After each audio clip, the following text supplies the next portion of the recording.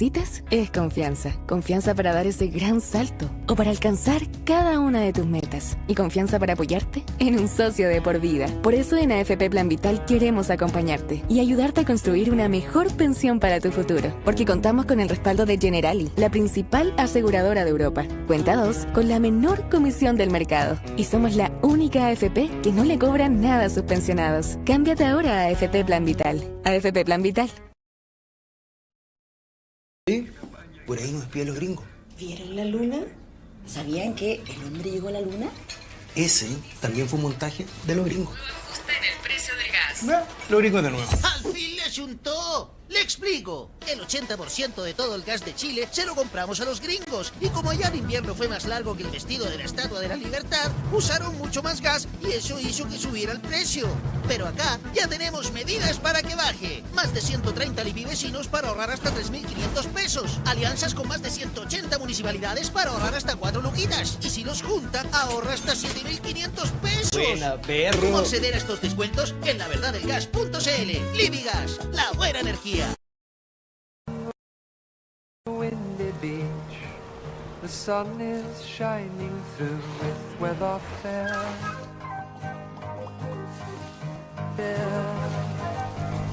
Over the dunes came a traveling band, saxophone back, wildflowers in his hand. Oh, rustic and pebbles bedded.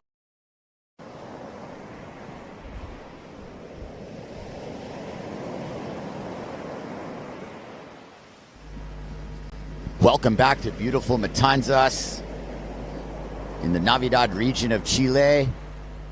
Day 5 is upon us. The wind's blowing a little sooner. We have changed our clocks. Days are going to be a little shorter. There's your lineup shot amongst our many generous sponsors. It's great to be back. We're definitely in the flow of things here. Flip that mic on. We are joined by Felipe Veriles. Buenos días. Good morning. Thank you, Kai. Great to be back. A good little count of sailors out there, Felipe. I'm sure I need to thank you for coming here instead of being out there sailing yourself at the moment. Yeah, this is not the week for myself to be surfing and sailing. We are for the rest of the guys and for the windsurfing community and to make life better with this contest. Speaking of this contest, getting right straight through here, we are going to start with some tight quarterfinal heats here, and we're getting out of the round of 24, and Bujma Giol, I believe, is going to stick with 27-minute heats. I'm looking at all the formatting right now. We're gunning for a 12 noon start. Yes, the spot is already set up. It's much better than yesterday at the first try to start the contest yesterday. We have blue skies and it's a colder day, so for sure it's going to be steady winds for the rest of the day. I checked the forecast. Maybe some high clouds during the day, but they're not going to do nothing wrong with the wind. And now we're in the high tide is in the mid travel to low tide, and this was the highest tide of the day. So in the morning, that's why we were looking up there and was kind of low. But I think during the day it's gonna be with much more rhythm than yesterday, the waves. I don't think that they are gonna be bigger, but we're gonna see more opportunity for the riders. So far, so good. Seems like under my observation here from the 5 days I've been watching straight here that there are these moments when the conditions certainly do come together, and the temperature seems to be playing a big role in like how windy it is. If it's cold, it's windy, and these warmer moments like yesterday, it doesn't seem as windy. Yeah, it's like that here. When we are doing free sessions or everyday sessions, we always pick the right moments. At the sunset, it happens often. Maybe many days the wind just die at the sunset, but then we are just waiting, and that's why yesterday and the other days, we saw many sailors that make mistakes with the boards, and even the big boards that they bring, they're not the best ones for here. Mm-hmm. The current, when we see the guys struggling there with the current, with the rest of the guys are thinking there's not too much wind. It's everything about the current and the board, and all of me and my friends, we have the specific boards for this spot.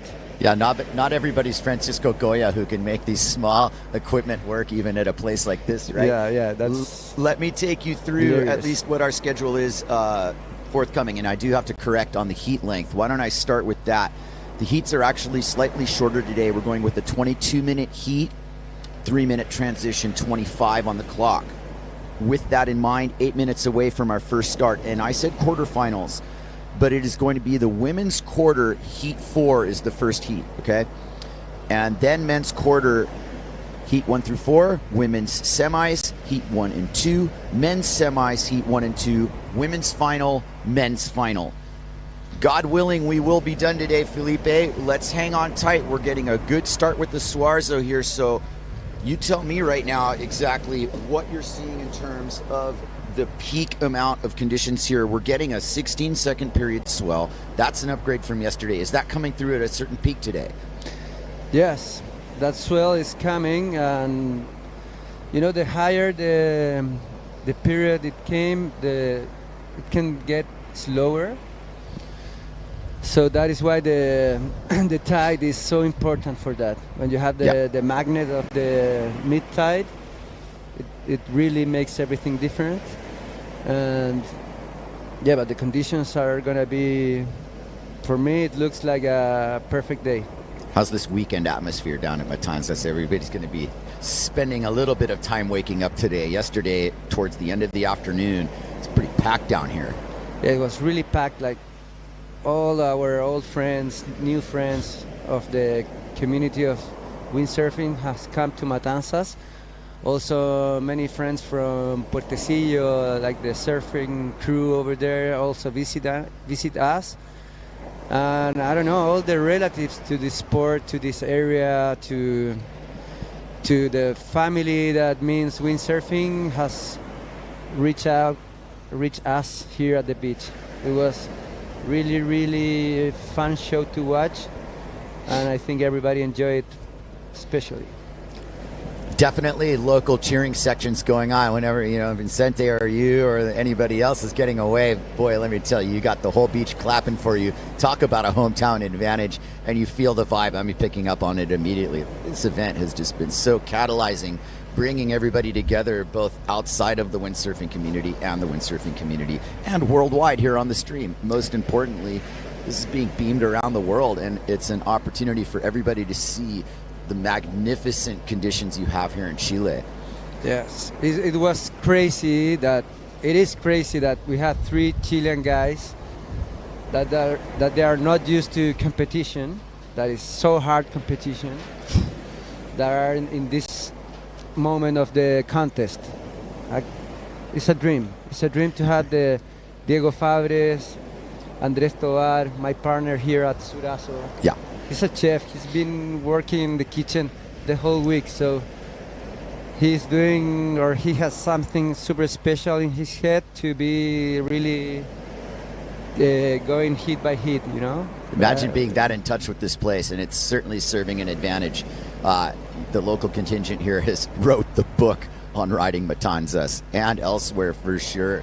We are merely students of your mastery here, and I know you're not teaching us all the secrets in the middle of a contest. No, I haven't had the opportunity yet, but right.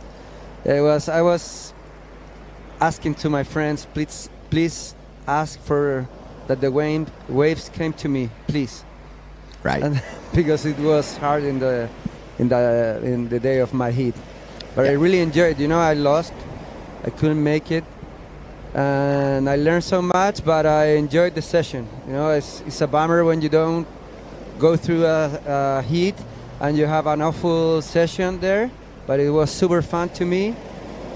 That sailing, I feel like we were showing to to the rest of the guys this spot with our riding. Now, there's kind of an element of the fact that we're in a contest here, and I've been in part of other events that it starts to transcend the contest. The conditions and being out there is just as much a part of it, in my opinion, of having that experience. And I'm sure the people that are no longer in this event would, rather be in it. But I think when you take a step back and you realize that you were part of this event and put some good stuff on tape, that it's not always about the result. Yes, it's not all about the result, and what you were talking about, the guys that went kick out, like Sara or Byrne, that are amazing sailors. I think this is the beginning of a focus on this spot, this region, with sailing, with the developing of everything, and like I was talking about, the boards or the sails, or how you improve your riding here. I think it's gonna open the wave riding to a new dimension. And the design specificness is also what I'm picking up on what you're saying, and you're politely hinting yes. that there is a specific type of board here that started making it work here. I mean, the style of ride, if I look at you or Alex or Benjamin and Vincente and others, is that there is a little bit of a mix between this point break riding and really at the upper part of the wave when you're projecting your turns just to make the wave, okay? But then there's these sections where you can bust the takas and the goiters and that hero hit at the end, that big aerial. It's all part of the language of the wave itself. So if you speak the language, the board's going to translate your riding into that style. I'm sure it's got a lot of different looks. But I'm a believer in what you're saying as well, is that let's listen to the locals here in terms of the design spectrum. In this Maui winter, I went to Maui and I was sailing lanes, and my boards weren't so good there. Right, so the Matanzas boards didn't translate to lanes, and that's a different one altogether entirely. As we look at the judges' tower, stick with me here, Felipe. Hopefully we can get Alex Vargas and maybe call part of a heat in local tongue here. That would be fantastic. The judges are getting ready because we are a minute away from this heat starting. And I'll just crane my neck here that I don't see a flag in the air for some unknown reason. And we will get started with this heat. And who's out there? Well, it's going to be that women's quarter. Women's quarter? Right. And I'm going to take a look at my bracket right now. We'll be on it in a second.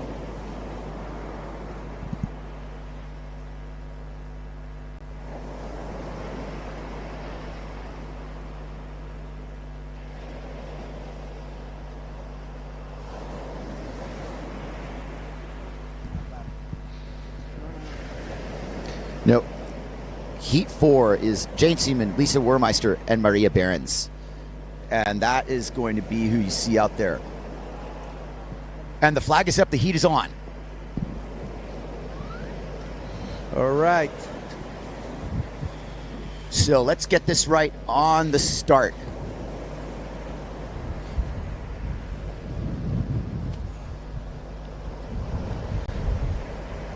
We have two duotone sails and a Severn. Clearly, Jane Seaman is on the Severn. The two duotone riders are Maria Behrens and Lisa Wermeister. Maria Behrens is in the white sail. Almost sure. Wermeister, that's not Wermeister. But that competitor is coming in. Yeah, we see the ladies making the strategy there to wait for the set and to get the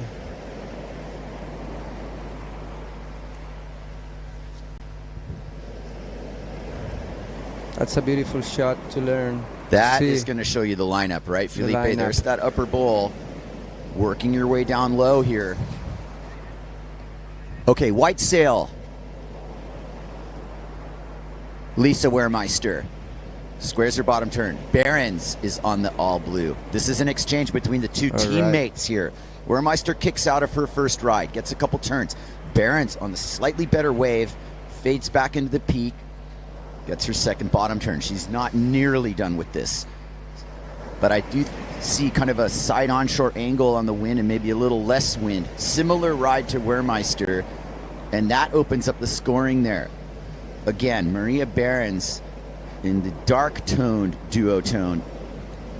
Lisa Wehrmeister in the white duotone. That will separate our IDs there. Jane Seaman yet to score on this opening salvo. 19 minutes and 40 already. Again, we are slightly shorter heats. 22 minutes on the clock. 25 total. What we have now is more surfy condition. You have to be super precise with the board, like to push it really well, the rail, to know well your board where it's gonna gain speed, to really perform something in this way, because of what you said about the cross onshore wind, and the wind is not really there at the wave, so I think it can change during this heat, but if they have a wave, we're gonna see that, or they should perform like gaining speed, pumping, and maybe try to hit something, a lip. They should get a good set. I haven't seen once in 15 minutes. We are still waiting for the scores from the opening salvo from Wehrmeister and Behrens. Behrens hailing from Lübeck, Germany. Wehrmeister, part of the Tainos Guadalupe pack of sailors. An impressive bunch. Call me a fan of every single one of those sailors. Some interesting backgrounds leading us to this here in Chile, into this showdown here with 18 minutes left, holding the line on the quarterfinals here. Yeah, Guadalupe is a big thing. I think the guy, people of our age, do a great job with the windsurfing schools there, with the families, and because there are many sailors, like strong ones. Everybody's super crazy, they go for it. I really like the personality that they bring to the sport. It's magnificent. It really is, and they definitely adapt. I'll say that too. These guys are, not everybody's been here for the first time out of their crew, but all of them have had a good showing, win, lose, or draw, and there's a good long list of them. Yeah, there's Maria Behrens coming on the wave. He's gonna try to reach the breaking point behind the rocks. Our lovely place there here in Matanzas. Fading further into it. Yeah, the wave. No, he kicked out. Yeah, Behrens. He was only in with the shoulder. With a 4.5, the better of the exchange between Wehrmeister and Behrens there, but they're getting busy, and it is, Felipe, very suspenseful to compete in lighter wind. You get tired because you're trying to summon the power from your rig. It's not quite the same as powering around that lineup when it gets windier. That's true. Yeah, for a contest it's super stressful, and you have to work a lot. It's a lot of work to get the waves, and I really like the scores that they are starting with those short waves. Something to work with. Another observation about the light wind game is you're playing it more like a surfer, aren't you? You got to learn where the wave's breaking. Absolutely. You get more the rhythm of, you have to be full on the rhythm of the spot, of the rhythm of the swell, and it's kind of, you have to get in touch with it, There's Wehrmeister scoping the lineup, not missing a beat. A lovely shot. Great shot of Lisa. She's got her game face on. She means business. She's been definitely somebody that you want to watch out for if you're in a heat with her. She's very versatile. She's got the ability to basically ride any different kind of wave, and it is all to play for here. There is Jane in the Vargas zone, like Kai told yesterday. Yeah, he's doing a really good approach of that wave. A check turn, and then we have that nice wall. Maybe she's gonna, she just crashed in front of the rocks. Ooh, right in front of the rocks. Yeah, these are the days that you have to be watching out for those rocks, because when it's small, you can have your gear over that rocks with the seaweed. Yeah, I'm talking about more about the light wind days. For me, are one of the ones that I love the most. More when you have offshore wind, but you have more time to breathe. There's the replay. Yeah, that was the section that he should touch it and Risky, to perform risk-taking more. right there. Yeah. At any rate, I see the rig has survived that encounter, and that will affect her scoreline only slightly. We are still in early days in the seat, but don't tell that to Maria Behrens, who's getting busy, my friend. And she is a wave magnet, because this is a pretty nice wave and a spot on the reef where she's going to try to find that lower part of the wave to clear the point. She's already well underway here. That was a decent cutback. Yeah, super decent. Behrens sails with this ton of enthusiasm, and you can sense it in her style. She's not only having a very good time, but what I'm also noticing about Maria in particular is that she's tending to have actual fun in her heats. Imagine that. Having fun in a heat and taking the pressure off your shoulders, realizing that you sail best. On the back we have Lisa. And there's Lisa also having fun out there, but maybe passing up on that opportunity to hit the lip. And we got the Matanza slap down for a nice little wake-up call. Very good ride from Maria. Here comes Jane Seaman. Rig surviving her initial encounter, shaking off the cobwebs here. Right. But also taking off quite deep on this wave. Yeah, and again, it's the going to be hard same. for the judges. The same. You know, Maria did it very well because Lisa and Jane, they didn't they didn't cross the two sections that is the wave doesn't have power and you lost the line of the wave. So Maria at the beginning of the wave pumped it really well. He get for that section with a nice wall. She gained speed, and then again she reached again a part that you have this not so critical form of the wave, and she pumped it again, and then she get another section of the wave. Maria Behrens is going to back up her first score nicely. Lisa Wermeister is also going to back up her score. I don't think it went completely according to Lisa's plan, but the point is she's heading back out ahead of Jane, and she's got a second score. And Jane's wave was probably her best score so far, but also not entirely what she planned on doing there, getting a little bit behind the section there. And maybe Jane, not getting the extra gust that might have been available. It's like right now you got to get the gust and the wave. Yeah, you don't have to trust in the gust here today at this moment. I think you have to find that projection and to put the board where it's going to be useful for your speed. It's a nice beginning of the day. This is a tricky heat, I think, because of the rhythm of the swell and the wind for sure. But they are making it happen. They are taking waves, and it's the beginning of the day.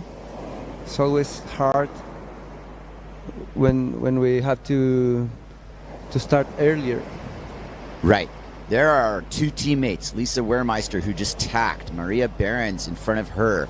Currently, they are in control of the advancing spots in this final round of the quarters, heading into the women's semis here. Jane Seaman trying to get off the ropes here. Lisa Wermeister poised to strike with the middle section wave here. This is breaking below the point.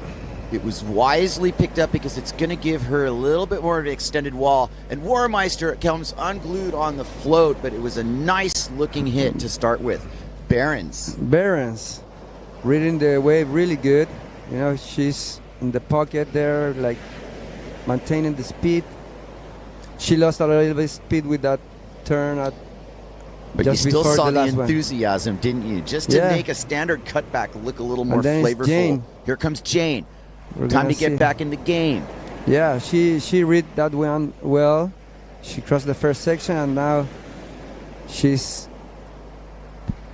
did it well. Down the line fever here at Matanzas.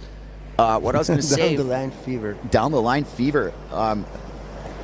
Right now, the scores don't indicate the true standing in the seat because head judge Bujmagiol's doing kind of what we call, the final tally there. The judges will put in the scores. He's going to go over those with the fine-tooth comb and review that based on what the scale and what they're looking for.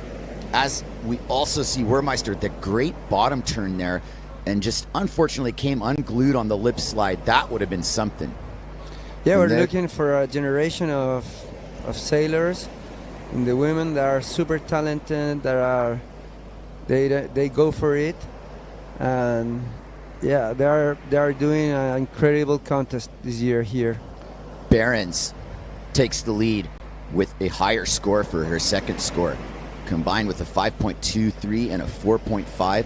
Jane Seaman squeaking into second place by nature of Wermeister coming unglued there on the 2.9 score, which would have been far higher had she stuck it.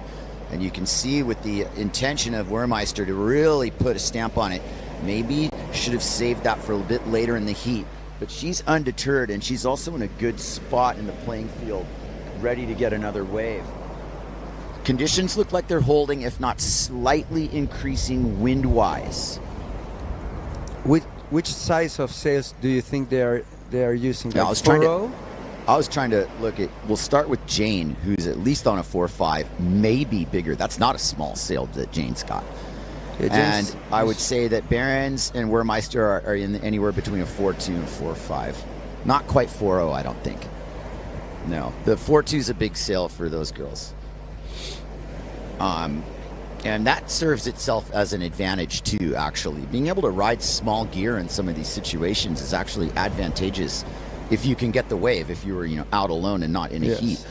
It's just the question of being mobile in the lineup and also being able to catch waves, get that wave count number. As you see some of our competitors in the pro men's quarters, it's no more games here. It is playing for keeps for all of these heats, including this one. And Wermeister looking up at Jane Seaman's score, just a few points away from that advancing spot with 7 minutes and 40 seconds. That's pretty much your story in this heat right now in terms of the suspense. Behrens poised to pad her lead the second she gets on another wave.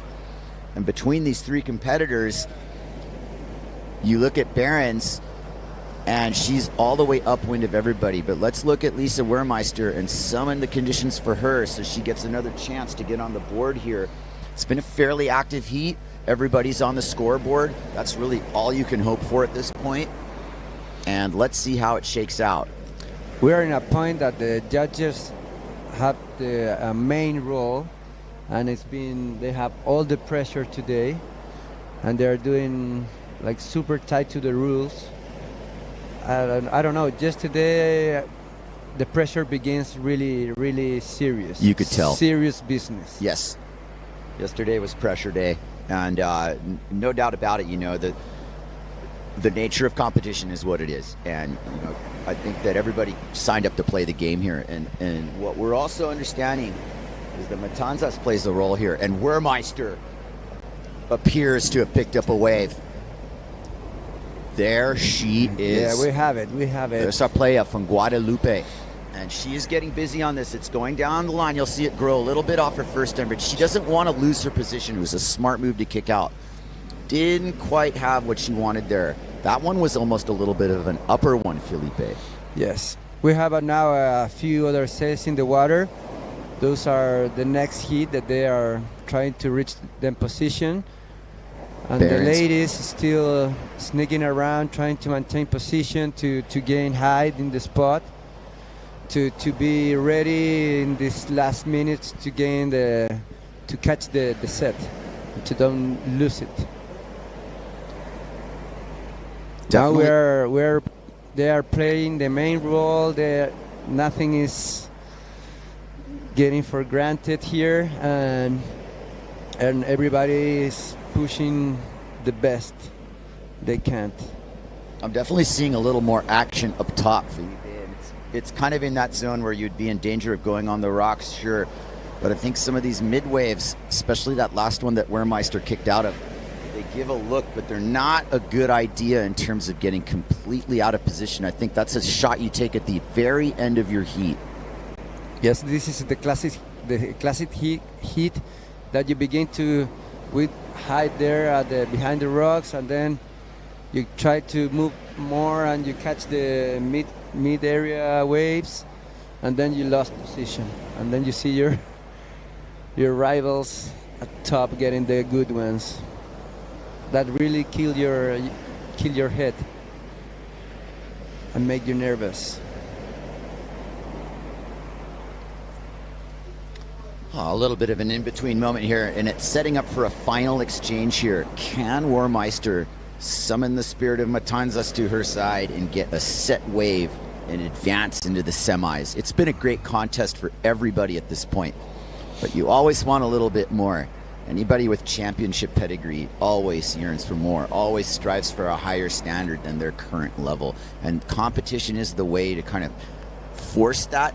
But once again, as I said earlier, boy, you would think that you would sail the same way you normally do day to day in a heat, but it's not like that for everybody. Sometimes you're in contest mode, and you compromise your style of riding.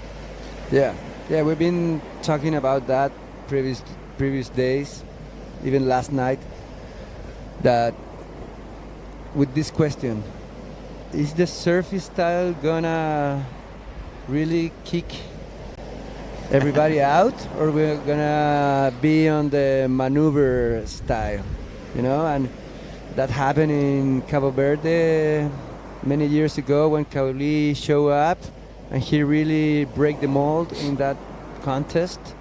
It was hard, and even Josh Angulo in that contest had to improve his sailing into carving and under the lip. And sometimes the conditions do the talking. And sometimes you have a sailor like Maria Behrens who can let her sailing do the talking based on the language of what she is interpreting this place. And she has picked up a nice lower runner here. This one's got a little bit to groove on. Maria Behrens trying to head to the inside. Will she make this section? It does not appear so. And behind her, Jane Seaman has definitely found another deep offering, trying to get back into this, playing her rail game, riding it perfectly. Can she get the hit? She's not opting for the hits, Felipe, and at a certain point I think the judges are going to require it. But she's in a comfortable spot due to the fact that Wehrmeister there, who has now got left out of that exchange and is sitting there. This is her last chance now to take a swing at this. She's got to get on a wave. Will Matanzas provide her the opportunity? She's a great sailor, totally capable competitor. And it's a case in point that sometimes even in a three-person battle, sometimes you get left out of these exchanges. It would be only fair. And there goes Behrens with that first bit of rail game, but closed out a little too deep. Won't be one of her top scores. Jane got a couple nice little crisscrossings here, but didn't get the final hit that would have really sealed the deal for her. So in a sense, the door's open. And here comes Wehrmeister. This is live action here. Lisa with 1:38 on the clock. Can she make contact? Wraps it around. There's still a bit of a lower section here. This is going to matter. That is going to matter, but she can't keep it glued together. Just a little bit too much. But we will note that it is tight. And what is the score that she actually needs? I think it's going to be tight with Jane. It's going to be really close. It also boils down to, did Jane pad her lead on that ride before? And what are we looking for there? There were multiple turns in that wave and the lip hit at the end. Granted, she didn't stick it. With 1 minute to go, that becomes our question. Will it be enough for Wehrmeister? There's the replay. We saw high line snap, secondary turn. Wave size, has less to do with the style of riding, and that hit right there needed to connect for it to be a no-brainer. And we're about to find out. 28 seconds remaining here. Lisa Wehrmeister has actually gotten out and turned around, giving herself just a chance. Yeah, Maria attacked that wave maybe to lock Jane's opportunities. She's getting the magnet. Last seconds here for Wermeister. On a little bit of an ankle biter. Behrens also, this is your 1-2 exchange. Ankle biters don't really factor in here. Matanzas, there's her final turn for Wermeister. Rather desperation. A great heat sailed by all three women, but we're only taking through to the next round 2 sailors. And I believe that might be all she wrote for Lisa Wermeister. We're about to find out. Great heat nonetheless. Those were some of the more exciting heats, Felipe, some of these closer battles. And no harm, no foul for Wermeister, who's part of this game moving on forward. All eyes are on the Guadalupe crew, and, you know, hats off to a good contest there. Good highlight reel stuff there.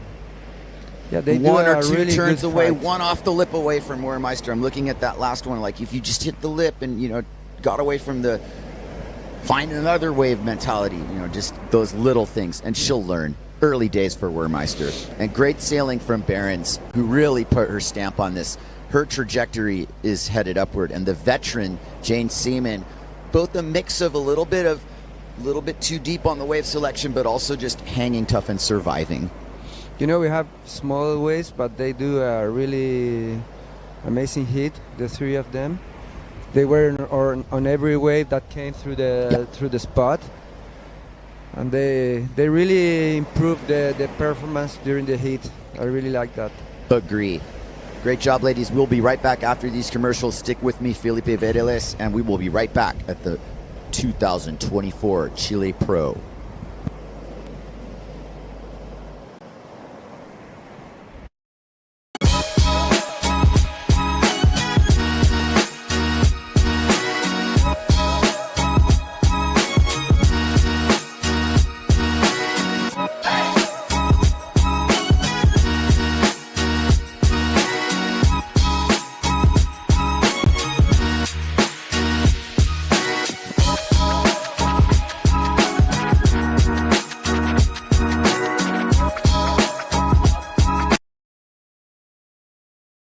Es confianza. Confianza para dar ese gran salto o para alcanzar cada una de tus metas. Y confianza para apoyarte en un socio de por vida. Por eso en AFP Plan Vital queremos acompañarte y ayudarte a construir una mejor pensión para tu futuro. Porque contamos con el respaldo de Generali, la principal aseguradora de Europa. Cuenta 2 con la menor comisión del mercado. Y somos la única AFP que no le cobra nada a sus pensionados. Cámbiate ahora a AFP Plan Vital. AFP Plan Vital.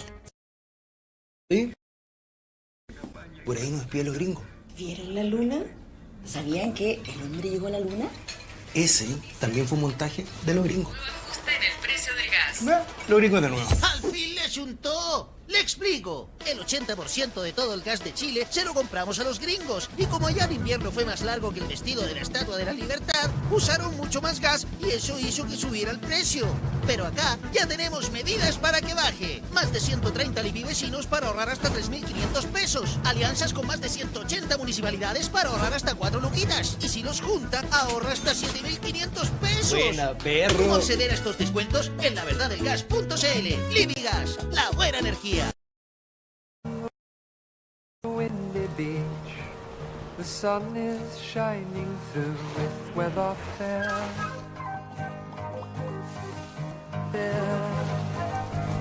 Over the dunes came a traveling man, saxophone back, wildflowers in his hand. Oh, rustic and pebbles bedded.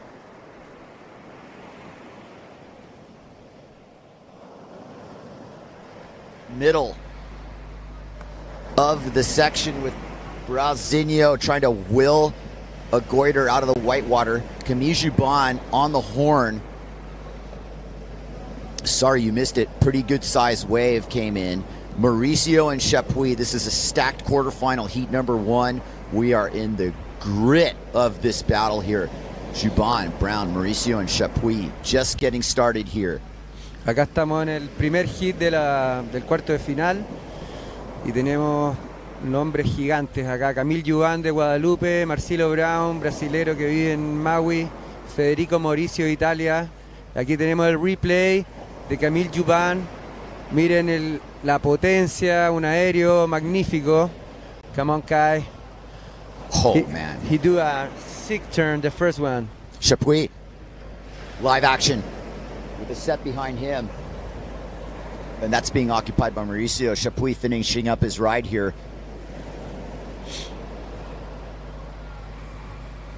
Nice hit from Miguel. And behind him is Mauricio.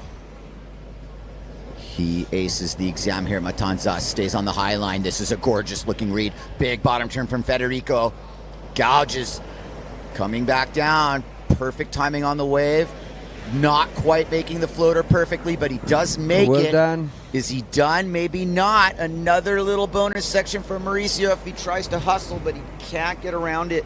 You see the vertical approach, Felipe. It doesn't always pay off here, but it looked nice. He almost didn't make it back in, but he got in, and now everybody's on the board, and head judge Bujma Miguel is going to go to work and figure these scores out, but not before Camille Jubin, our ace from Guadeloupe, gets on another beautiful wave. What a start of the heat. What a start of the heat. This is what he does. He just goes to work, Felipe. High boom rider. Beautiful bottom turn for Jubin. High line snap. Look at the position he gets these boards in. Critical. Still going. Floats the section down. And that's 2 big scores before we even know what he scored in his first wave. Serious business for Camille. He's like the wolf of Wall Street. Wall Street. Yeah, he's Wolf of Wall Street here in Matanzas, just doing business. And another person who knows how to do business is Brazinho. Don't blink, you missed it. This heat turned on just in time here. Brazinho on a lower looking bowl here. This isn't all the way up top. This is going to be a big hit coming up for Marcilio. Winds it up. High line, down the line. And bashes the lip, but this is kind of reminiscent of the Fiji hit because he gets bashed back. And Brazinho can take a punch, Felipe. It ain't going to phase him. Yeah, he chose the middle spot wave, and for sure when he went for the first turn, he just do a check turn to gain more speed, and yeah, it was a whole barrel with sand to the end. It wasn't a good selection. Looked great on the drone. What a shot. Ace flying on the piloting. 7.33 Jubin's first score. I like how these scores are taking time. We're really ruminating on these rides. And as long as the timing's good, you know, this would be the time for replay when we have the sailors heading out now. All 4 sailors are down low. This is really the middle part of the beach. We're minutes away from anything significant coming on the up top section. These guys might want to try to get a middle run, but I don't see that strategy. 17 minutes left. The scorecards are in fact full. That's Brazinho's first score dropping right now, 5.67. Still left the score of Miguel, the score of Federico, and the second score of Camille. Yeah, and the wave of the first set was really beautiful, well sized. And there we have the scores. Miguel Chapuis with a 4.73. Now we have the replay of Miguel of his 4.73. A good turn at the beginning, and then he take the most of the sails with the second section, the lower one, and a turn on the white water. That is the replay of Federico Mauricio with a nice carver turn at the beginning, and then trying to go more to the hot spot. Yeah, and he almost missed it, but he pushed it to gain it again, to be there. Kind of not exactly Mauricio's typical line. Here's Jubin's second wave. High line snap. Look at the inside rail staying glued to the contour of the wave, Felipe, making the entire ride. Just about. Jubin looks a little different in a full wetsuit, but anyway, here's Brazinho, and right away he's like, okay, target acquired. He's on the high part of the wave. He's going to hit something, but he decided to hit it when it was probably, you know, too late. Maybe a floater would have been better in hindsight. Easy to say here. Very easy to say here. We will see one more score drop. Would that not be Brown's second score yet to drop? As you see, Mauricio's hunting these sailors are starting to edge back, but they're not really at the boundary between Matanzas Island and the point yet. They're out to sea, and everybody's going to try and sail back out to the upper part I call Vargas Land. Yeah, and it's not Vargas Land. I'm kind of jealous because of that. Because Vargas is always in the midsection. Is he really? Sailing day. I stand corrected. Yeah, but it's already cold. It's going to stick around that Vargas. Well, I certainly saw him do Vargas it. Zone. Vargas Zone. It's got a good ring to it anyway. That's interesting, though, that you're noting that Vargas does ride the midsection. That's his typical signature thing, because he was catching a lot of waves up top in those early heats. And that's just what Matanzas is telling him to do, obviously. Yeah. Vargas is super smart. You know, you don't only have a good sailor there. He's a really smart guy. Yeah. You can see him around like making jokes, but he's super smart about the sailing, the wave selection, and where to try the things. And yeah, the guys are way out of position. They are trying to gain height in the point to move with this wind. That sometimes they move quick and sometimes they get stuck there with the current. And at the beach, they are already getting ready the next round, the next heat, guys. We have Andres Tovar in the next heat. Who else is there? Jules Denel, Morgan Nereux, and Alex Vargas. Amazing heat. Juban, Brown, Mauricio, and Chapuis in that order. Two sailors moving on to the semifinals. We're getting down to it. It's a beautiful thing here. Welcome to all of you out there across Mother Earth watching us here in Chile bring the 2024 Chile Pro to you. Wherever you are, thank you for joining us. We really appreciate all your heartfelt opinions and views. And enjoy the show, most importantly. I'm sure you wish you were here. This place is firing. It's on my map, Felipe. Yeah, in the background we have some activity. The Camille is playing to gain position. There's a set up top, that's for sure. Yeah. And you see Juban on the left part of your screen. Nice and mobile. He is on a wave. Now, where he intends to ride it is the other story, but in front of him is Chapuis. Chapuis in the wave. He's in the shoulder of the section that... Boom. Yeah, he did a hit. He's getting speed. And Juban on the back. Chapuis quietly doing some good rail work there. And you'll be surprised at some of these scores, even if you think the wave is the big deal there, but the ride as well. And Juban goes to town on a runner, getting his inside rail engaged on that landing, and the wind just quit on him. He did absolutely everything he could.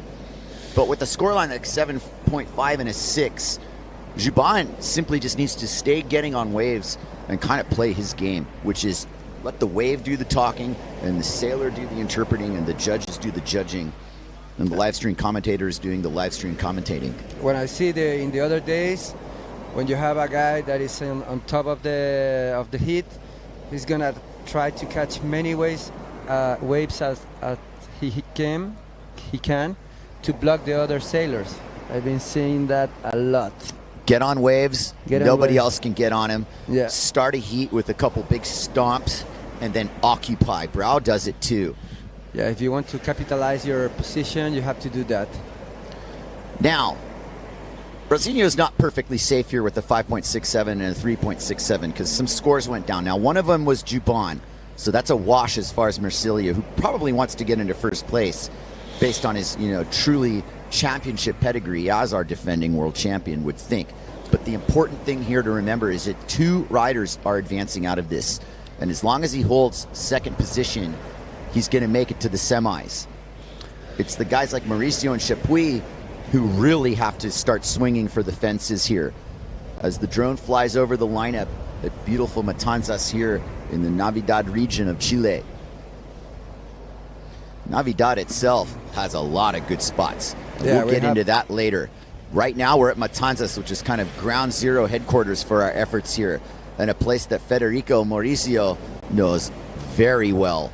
And he backs into a gem of a wave that is growing as it fires down the line, really giving the look of this bottom turn where he's going to make the wave for sure. Stays glued to his rig. This is a standout ride.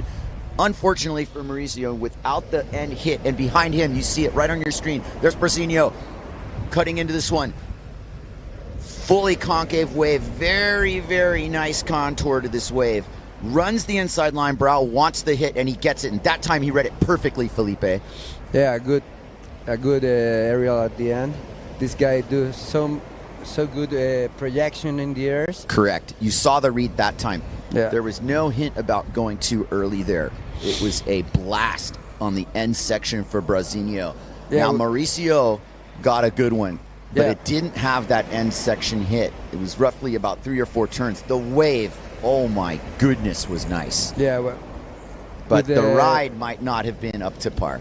Yeah, in the last lip, if he could hit that one, for sure will be able to be on top. Not in the first position, but maybe to be around Marsilio. And Marsilio, with that way, I think he's capitalizing that second place. He's on the... Well, Miguel Chapuis is now in second place, but we still don't have the last wave of Marsilio in the score. It's been really exciting with the waves, this heat. The ocean really get more life, more energy. Replay time. Here's Mauricio's wave. He took off deep, and he got on his horse. You see that last turn, he didn't even wrap the turnaround. He just stayed on his inside rail because that gave him that. Yeah. But it still just kissed the clue of his sail. And as you look, Brasinho's wave a little further down the line, but look at that boil. He knows it's coming. And right there, just at the end of this turn, he just projects up. Bam. And gets the ending hit. And it appears that we do have a bit of a shakeup in the scoring, but we don't have Brasinho's third score yet. So Miguel Chapuis potentially temporarily in second place with his highest score of the heat, which is a 5.23. We're also waiting for Federico Mauricio's wave to drop. He's going to get a second score. So the key to this right now is 3 scores that we're waiting on here with 7:26 to go in the 2024 Chile Pro at Matanzas. This has been a great heat. Awesome heat. Los jueces están tomando su tiempo para dar los puntos de Federico Mauricio y de Marcelo Brown de las últimas olas que vimos ahí en el replay, porque hoy día los puntos no pueden ser tan inmediatos, hay que estudiarlo bien. También se apoyan mucho en el live stream, en los replay, aparte de verlo ahí en vivo, porque ahora es muy detallista como tiene que ser expresada y mostrada la puntuación. Va a ir definiendo el estilo que va a ir puntuando más durante estos hits del día, porque estamos cerca de la final, todos los competidores son muy exigentes y los jueces es el reflejo de todo lo que están haciendo ahí. Entonces el sistema de jueceo va madurando durante el día, durante cada hit, y por eso cada tiempo que se toman los jueces en mostrar los tiempos es muy relevante, es muy serio, no pueden después estar corrigiendo. Y ahí tenemos a los deportistas de este hit, que va quedando 6 minutos. Con 6 minutos esperando, buscando altura. Pueden ver ahí cómo se ve la textura del mar, cómo hay una corriente fuerte aquí en donde están esas manchas blancas. Entonces hay que ir más atrás para poder realmente agarrar la altura y estar más ahí cerca de la rompiente principal acá en Matanzas. Scores have dropped. Camille Jubon holds his first place position because Marcilio Brown, getting a 5.47 for his second highest score, edges him into second place. Federico Mauricio with a 4.67. Perhaps that score, you know, I look at that, I remember the turns. The wave told me big score, but, yeah. he didn't get the connection hit on it. the judges aren't rewarding him for soul riding. Yeah. It was such a nice wave, and he picked it up deep, and he did this nice bottom turn and a hook on it. But you have to agree with the judges there. The radical approach didn't quite give him the score he wanted. Yeah, Miguel ride in a better perform in his style like a sailor. The waves not so good. Federico took the best waves than Miguel, but he didn't perform so completely. Like he didn't complete the second turn in the first wave, and in the second wave something was missing. Something. This is a clear message from the judges. Sí. This is a clear message that you get on the best wave of the heat, you still have to rip it to pieces. Now, if Mauricio had managed even an air at the end section, the score would have been off the charts. Yes, it would have leapfrogged. It probably put him in the top two.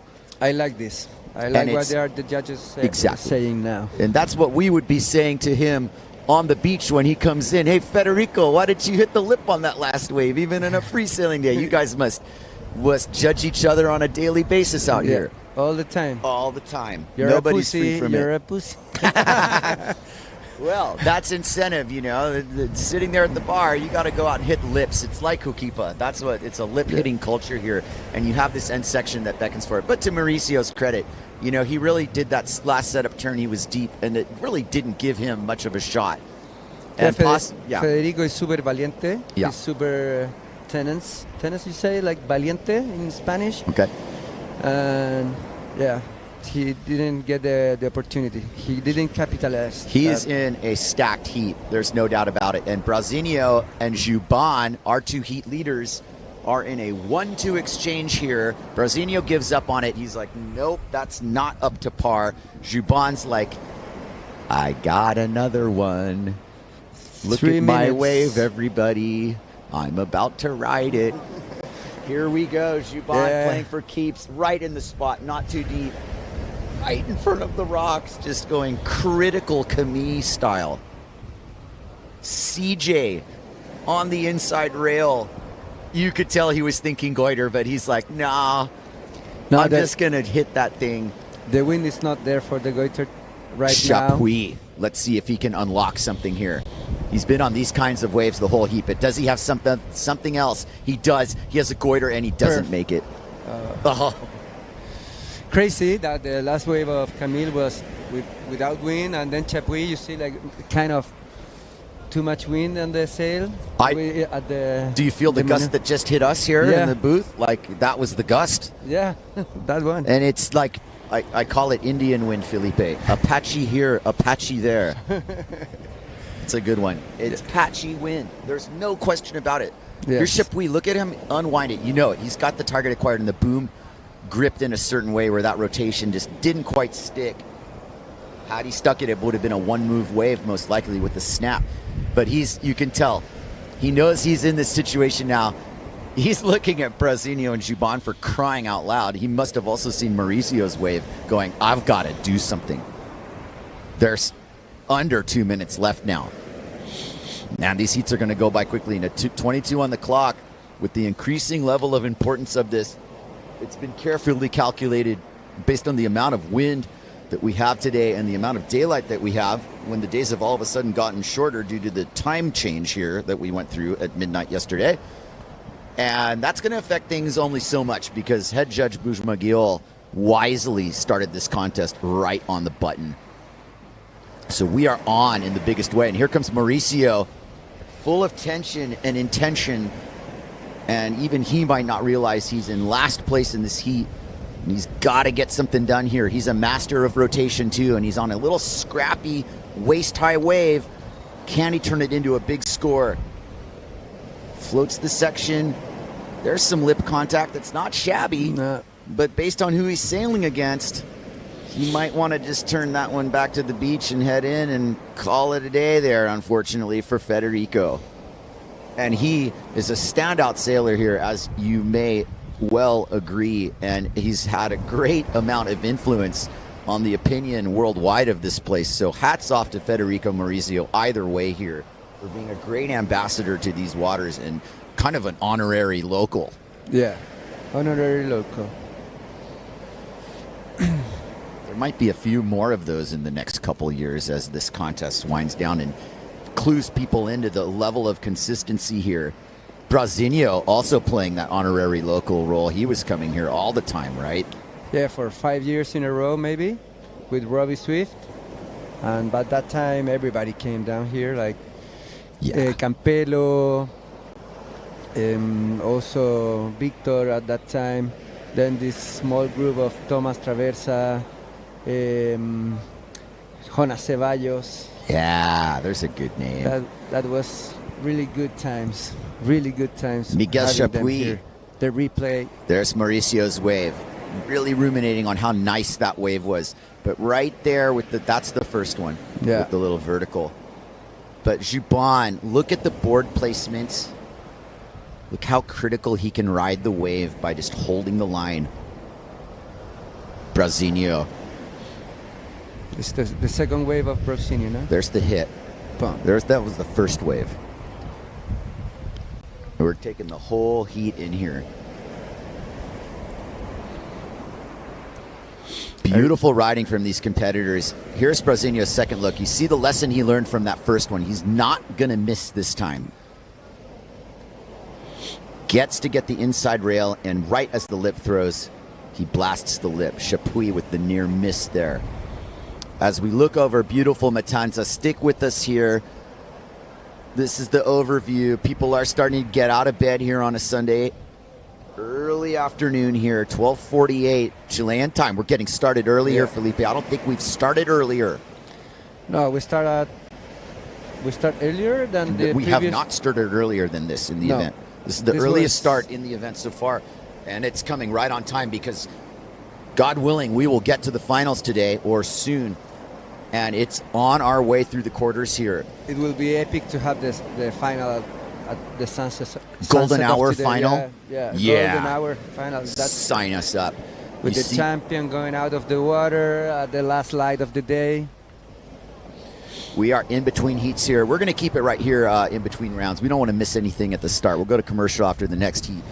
And we already have like people yelling at the beach for the guys that are going out. That's the thing too, you know, like the vibe is on a high here. Everybody's into it. It's a competition, and you know that's part of the incentive as a competitor, as I'm sure we both would agree, that when you feel the vibe of the crowd and there are people watching both live and all over the world, that it sets the precedence to up the level of your intensity and what you're doing in the water. Yeah, and for this contest is, you know, everybody has pushed and put a lot of energy on it. All the riders that came down to here, they are really investing here. You know, the community here is gaining that investment first than them, I think. We're people around, our neighbors are already getting this good vibe of the contest and the windsurfing vibe, and we're making a better future with this. Yeah, I definitely see some motivated Chilean Groms also who kind of like checking this out. Like, what are you kidding me? This is a World Tour event here. Yeah. Like, I can get in the mix too. I want to learn how to sail. Another perfect environment based on, you know, windsurfing and surfing. Just the basis of it all. It's the root of it all. If it's windy, you sail. If it's not, you surf, and you learn about how waves work.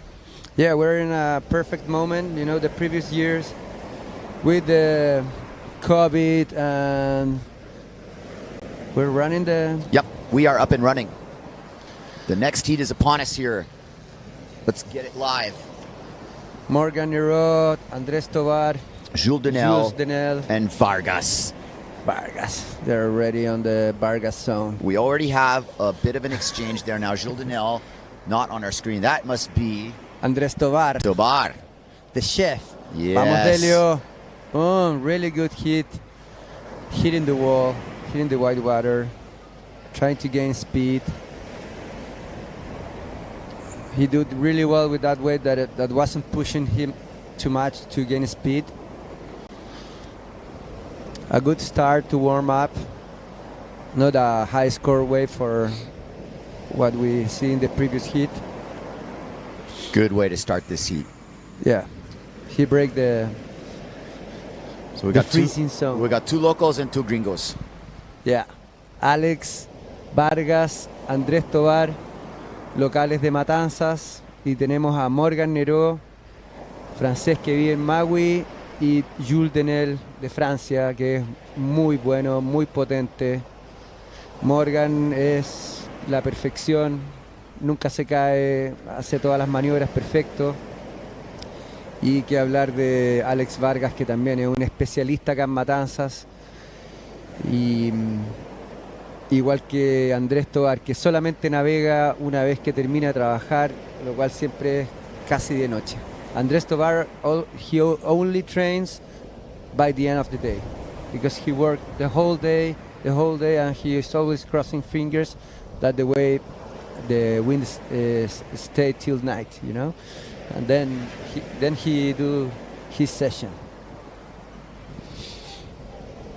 There we have the beautiful rock of our place, the rock that make all this point break like different, because it break the reflection of the waves, and many times it changed the direction, and that is the funky style of the waves that we have here. Here on the screen we have the 4 sailors. Further left, Morgan Nero. The second to the left, to the right. We do have Jules. scores waiting to drop. They are taking a long time to get this right. Yes. But I have to say, just, you know, loosely, I've agreed with just about every single score call. So they're doing it right. That's Jules Denel on his new Gastra Taboo combo, having been a JP Pride rider for a really long time. Jules Denel with his new makeover, looking really solid, Felipe. I've been super impressed with him. Yes. He's kind of one of the most silently deadly people in this event, in my opinion. Always one of the top sailors anywhere he goes. But Denel selecting the first wave of his set here in front of the rocks, and behind him must be Noiro. And Jules picks up a jewel. But a bit of a closeout. And behind him, Noiro now enters it. You can see Noiro calculating. Yeah, he's moving, trying to gain the perfect position for that wave. He really well. Pounces a beautiful aerial over the section 2, and the timing of the aim of that was precise. Noiro really uncorked that air over the section. He is not done. There is definitely a lower section target here. You can see him pick it up. Great opening wave for Morgan, who is squarely in the world title picture as well. Really nice that area over a barrel. Over a barrel. He took the words out of my mouth. I was just stunned. You know, you saw him at the beginning of that ride, just pick that thing up. Now, on a lower bowl, Denel wants to go double dipping here. Fine with us. The drone picks it up. He's got another open face to work with and a tail slash. That was smart, Felipe. He's got super 2 smart scores before he can run up the beach now if he chooses to. One or the other. He's not going to go for the beach run. He's going to sail back out under his own power. Man, that was a good exchange. I'm looking at Noiro right now as one of the more highlight reel moments of the day, with that floater over the barrel and the perfect angle. But the beginning of the ride, Felipe, when he was hanging up high on that peak, you could tell his mind was just calibrating. He read it perfectly. Yeah, he do a few pumps to move a little bit more north, and he positioned himself. He read it super well. We have the reply with Andres hitting that lip, but landed like in a position that he lost the speed. Yeah, not time to go on the rocks. Yeah. There's Denel. Really got his board pointed down the line well there. I was surprised that the wave kind of closed out on him, but he made up for it later. There's Noiro's hit. Yeah. That is the lip section. The barrel section. Yeah, he take the most of that one, Morgan. Yeah. Alex Vargas in super selector mode has yet to strike. He's off the scoreboard here. 15 minutes to go. Vargas has a 5.5, so that must have happened before the heat. That was the first one. That was the first one, right? Yeah, we didn't Correct show the it, mundo. but it was super. We'll have a replay up at the peak as well. Is Tobar. Oh, Tobar lost the one. But he's got a better one behind it. Smart, Andres. Look at this. Is he going to go for this one? I think so. I think he's going to give it a look. He's a little deep. Do the ratatouille. No. Oh, but he's going to give it to Vargas. That's the difference. Vargas is on this wave. Oh, You pan right. a little bit lower here. Alex Vargas getting started here. Setting up. Look at the crouching style. His eyes down the line on the prize. Alex Vargas sets his inside rail. Working down the line.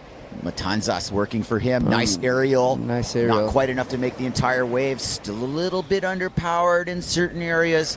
But that was a good punt. Now Vargas gets his turn. Andrés. Local respect. Andrés Tobar en la ola. Un buen giro al principio.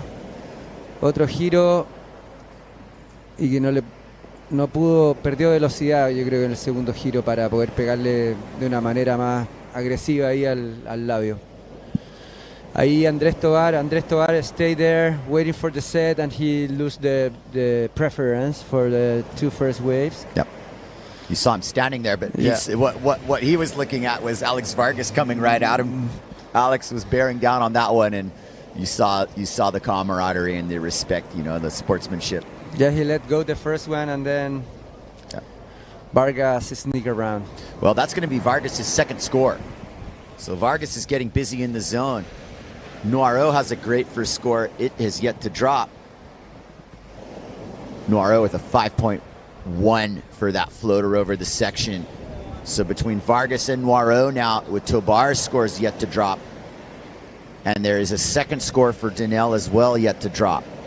Morgan Noiro in the zone, as you see, waiting patiently to get his second score. I think the four guys have a super strong mind. They all think really different in the way to do them tactics. And now the spot is super tactical in this heat. We're not seeing too many good sets.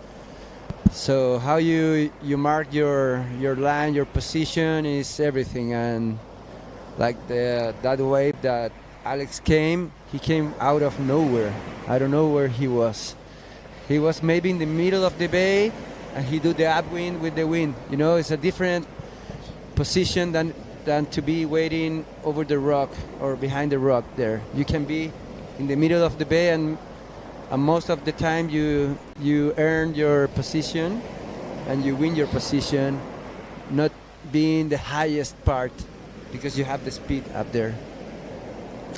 And like the wave refracts around the island, you are on the wave first than the guy that is behind the island. Right.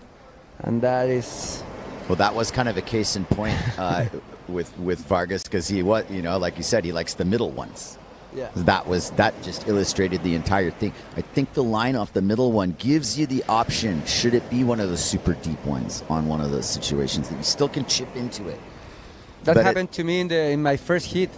I feel awful with Dankerbeg and Tituan being so precise with that, and I was behind the rock, and I learned it because we have us, the local guys, we still have too much to learn about competition. Well, too much. Obviously, Matanzas has a lot of different looks too, as Danelle is finding out.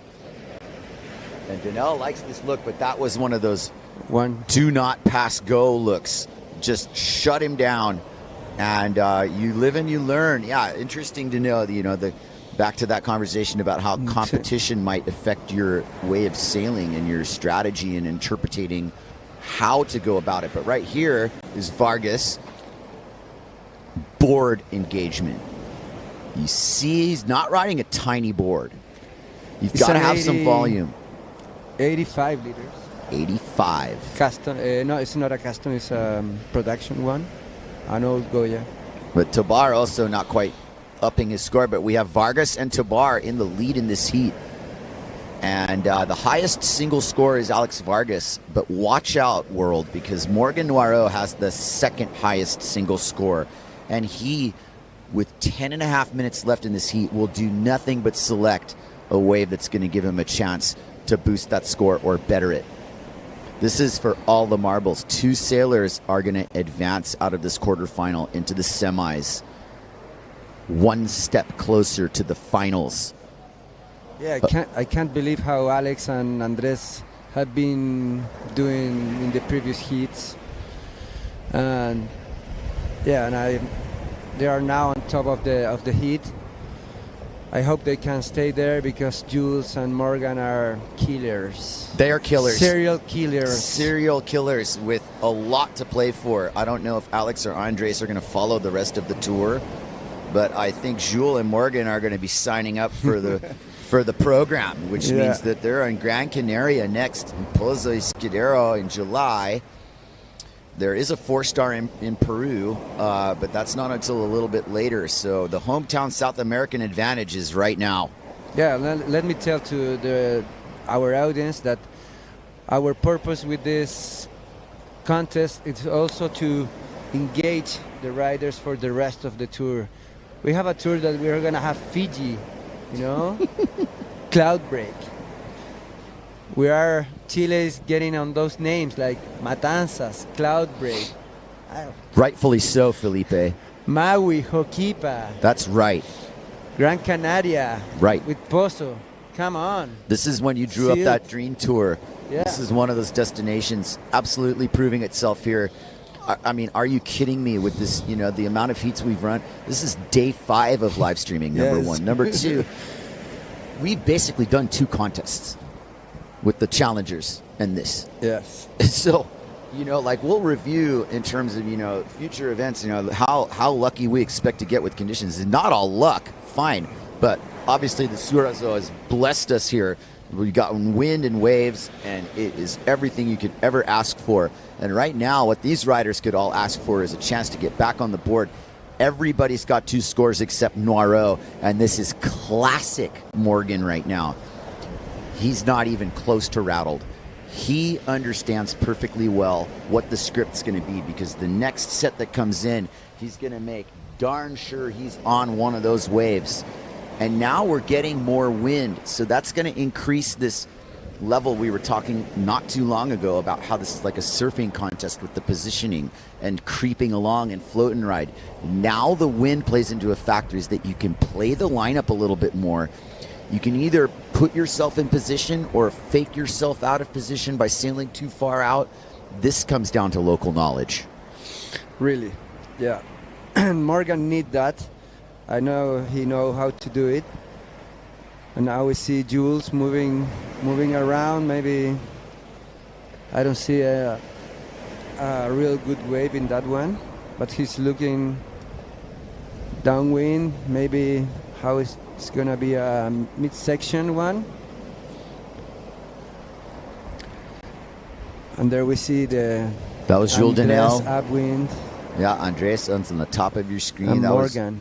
Morgan. And Jules was on the Gastrocell, jiving out of what he felt was maybe his opportunity there. It's a little bit of an in-between moment in this heat. What you have is you have 6 minutes and 45 seconds left in it. And the scorecards and everything else aside, the opportunities have been there for all the sailors. What you have is Morgan Noirot sticking to his guns, waiting for that moment where he's going to be able to find that set wave. And you've got to believe it's coming. I've got this feeling about the end of this heat, Felipe, that it's just destiny that we're going to get a good ending to it here. I think it's going to be like yesterday. You know, at the beginning of the heat, we have there is Morgan having the preference for that wave that Andres was waiting for. That is Morgan. He is going to take his second strike here. It's a nice upper bowl. Let's see what Morgan Noirot has in store for us. Beautiful drone shot. Look at the wave through the grower. Big slash off the top for Noirot. Second turn. Surfy. He's surfing. Exactly. Right in front of the rocks here. This is a great ride, Felipe. He has picked a nice one. Floats the section. Gets the end hit. all you could ask for. He's not going to hit the point right in front of the rocks. Noiro, I have to say, got a really nice wave there, and it did have the performance factor on it. 2 big gouges to open up, and then working it down the line with the hit. Yeah, he take the most of Vargas zone, the most that you can have at this moment. Man. And the soil that we have now, that is, the wave are beautiful up there. Down here in the midsection are more like for tricks or for this hollow tube that is doing. But up there is the show for me. It's less windy down low too, I might add. It looks like it's windier up there. Yeah. During the heats, we're gonna be moving back and forward in the zone where it's gonna be the hot zone, and in this heat we have the nice sets at the beginning with the higher scores of Alex, and now we see the new score of Morgan is taking the lead. 5.9 Noiro, 11 points. He's a machine, Robocop. Man, and he waited patiently. That wasn't maybe exactly the wave he wanted to wait for, but man, he had command of the lineup. There's no priority in wave sailing, but let me tell you, he wanted that wave and waited for it. It was his turn, and there you go. 5.9, and he's comfortably in the lead of this heat. Jules Danel has the low score of all counting low scores with the 3.6, and you get the feeling that while Danel got busy earlier, he fell a little bit out of the mix there in the later part of this heat, but it's not too late for any of these guys. Here's Noiro's ride. Look at the knees pointing down the line, keeping his momentum alive. This is the first wave, the air over the barrel, so to speak, the 5.1. I really like how Morgan interprets conditions. He really understands how to make the most out of waves. He's an excellent surfer, Felipe. He's an excellent surfer. You can see him often in lanes surfing, and every time he came down here to Chile, he always do a surfing session in the morning. He's always surfing. Well, Andres and Jules are on the bottom of the heat. And I think it's hard now with not so many waves on the horizon that are coming. Andres Tobar needs a 5.31 to catch Alex Vargas, and Jules Danel needs a 5.5 to catch Andres. I think in terms of performance it's completely possible, but positioning right now is the thing, and Morgan is taking all the ways to lock his position on the top of the heat. Now he's playing the war. War games. War game. Yeah, he's gonna capitalize his 2 waves. We see on the back the guys from the next heat. Diego Fabres, I see him moving around. Andres is really up there trying to keep the position, to gain the wave set, but that haven't been working well for him, because the wave of Morgan and before the wave of Alex, he was there in the middle, and he just had to wait and watch. You've got to have a strong mind to hold to the belief that that wave's coming. But Morgan, I think, had these bigger waves in mind. But the scheme changed. Matanzas isn't always. It's changing constantly. Constantly. And that's the thing. You have to read the novel, man. No, you got the, and look at Alex. He's been waiting patiently also. Alex might not realize exactly that he's sitting in second place. I get the feeling, though, that he knows exactly the wave he's looking for. And this is pretty far upwind. And there are other waves in this exchange coming. So let's start off with Alex Vargas on the first wave of this set. It's Alex and Jules on the back. Fully headed down the line is Vargas. He's not going to get fooled. He knows this spot too well. First turn, kind of a cornice slide hit. Same type of turn for this next one. Drops in. Danel behind him. Vargas throwing a mini bucket. Yeah, I think he do. Probably not a best. consequential ride for Vargas. And unfortunately for Danel, this wave didn't exactly rear up, but he gets a floater over this section. Can he make it around? He does. He gets another hit. Danel swinging for the fences here and finally gets batted down. Now Tobar. He's on the way. Has a good one with 12 seconds left. This is the moment of the heat for Andres Tobar. No, come on. He kicks out. Yeah, it was a tricky wave that That time. was a tricky wave. He was like, okay, well. Oh, does he have a chance? Zero. That's not going to count. Unfortunately for Tobar, based on our rules here, the wave did not pick him up when he dropped into it, and he's got a one-way ticket in. His campaign is done, but Andres Tobar, let's, give some applause, and you're going to hear it when he comes in. Noiro on an absolute bomb. We'll go to commercial after this. Just to show off, Morgan. Look at this Some wave. spicy. It's not going to count, so he doesn't have to worry. Look how good it is out there. Take it home, Morgan. Oh, my goodness. Thank you. And that is how you end a heat, even though it doesn't count. Listen, we got to pay the bills here. We'll be right back after commercial. Stay right here at the 2024 Chile Pro.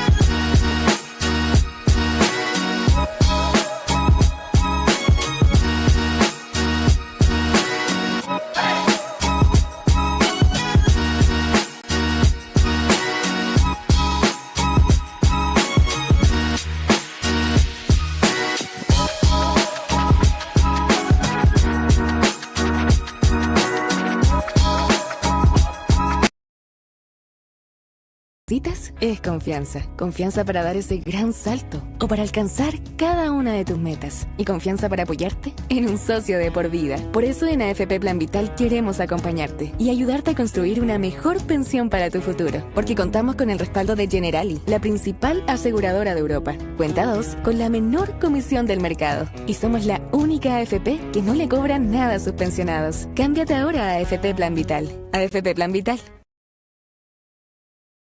¿Sí? Por ahí nos espían los gringos. ¿Vieron la luna? ¿Sabían que el hombre llegó a la luna? Ese también fue un montaje de los gringos. Ajuste en el precio del gas. Los gringos de nuevo. ¡Al fin le chuntó! Le explico. El 80% de todo el gas de Chile se lo compramos a los gringos. Y como allá el invierno fue más largo que el vestido de la Estatua de la Libertad, usaron mucho más gas y eso hizo que subiera el precio.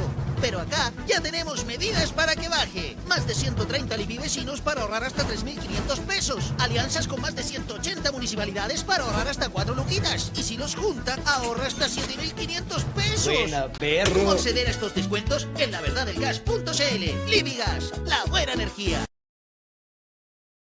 Windy beach, the sun is shining through with weather fair.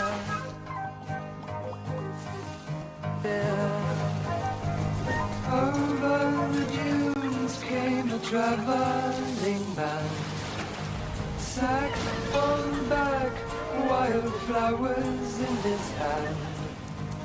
Oh, rustic cat, pebbles bedded.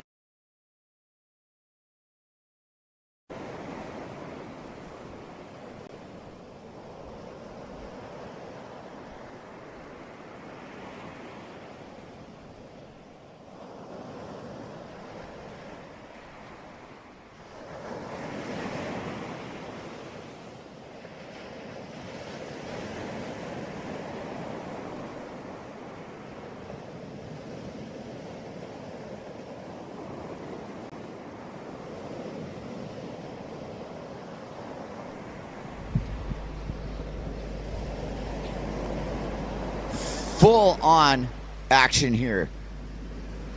There's your lip slide.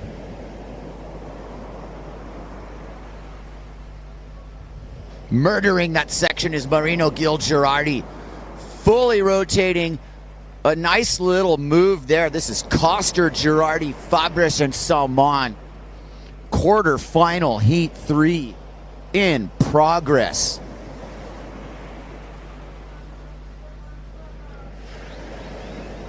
You can hear the cheers on the beach as Alex Vargas returns to find that he is in advancing position along with Morgan Noiro. Send the drone. Let's see what it looks like from the lineup. We are waiting for scores. You saw the tail end of Gil Girardi there.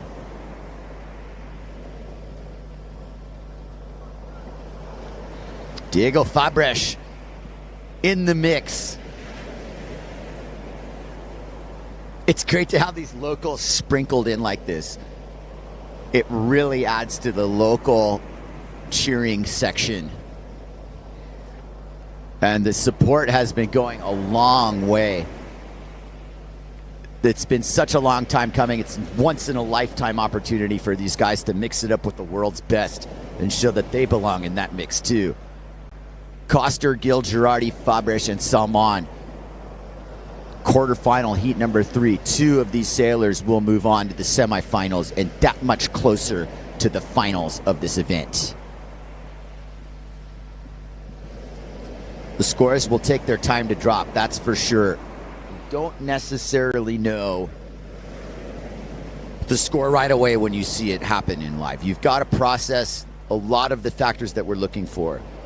Speed, power, and flow, the wave itself, critical positioning on the wave, and the radical factor, whether it be a rotational move or a laid off the lip.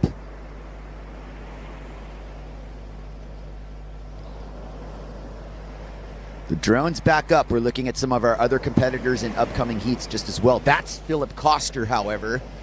And Philip is scoping what is kind of a more midsection wave here. Now he's trying to edge upwind into it. Phil gives it a pass. Doesn't really want to have to do that one. Philip Coster, G44 on his Severn rig. Plenty of conditions to play with. That must be Diego Fabres on the Goya rig. Oh my goodness, he's way up top here. He's looking at it. You can just check out the look on the wave. What's this going to do? This one's going to grow down the line quickly here. Fabres sets his line. You can see the boil. This wave's hitting the point, and he is going to go downtown. First bottom turn. There's Diego trying to do a power wave with this one. He get it from the top with the section that we call the Chascona, and then he hit the nice aerial, and he continued to do another turn. Come on, pull it up. Saves it. Yeah, he saved it. He needed to. Here's Coster. What a hit.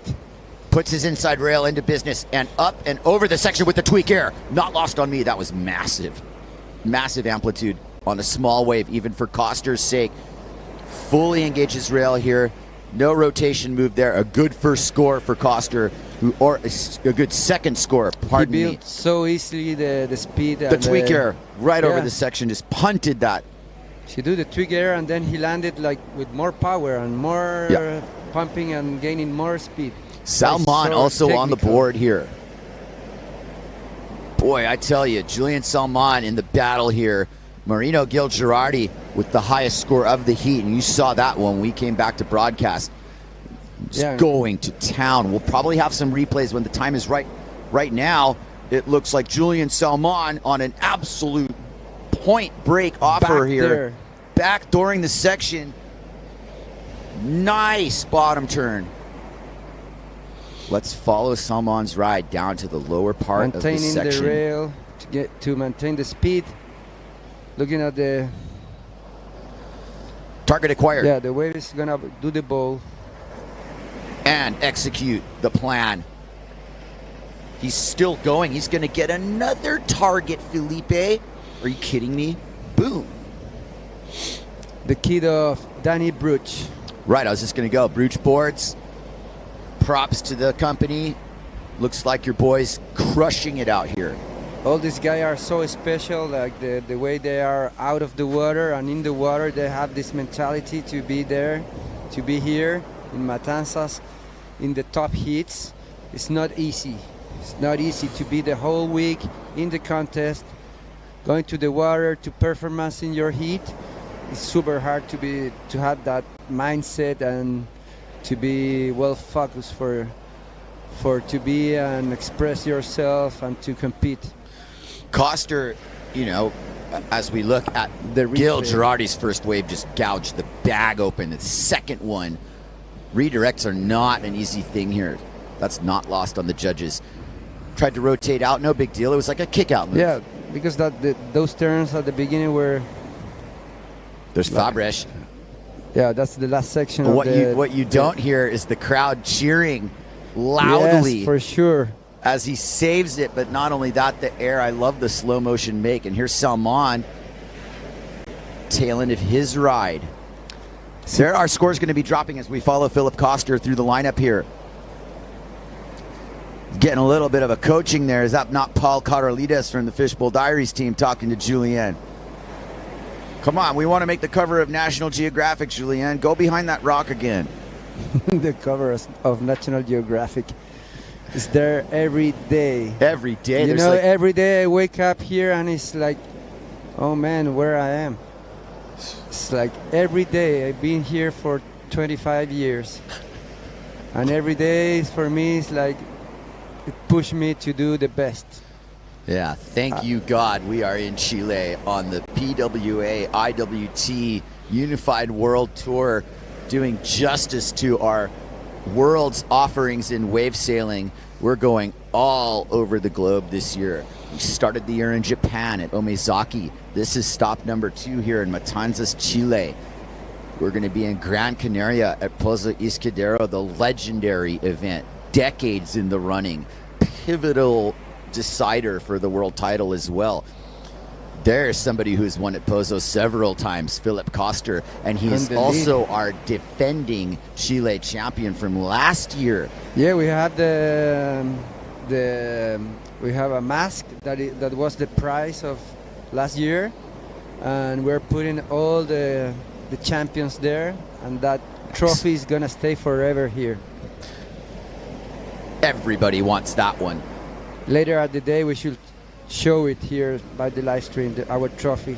Absolutely. The tour is also going to go to Fiji, Zilt, Germany, and end the year on Maui. And here's Julien Salman live action. He's picked up a gem of a wave, more in the midsection. First bottom turn. Boom. I love that cutback. He's really showing what those brooch boards can do. He's going to get over this section, but that's all she wrote for him. Gil Girardi behind Salman now. His turn to score. Salman edging in. Here's Marino taking aim. Marino's got such a great flowing style. That's another air over this section. And his board, I think, is working really well in these conditions. You yes. know, in the other wave, his last wave, he do that tight turn, full speed, and he could put the rail again and gain speed. For me, the best board of the 4 guys is the Marino one. It's really suited to the conditions, and of course the one of Phil, you can see that it's more suited to his style. Yeah. To really kick in the lip, to really project his move, and then once he lands, to move the rail and gain speed again. Salman's got a back foot ability to plant that back foot. Yeah. But as he just edged over this section here, he's kind of like, oh, wait a second here. But Marino, like you said, he's got a couple different gears in his approach. He can do the tail stomp, and he can wrap it all the way around like this. Yeah. Big lip hitting from him. He's able to do quite a few different things as we look at local hero Diego Fabres, part of your crew there, Felipe, of these. Yeah, it's a crew that is more than sailing. It's like we work together. He's a engineer. He built the house that I designed, like an architect. Right. So we are together most of the time, and always looking at the wind. So we have a working rhythm here in Matanzas that the wind, the forecast says what we have to do. all the time. Just let the conditions do the talking and the dictating, and your lives revolve around the wind and the waves. You've got to have a patient crew of people in your life structure to pull that one off, and it looks like all of you are well grounded in that. And it's so obvious the potential of this place to just blend in and learn all the different looks that Matanzas can give you. Not only Matanzas, but all the awesome sailing spots you have in the Navidad region here. It's just an awesome place to be. Can't thank you enough for your hospitality, everybody here involved in this event. The first year it's been a 5-star. The first year we've really had this entire field here. Marino, Gil, Girardi comfortably in the lead. Coster and Salmon in a tight battle for second. And in fourth is Fabres, who's on your screen on the Goya rig, trying to scrap it together. He knows he's in a huge battle. This is absolutely one of the hardest heats for any of the local riders so far. Super hard. You are with the top guys. They are living the dream, you know. Andres, Diego, Alex make it through. I can't believe it. And now Diego trying to performing with the top guys of the tour is a dream to him and for us. It's an honor to have this tour here, and we are doing the best that we can to show to the world that this place is amazing and wave sailing is amazing, and we really want to push the windsurfing to the next level. That's right, and somebody you can feel safe pushing to the next level is this split screen shot. To your left was Coster. That's Coster rotating around a nice looking little taco rotation. Are you kidding me, Philippe? Yeah, and we're missing the screen also. Salmon. Yeah, Salmon got the lower bolt. We did have the split screen shot there. More of a situation where Coster's got multiple hits on that. We might see a lead change here. I think Coster might have just landed his highest score, Felipe. Yeah, and I can't believe for Marino too, doing so great. He's been Marino's having the best. His level since last year so much. Marino having the heat of his life basically, and it's not stopping anytime soon.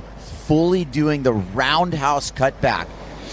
Full surfer language being spoken here as he connects the section, heading down to the lower part now. Is he going to get the hit? He does. He gets the mid-face cut under the lip. Marino, Gil, Girardi crushing Matanzas. That is super hard to get in that section and to be with speed at that section because it's kind of broke. The wave is kind of broke.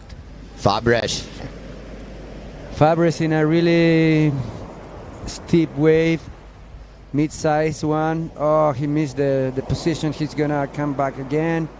Boom. Oh, he died. Come on, Diego.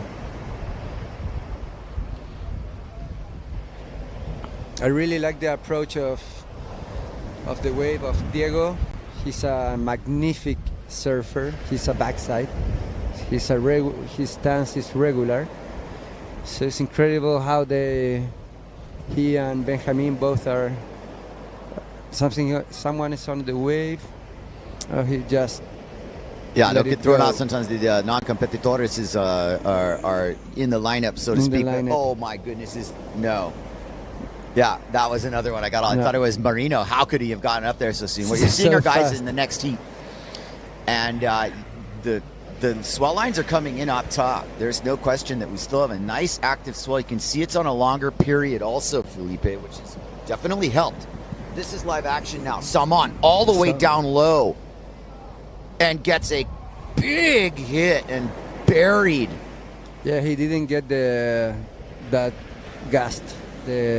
Not quite, but Marino's right behind him. Same section. Way down low he decides to go. And Marino's just like, nope, I'd rather run up the beach than get that thing on the head. Yeah, I think they both are losing the head. Maybe with the strategy. They are too low right now. And the current is going to improve over there.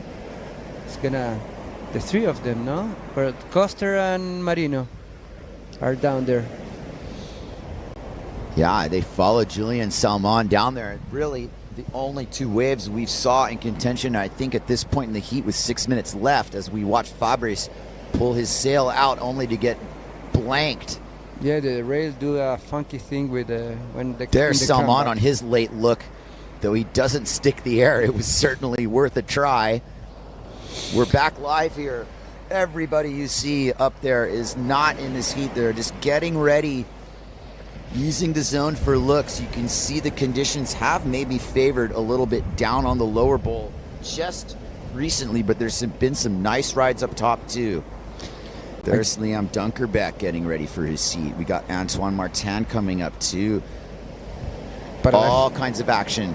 Para la gente que habla español, tenemos aquí en este hit, y le explico a Marino Gil Girardi, que es de las Islas Canarias, español.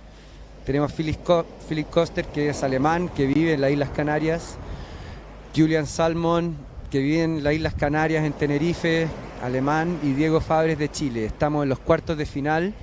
Y aquí tenemos una bonita imagen de Diego Fabres moviéndose por todo el line-up del spot, buscando altura para poder estar preparado cuando entre algún set, agarrar la mejor ola posible.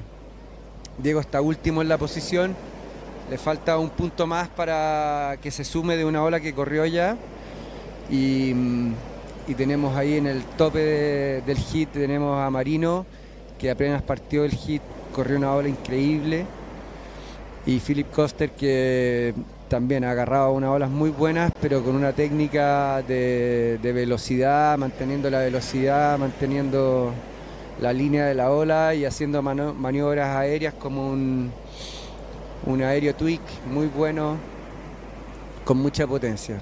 Es un honor para Diego, el chileno, estar en esta instancia con este nivel de navegantes, de windsurfistas, sobre todo acá en su lugar que navega habitualmente.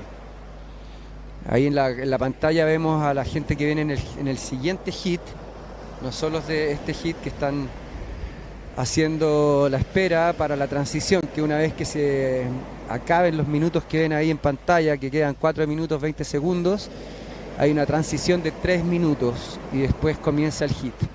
Y aquí tenemos en pantalla gente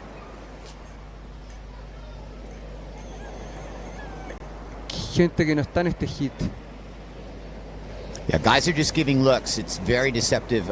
We're not quite in glare hour, but those are non-competitors just giving it a look up top. The bulk of our competitors here are in the lower section, trying to get back upwind with about just under 4 minutes left in this heat. That would be Marino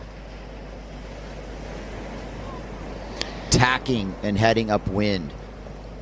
Marino is an interesting character and a very well-rounded sailor, but also I feel like his sponsor change that he made recently, this is his first year on Pride JP, right?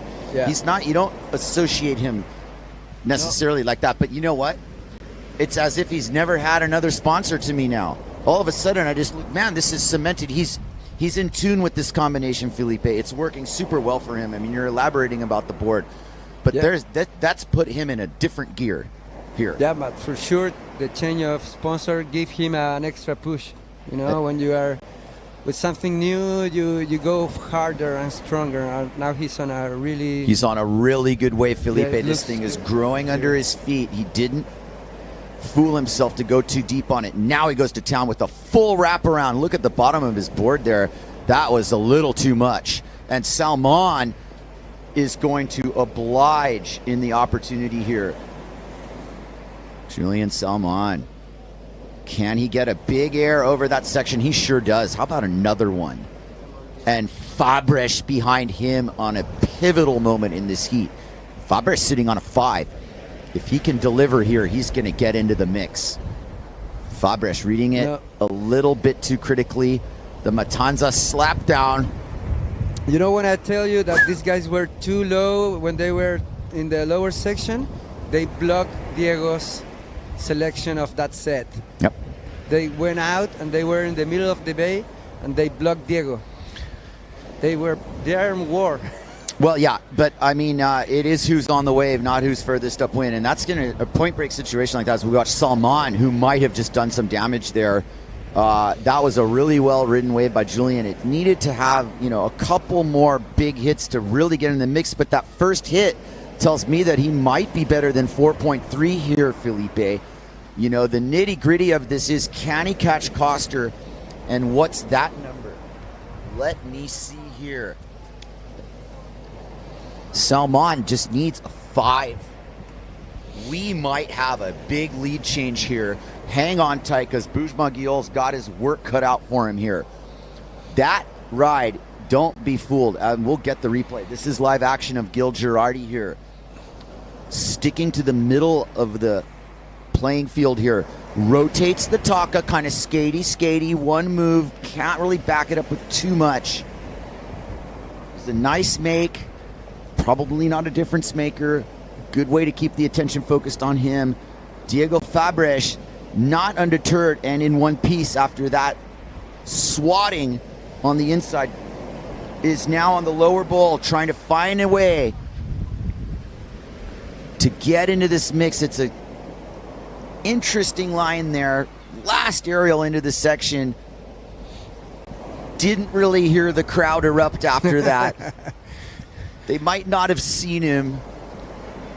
We're in the countdown. There's all kinds of conditions firing here. I mean, you look at Salman, that's one thing, but up there, upwind, it is look firing. At the current. And Salman's coming in. This heat's done and dusted. None of our competitors are in striking distance. Let's see what these scores are, because Julian Salman's second score hasn't dropped, and I'm not even going to dare go to commercial until that drops. We're not going to make that. We'll pay our sponsors with plenty of commercial time, but in between these heats, we're going to discuss this. Koster just going upwind. I'm not sure if he was on this. This is our replay. So, Marinos, Taka, one move, not going to be a big factor. What we really want to see is that second wave from Salman. There's Diego Fabres, who deserves a lot of praise for making the men's quarters. Gil Girardi, that's the cutback I was talking about. The fact that he's got that gear makes him a contender in this contest, let alone the rotations. Fabres definitely shreds. Great sailor. Yeah, absolutely. He really show off what he know to do. But we are in a top contest. Salman throwing a bucket. And this is the one he gets held up top.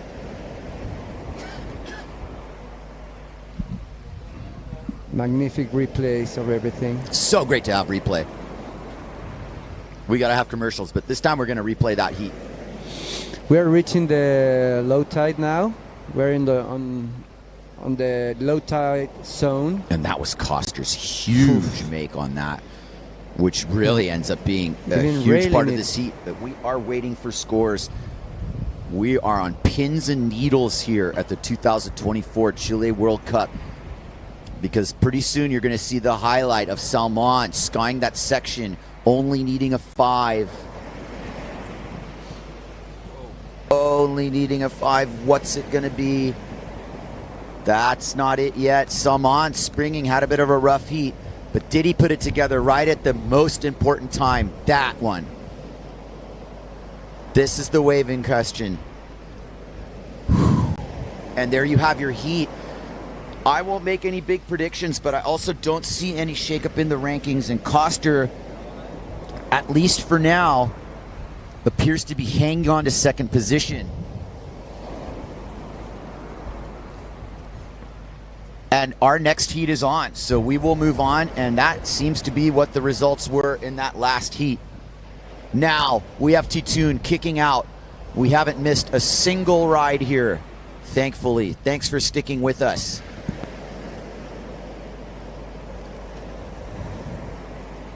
Victor Fernandez, Tomas Traversa, Antoine Martin, and Liam Dunkerbeck step up to do battle. And Matanzas is serving up a window of opportunity because the wind is honking, Felipe. Yeah, now we're at the time that the wind is going to be stronger. Maybe it's going to keep like this side on. It's always a little bit side on. But with that those 2 more knots, 3 more knots, it's gonna be more fun and more powerful to move around the sections.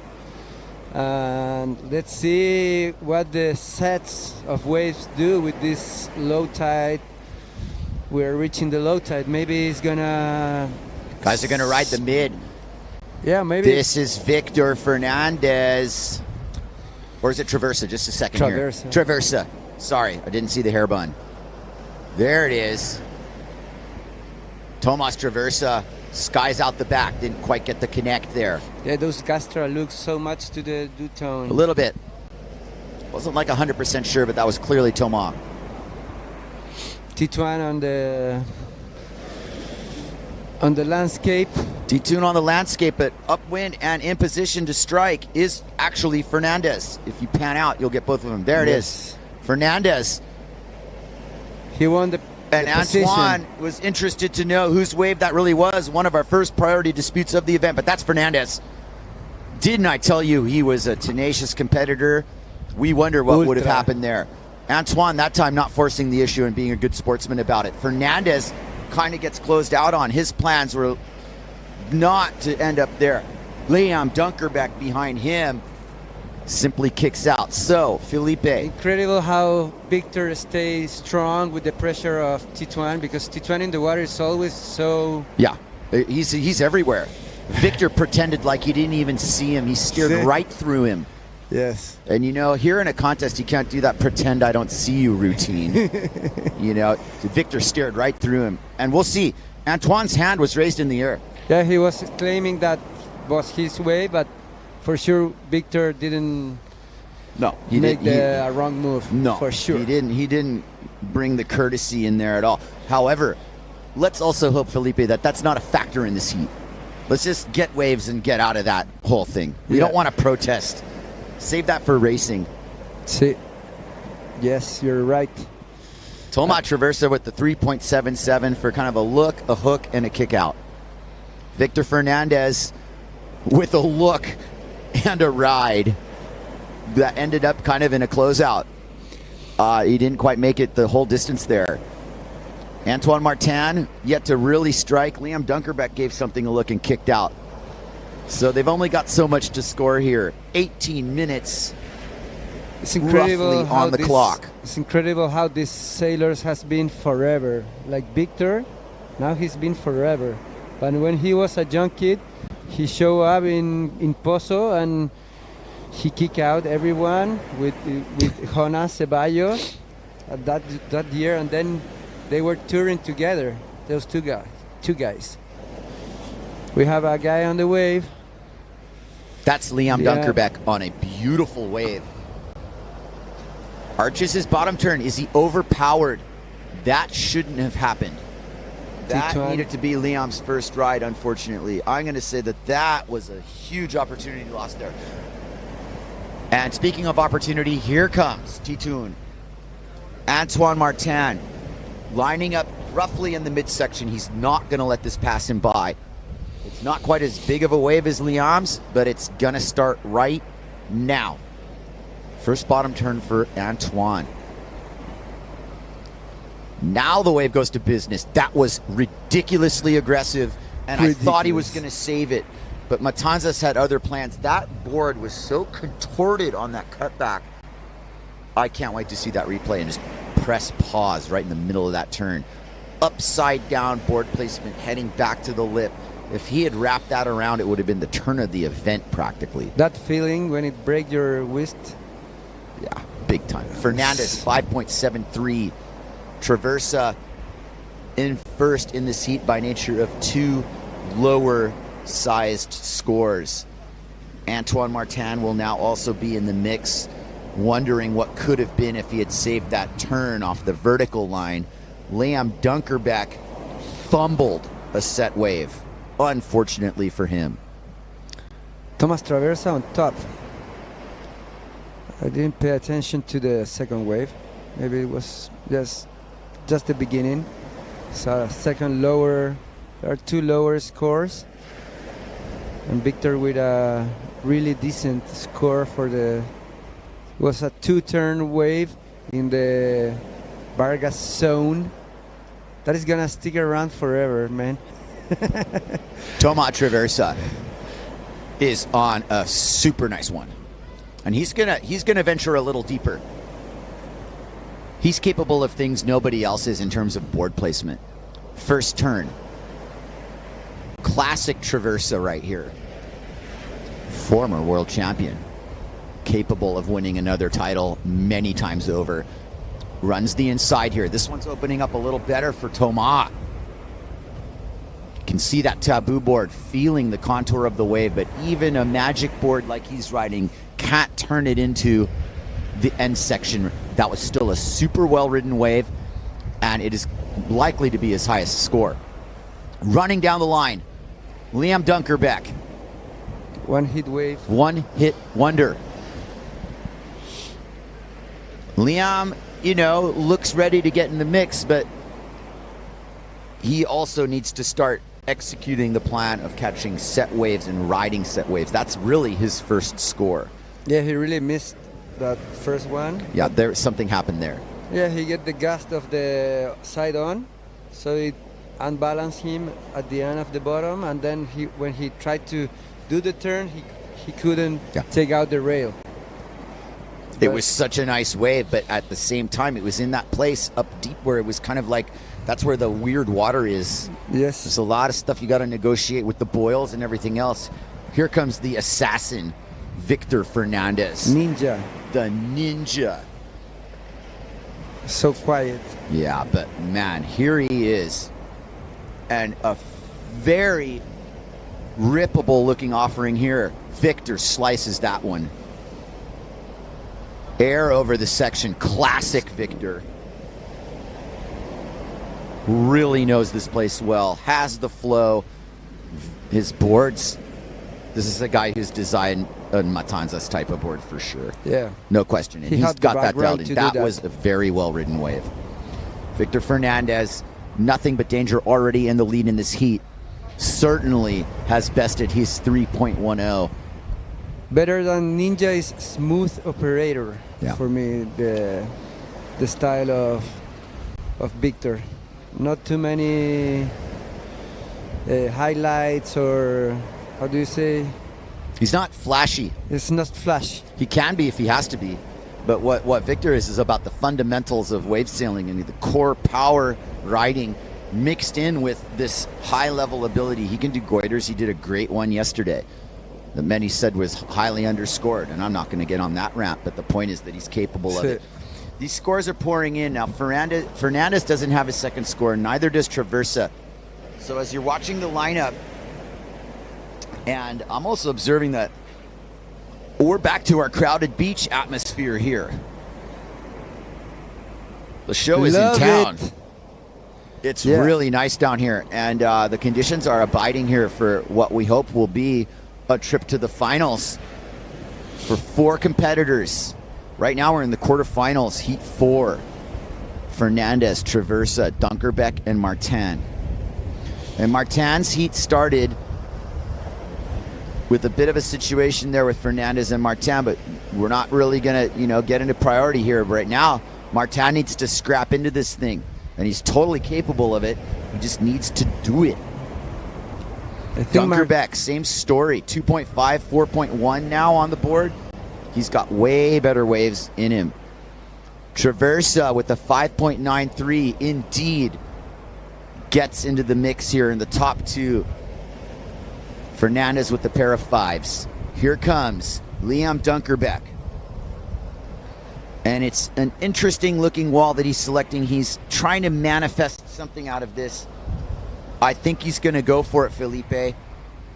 Yeah, there's Liam in that not so big one, but boom.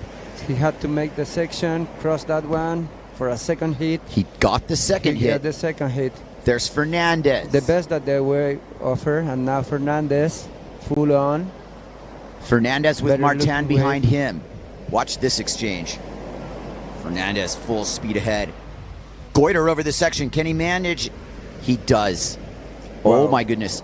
Martin saw that too. So here he goes. T-Tune up and over the lip. That was big time for T-Tune. Can he get the maneuver? Floater over the section. To me, this is like Antoine's first real score. Yeah, the first one. And these are the moments on the hits that are so fun for the people at the beach to watch, because they are seeing one after another guys fighting for the best scores. When you see this set with the 3 riders on it, is the best show that we can have here in Navidad.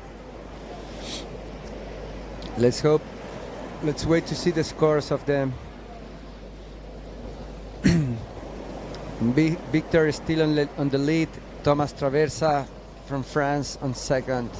Liam Dankerbeck from Spain in third place. Big action on the upper part here. There is some really good waves coming in. I'm not sure we have a competitor on that.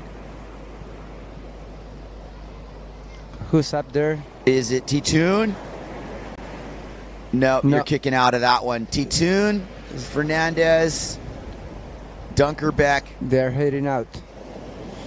And Fernandez these are all replays here. That's the goiter. Slap the tail down on the landing. That's part of the momentum. And that error by Antoine was a really nice over the section with an extra hit. And the flow is not lost on me. That was a smaller wave, but that's going to be right up there. Dude, it was like one turn deserves another, Sequence coming in. Dunkerbeck on the midsection has a set. This is something that is going to be critical in his campaign this year. This is a quarterfinal heat, and he is not advancing unless he goes big right here. Liam Dunkerbeck, inside rail, looking for the lip. Titoon behind him. Dunkerbeck skies the aerial finally and makes it. He was darn sure he was going to do that. Yeah, he needs to push hard. And here comes Antoine. This is where the stuff starts getting unleashed. Boom, goiter into the section, but he pearls straight down. That was a brutal slap down for Titoon. Over-rotated the goiter attempt. Yeah, He's difficult been to off land rhythm. it in that wave. And here's Fernandez. Right in front of Titoon, floater line. Second hit, Fernandez, shore dump. See, this is the other gear Fernandez has, this technical small wave wizardry stuff. It's not quite freestyle, Felipe, but man, he just went one turn after the other and bursting off the whitewater. And it's like Titoon's just going to watch that after he blew that goiter going, oh man, I am in deep. Titoon is trying to do super difficult stuff, like that wave that was a small barrel, surfing one, and then trying to throw that goiter, that it was on the lip of the end of the barrel, but then the waves are super hollow, so there's the room where you landed is gonna spin you more.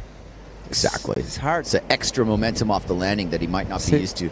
But Antoine also in the seats just been off rhythm from the get-go with whatever that was with Fernandez. And you know, whether or not you let it affect you, it's up to you. Because right now, it's not the conditions. There are so many waves coming in up top right now.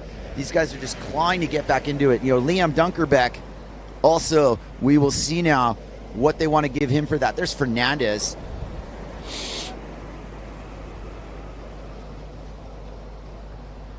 Boosting and making. And that's the hit from Liam that I really liked. Live action. And Fernandez is on a hooter. Once this replay is done, you're straight to Fernandez. Boom. Thomas. Right over, actually.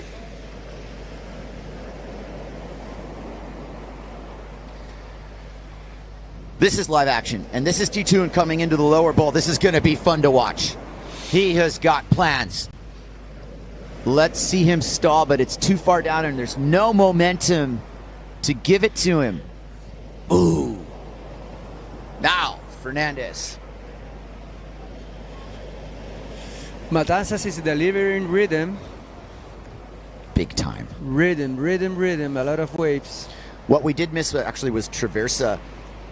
He'll have a pretty good score. It wasn't a giant wave. This is his third goiter now. Okay? Yeah, now, there's off. danger in this, Felipe, because yes, it was kind of like a one-move thing into the flow of the heat and everything. But the judges can't keep rewarding the same score for the same move. He's got to be really careful with these. He doesn't want to lower his own scale money move. But Fernandez, finds himself in this position by taking command of the heat, doing what he can do.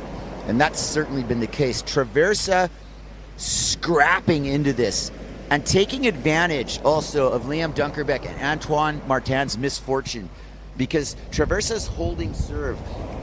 And this is an important wave for his contest. My goodness. Oh, that's the vintage Thomas Traversa right there. Look at the style. Above all else, this man can sail with so much style, Felipe. Oh my goodness. Nature. Can you understand the level of... Oh, Martin with a make of his own. The scores are going to shape up, but you know what, the contrast, I must say, those two highlights, quickly before T-Tune goes, is that one was the technical move and one was the pure soul riding. And now we've got to score it. So that's definitely, the work at hand. Antoine Martin fading upwind under a midsection offering that is really going to connect here. Can he deliver the goods? Massive lip slice. He cut that wave in half, and that was another aggressive hit. But that first turn was really good. It was bacán. Yeah, it was, we call it filete. Filete, that really strong turn. He really destroyed the lip with that turn.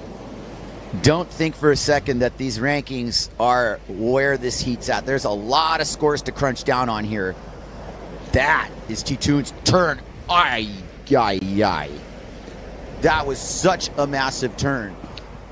And Antoine is heading in. Super hard work. And he's going to switch sails. We've got a pit stop here as we look at Fernandez. And somewhere out there is Liam Dunkerbeck as well. Lots of scores to drop here. And they're going to drop, I can tell you, quite shortly.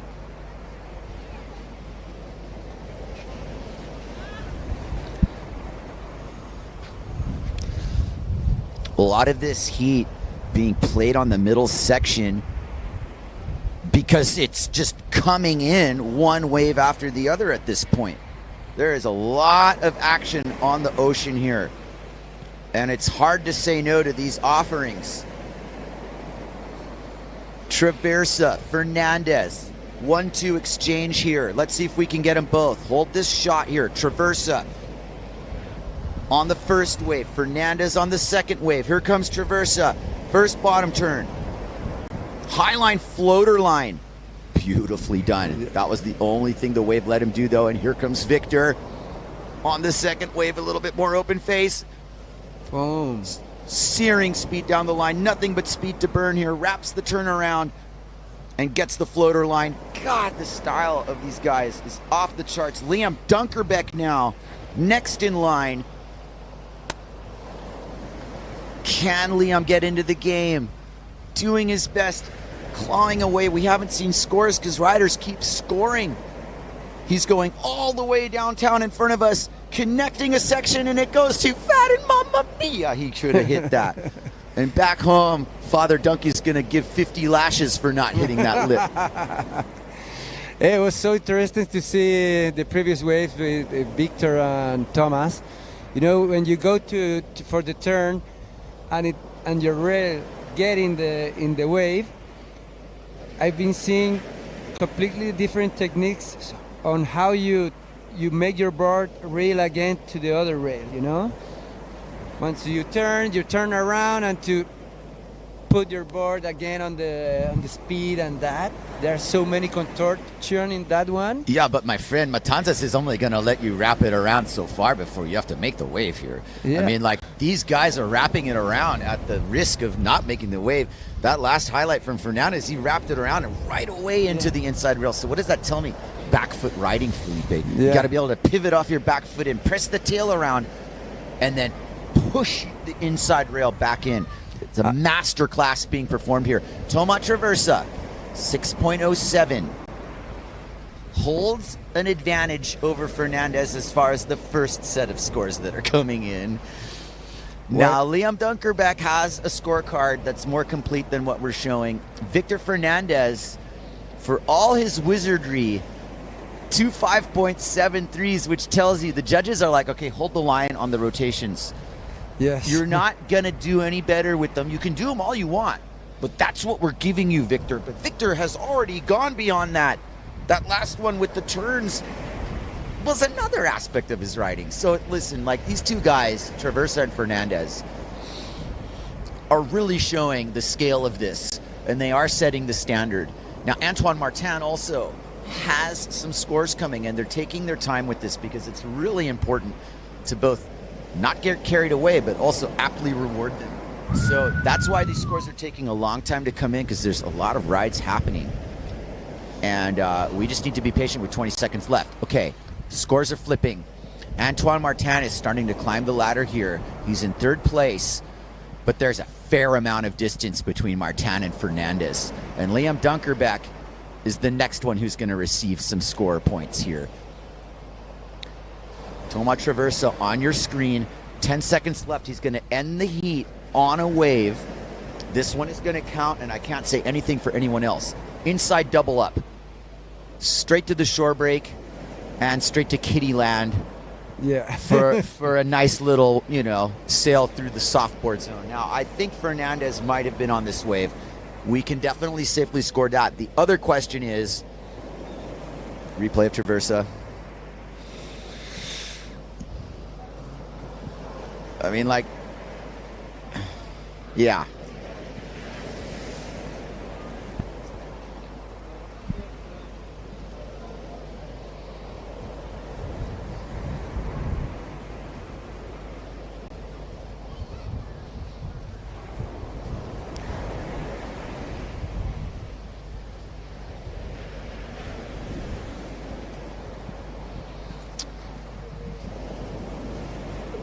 You don't think? Yeah, that's what I'm trying. There's action right now while I'm talking over the replay. Right at the end of the heat, there were a couple of waves ridden, Fernandez and Martin. And while you don't have the replay of that, we shall see exactly how that affects things. I can guarantee you that Antoine's going to have a word with head judge Boujma Guillaume about whatever happened between him and Fernandez. There will be some discussion. That's the wave that's going to stick in my mind for Traversa. He was just there. Did he not show the goods? Bottom. Look at that. We don't mind those either. But give me Traversa. That's the art of this. Everybody had their chance to do that. There's Antoine Martin certainly delivering the goods on a two-hitter. All four of these riders ripped this heat, and gentlemen, you deserve to be well commended for your competition prowess. And we are in break. There is a huge battle coming up and a really big set coming into. Oh my goodness. There's gonna be a hard time for the judge with Titouan. Yeah, we will see where that ends up. Right now, those were the standings. Let's look at the sets. This is a big set to start off this exchange. Justina Sniati, Lena Erpenstein, Coco Fouveau, Sol de Greek, semifinal number 1. When does the flag come up? This is a big set in the lineup here. Matanzas Island is getting swallowed up by swell. We're waiting for the big flag to come up. This is the set of the day. Beautiful. I haven't even seen a set this big since I've been in Chile. We're waiting for the heat to start. This is a suspenseful moment because... Come on, where is the Chilean flag for them to show off? Set. We want that flag. Man, Matanzas on fire, ladies and gentlemen. Thank you, Felipe, and welcome, Caro. Hey! Keep bringing it. We really appreciate the local insight. We really appreciate large set waves coming in between heats. God. The flag's still not up. We've got good action coming here, Caro. Hold on to your hat. The flag's up. And on this first wave. Justine? Is that? Hang tight. Lena Erpenstein. Oh, boy. No, wait a second. I think so. Behind Erpenstein. Oh. Behind her is... Hang on just a second. Sol de Greek. Wait. Yes. Yes, Sol de Greek, Coco Fouveau, Lena Erpenstein, and Sniati. To the best of my ability to identify these riders, Sol de Greek has been on the second wave. And we have another rider and that's in the Coco back. Fuveau behind the Greek. The Greek is on fire. And it was Erpenstein on the first wave because Sniati's going to get her chance. So it went Erpenstein, De Greek, Fuveau, and now Sniati. That's how you want to start a heat. Oh my goodness. Now Erpenstein on arguably the best wave any of the women have been on in this contest. Lena just opened up her campaign in the best possible way. This is a semi-final. This is going to send 2 people to the final. Only 2. That was a great set of wave. I think this was the best of the day so far.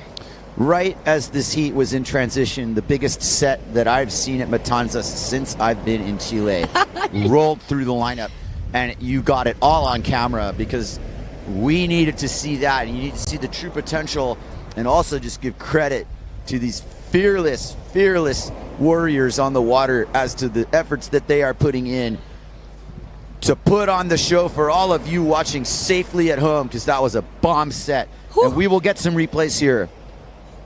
Justina Sniati, Lena Erpenstein, Coco Fuveau, and Sol de Greek trying to get absolutely sure who's who is really important. And you know, I think that Lena and Sol really had a big body of work there. Coco on a quite a good wave in the third one, and Sniati had a look but kicked out. Kicked out. What went down. So 3 women got rides. And we will wait for the judges as we look at a gorgeous overview of Matanzas here. An indication of the tide push now. Woo, that was a beautiful sequence. Definitely got enough time now for some replay if we were able to cue that up. Welcome to all of you just joining us here at the IWT PWA Unified World Tour stop number 2. The 2024 Chile Pro is upon us. We are well into the bracket. On your screen, Coco Fuveau on her gun sail and flick aboard combo. These women are fully powered. Upwind on your screen. That is Lena Erpenstein on the Severn rig. She's getting ready to strike. Lena for her second ride. A beauty on a beauty, ladies and gentlemen. Perfectly ridden and red wave gets the board exactly where it needs to be. Lena cruising to the inside with a little bit of an aerial. We have some action in the back, Kai. Action in the back with this Sniati as we zoom out from the shot. Sniati's going to town on an absolute window maker. Justina Sniati has found a super nice wave. Will it go fat or will this give her the full ride? Matanzas just turned on for the women right away. And this sets the tone because Sol de Greek behind Sniati. God. Sniati taking it to the inside as de Greek has bigger gear, and you can see that it's kind of affecting her ability to really put the full rail in the wave, but she is delivering the goods here. And behind de Greek is Fuveau. Coco taking it to town. Sol with the floater over this section and makes it. She's only 14, you guys. Come on now. Coco Fuveau with a lot of water moving around, not quite able to negotiate everything she wanted to do there. And there's going to be some work to do getting back out now. De Greek, Sniati, and Erpenstein are waiting for a moment to be able to sail back out here as our other competitors from the second semi get ready and set the stage. Caro, that was a huge exchange from the beginning of this heat. There's 20 minutes left in it, so like the first 3 minutes of this heat has had more action than almost any of the other ones. I know. Good on them. I'm so happy they get this condition. Matanza doesn't get any better than that. There's wind, there's some very big waves coming in, and a lot of them, actually. I can't imagine the heart of these girls when they were on top of those waves, when the flag went on. I think, I mean, I would have been so nervous to be on one of these waves, but they all showed they're really well, their level, because they didn't panic, and they actually, all of them did what actually they needed to do on each one of those waves. It's a bit tricky to go back out now because the sets are pumping in, so the current is taking them a bit out of the way, but the wind is there, so they will go back upwind as fast as they can. Amazing pumping low tide wave in Matanzas. Oh boy, I remember being on one of those.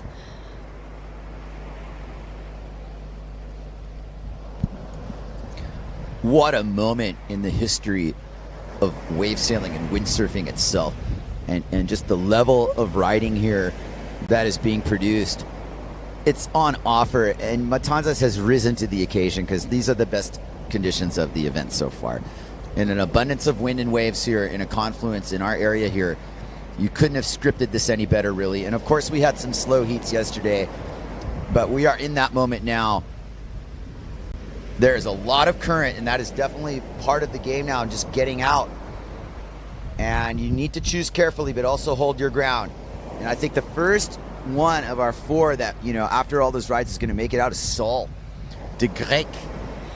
And now we will patiently await the scoring. All our riders have scores. Some of them have multiple scores. Lena Erpenstein has multiple scores. I know. Sniati's going to have one major score. Sol de Grec has 2 scores. 17 minutes and 44 seconds. Proper Matanzas to start off this first women's semi. There's a lot to deal with here in navigating this lineup and getting out and getting more waves. And we can only hope that all 4 of these women are going to get a fair shot here. But with a start like that, it's looking good. We will patiently wait and enjoy the view here. Gorgeous Navidad province here. It is a picture-perfect postcard day. Wave sailing fans rejoice across the globe. The Chile 2024 Pro is going off in grand fashion. Oh my God, and look at that bomb. Is Sol de Grec, 14 years old, debuted last year in Fiji and has been on a roll of momentum ever since. And this right now for Sol is not only uncharted territory, it's historical ground. Ooh.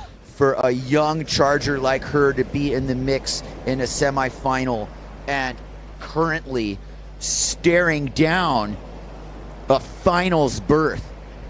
14 years old in a heart of gold, hailing from Belgium. Sol de Grec, in a young stage of her career, has everything in front of her, and you can see she plays it like a steely competitor. But there is no replacing competition experience. The only thing you get better at by competing is competing, and that is what she is doing, learning wave by wave. Some of our competitors also in the next heat, teammate of Severn there, Pauline Kotz, getting ready for her shot into the big leagues, into the final. Yes, we are waiting for scores. And we're waiting for scores because the judges not only have a lot of work to do within the scoring, but there is a lot of consideration based on wave height, length of ride, approach of ride. You know, we're going to factor everything in here. And this is kind of how it works here, is that there are these in-between moments where we get to catch our breath and kind of consider what just happened as the drone flies high over Matanzas Beach. That is a rider from the next heat, looking nice and juiced up, is that not? Maria Behrens getting ready for action. Could also be Alexia Kiefer Quintana. The duotone team is dangerous. But there are no duotone riders in this heat, which means the next one's going to have a few. Yes. And we'll play it fair. It's really windy. And just as you know, for reference,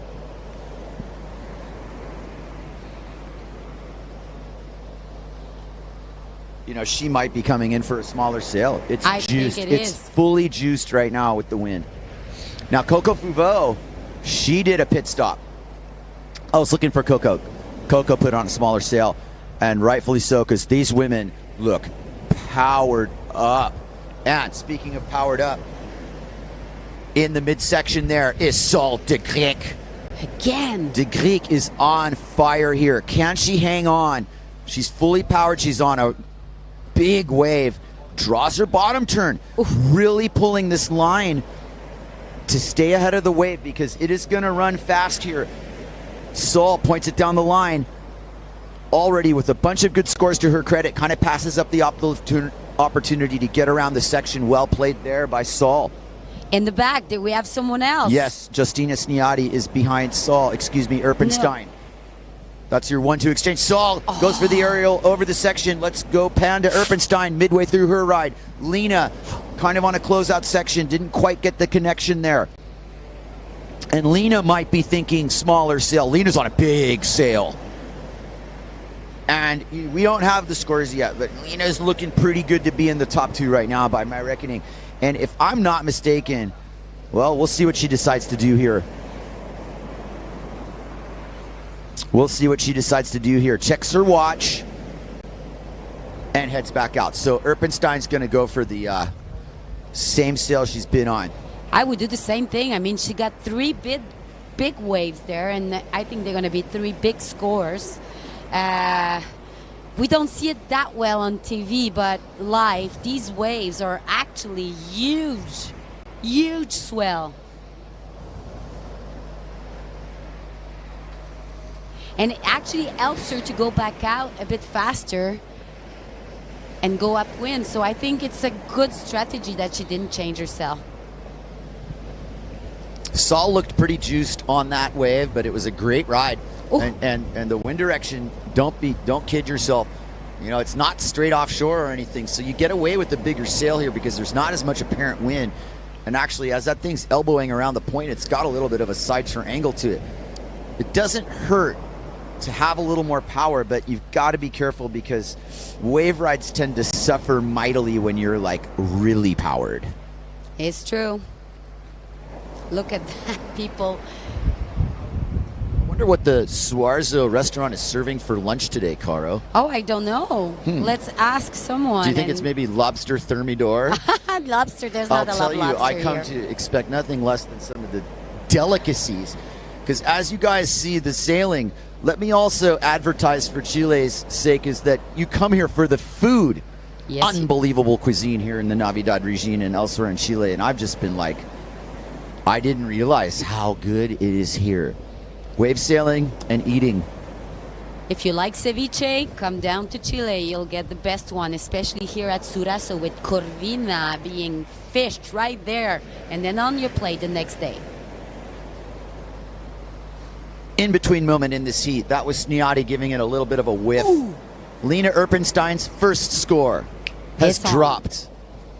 I like these late scores. I know. This shows you that they are really honing in on this. They're not shooting from the hip on the scoring. 7.47. It's a jumbo. Jumbo. 747 jumbo. Yep, that was at the very beginning of the heat. And I will watch the replay of that beginning for a long time. Historical moment in women's wave sailing went down just there. Justina Sniati. Also looking at a score coming up here, as is Coco Fouveau. And Sol de Grieck has multiple scores awaiting. And this is that in-between moment now where we can feed the replay and we can start seeing these scores drop. Head Judge Bouge McGill not messing around at all. is going to get this right. And hats off to him and the judges team, because by and large, they have gotten it right. And that's why they have judges and commentators, because our job, color the action, but they have a hard job. They do have a hard job. So good team. Keep going. Some other competitors there. That is Lena Erpenstein, and that is Sniati on the darker colored sails in the middle of your screen there. Here comes some scores. Sol de Greek first score, 7.33. Sniati's first score is a 5.33, and Coco Fuvo's first wave is a 4.5. Some action. Here comes live action. This is Justina Sniati in the first part of the wave, wrapping around her first cutback with Erpenstein behind her. And apparently de Greek behind her. So, here we go. Sniati lapping up the inside as Erpenstein takes aim. That, in fact, was neither competitor. It's just these two on the inside that are in this heat. And Erpenstein looked pretty juiced there. That might have been an overpowered look on that wave, where Erpenstein's going to occupy a little bit more. But now comes de Greek. Oh, she did. And she is taking off super deep on this wave. And she's going to give it a look. This fearless girl from Belgium is ripping it up in this event. With her mom watching, I can't even imagine what she's thinking. She must be so proud. Everybody's proud of Sol's performance here. Sol going rail to rail. With the blip blast, she's not quite re-entering those unless it's got that extra boost. Doesn't quite have that ability to project yet. But she will. And right now, if it all stopped, and there were no other scores, but there are other scores. Yes, they are. So we won't even talk placement right now because it's just too premature to do. Wow. These sets are beautiful. This was a very similar set to the first one we had, Kai. Yeah. Very similar. Less girls on it, but very similar. Replay 30. Here's Erpenstein fading into it.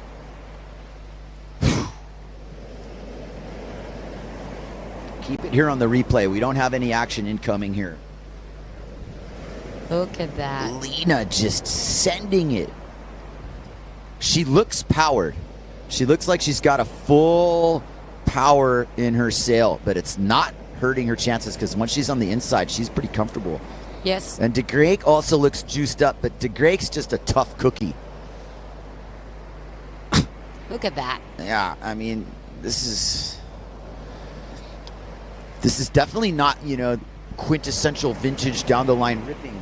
Let's go to live action It's because we definitely have got a lot of action. Live action. Let's get out of the replay here. We've got a lot going on here. We have Lena on a wave. Can we please see that? Coco's on a wave. And Coco's on the wave. Everybody's on it. There. Live action. Thank you. Lena on the first wave. Coco on the second wave. In tandem. Big moment in this heat. Coco Fuvo needs to get in the mix. Actually wraps around a really sick cutback as Lena on her first bobble of the heat. And de Greek on a smaller one outside, but the moment belongs to Coco Fuvo, who really got the best wave of this exchange so far, except don't talk too soon. Here comes de Greek. And this thing was a grower, and this is actually the best wave of that exchange.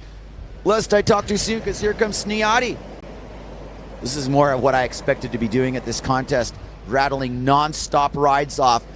Matanzas just delivering the goods as de Greek finishes her ride, and Sniati skipping on the low line there, trying to get some contact and get into this mix.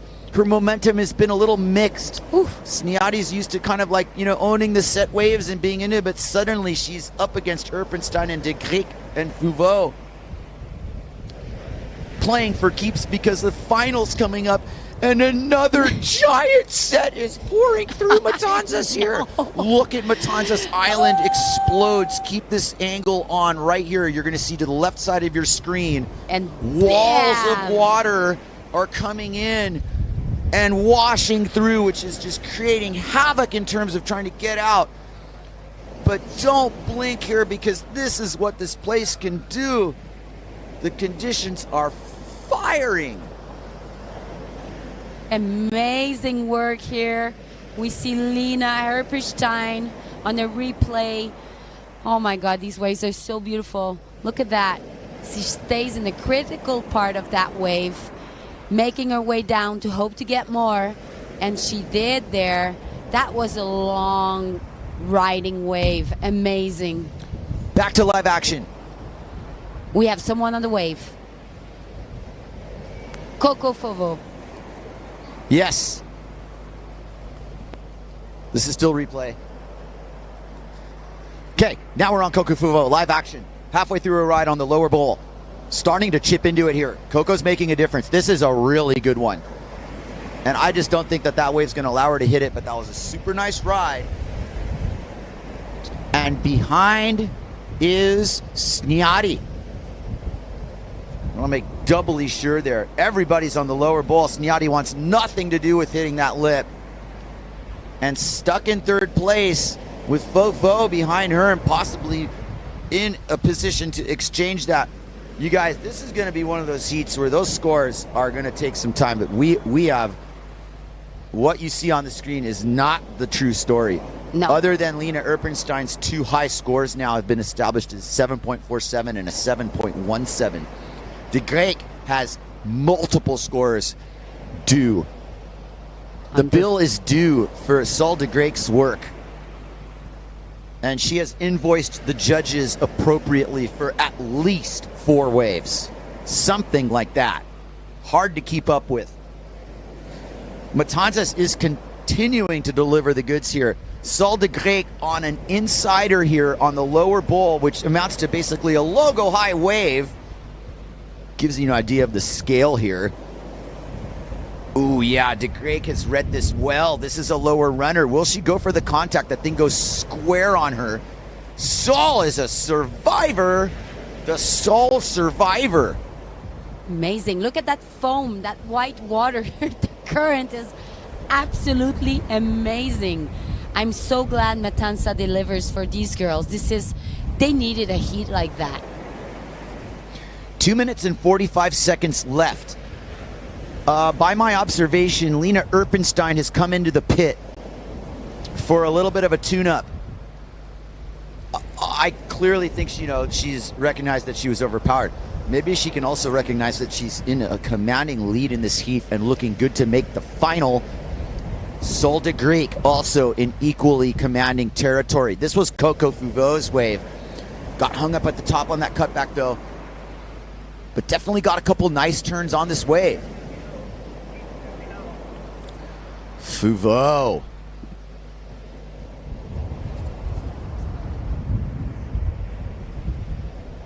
Two minutes left on the screen, but the heat's over. Thank you for that update. I'll believe what I see on the screen. But here's the replay of it. And we have live action on the outside, and I do believe that the bills are due. We're going to need to go to commercial. Yes. We'll be right back after this at the 2024 Chile Pro.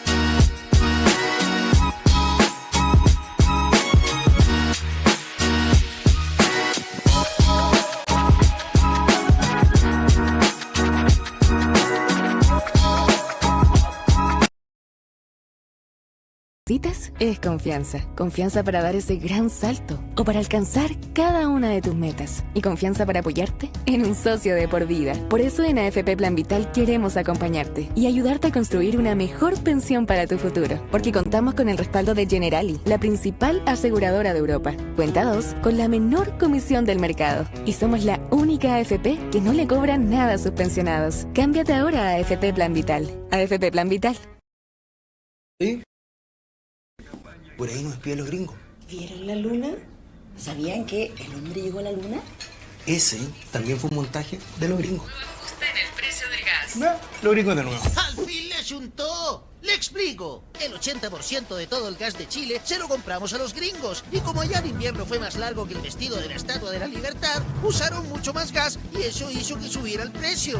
Pero acá ya tenemos medidas para que baje. Más de 130 vecinos para ahorrar hasta 3.500 pesos. Alianzas con más de 180 municipalidades para ahorrar hasta 4 luquitas. Y si los junta, ahorra hasta 7.500 pesos. Buena, perro. ¿Cómo acceder a estos descuentos? En laverdadelgas.cl. Libigas, la buena energía.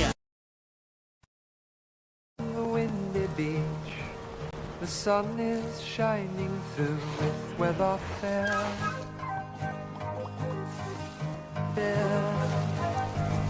Over the dunes came a traveling man, saxophone back, wildflowers in his hand. Oh, rustic and pebbles bedded. Our E2 has started, but you hadn't missed anything of the action. Nobody took any wave yet. And just to close down the E1, Lina Erpenstein, first position, Sol the Greek, second position. Justina and Coco Fovo are going home.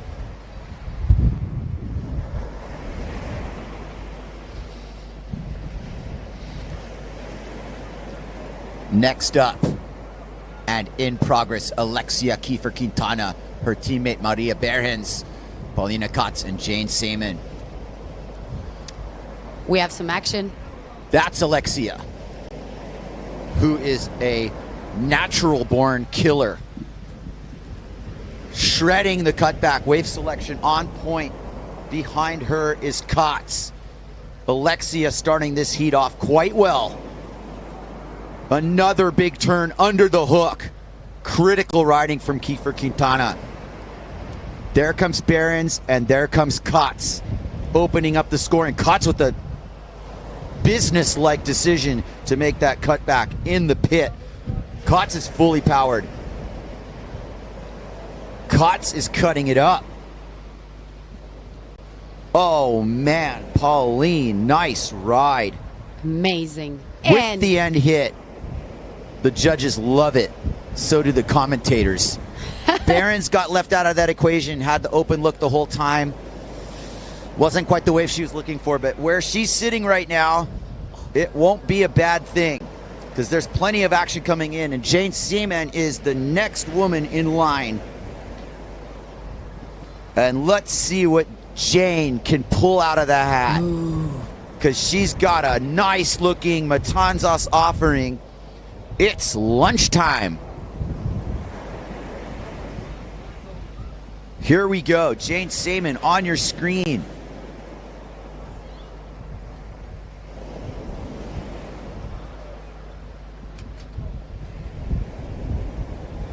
Inside rail engaged all the way through the section with deceptive amounts of aggression and control. Can she combine this for the late hit? Seaman lines it up, but behind her, Maria Behrens. Seaman ends her ride beautifully. You pan out, you'll also see Behrens. Gosh, Jane's still going on that as we watch Maria Behrens kind of get closed out on, unfortunately. Everything she could do to make the majority of that wave, most of it was completed.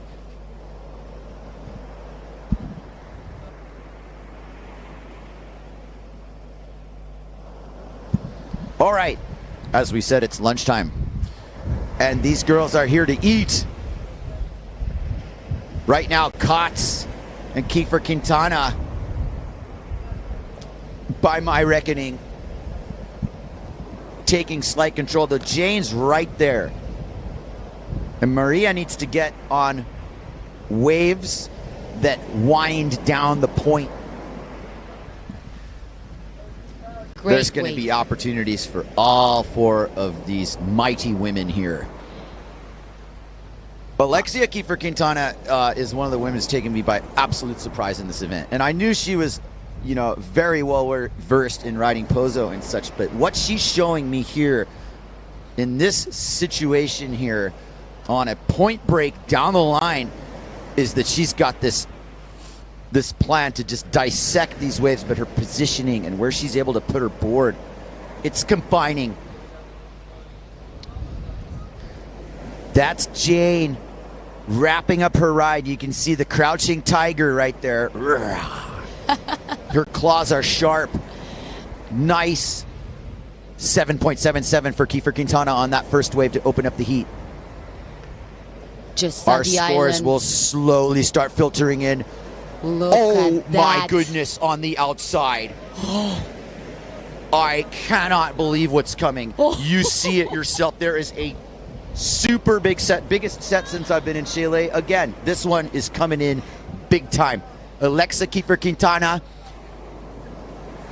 is on one of them. She's fading upwind on what's going to be an absolute mega bomb. Here she comes. She drops in. Alexia on the biggest wave of her contest so far here in Chile. Let's watch Matanzas go to work with Kiefer Quintana. What's it going to offer her? She's heading down the line. This is going all the way downtown. Kiefer Quintana riding it beautifully. Historical moment in her career and in wave sailing itself. What a cutback. These are multiple turns going down the line. Stick right here. This is a beautiful ride for Kiefer Quintana. Bravo. I'm shivering. Man.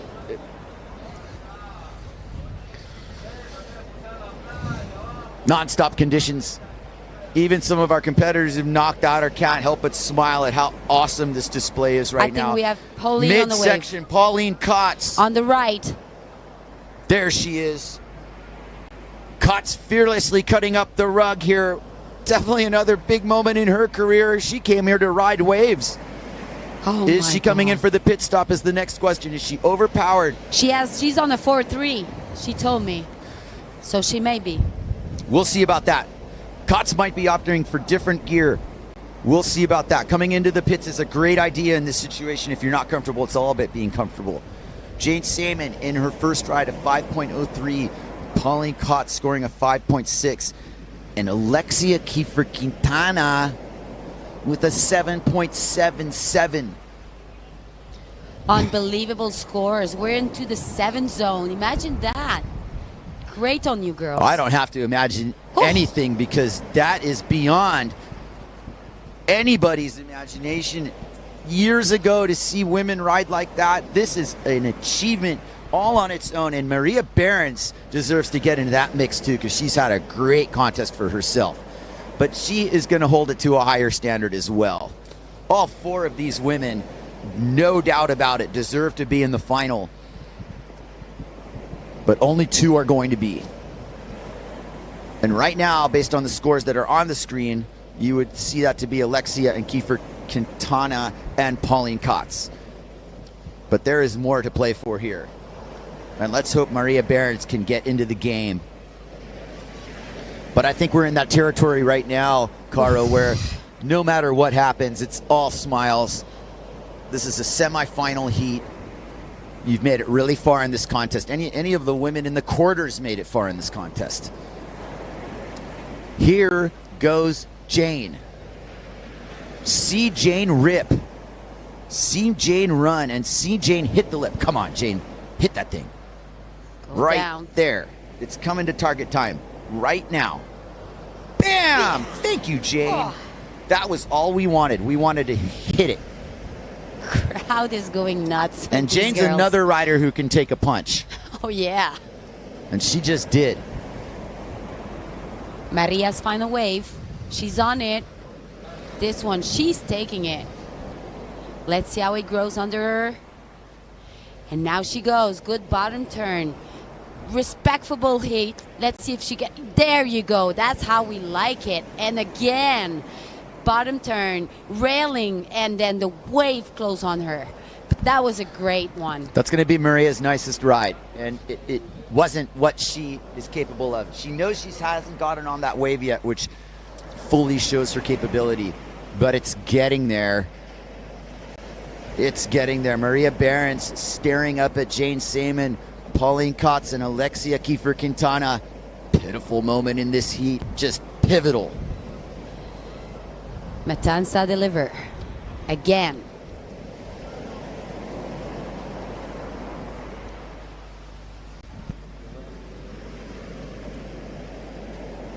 It's getting warmer here, but the wind is so strong. I don't think it's gonna die on us like yesterday. Like Kai said, epic moment, epic heat for these girls. It's gonna go down in history. They will remember those waves forever. And we have some other score coming in. Second score for Alexia, 7.23. She now has a 15-point total. Amazing history, guys. Maria Behrens with a 2.97 and a 4 ahead of Pauline Kotz, but we might be waiting for another score as well from Kotz. And we're definitely waiting for another score from Seaman. So that's not to be taken too seriously as this is rolling along. On hold. Our non-competitores on the upwind there are just taking looks and jibing, getting ready, getting loose.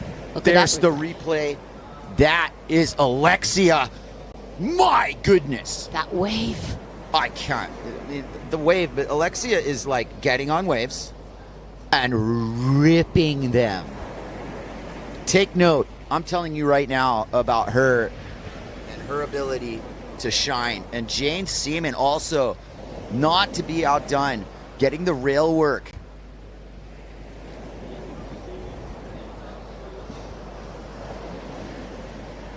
Boom! There you go, Jane. Fantastic stuff as our competitors for the semifinals in the pro men enter the arena. They are 13 minutes away. Oof. Let's see if those bombs keeps coming in. I sure see some action out there.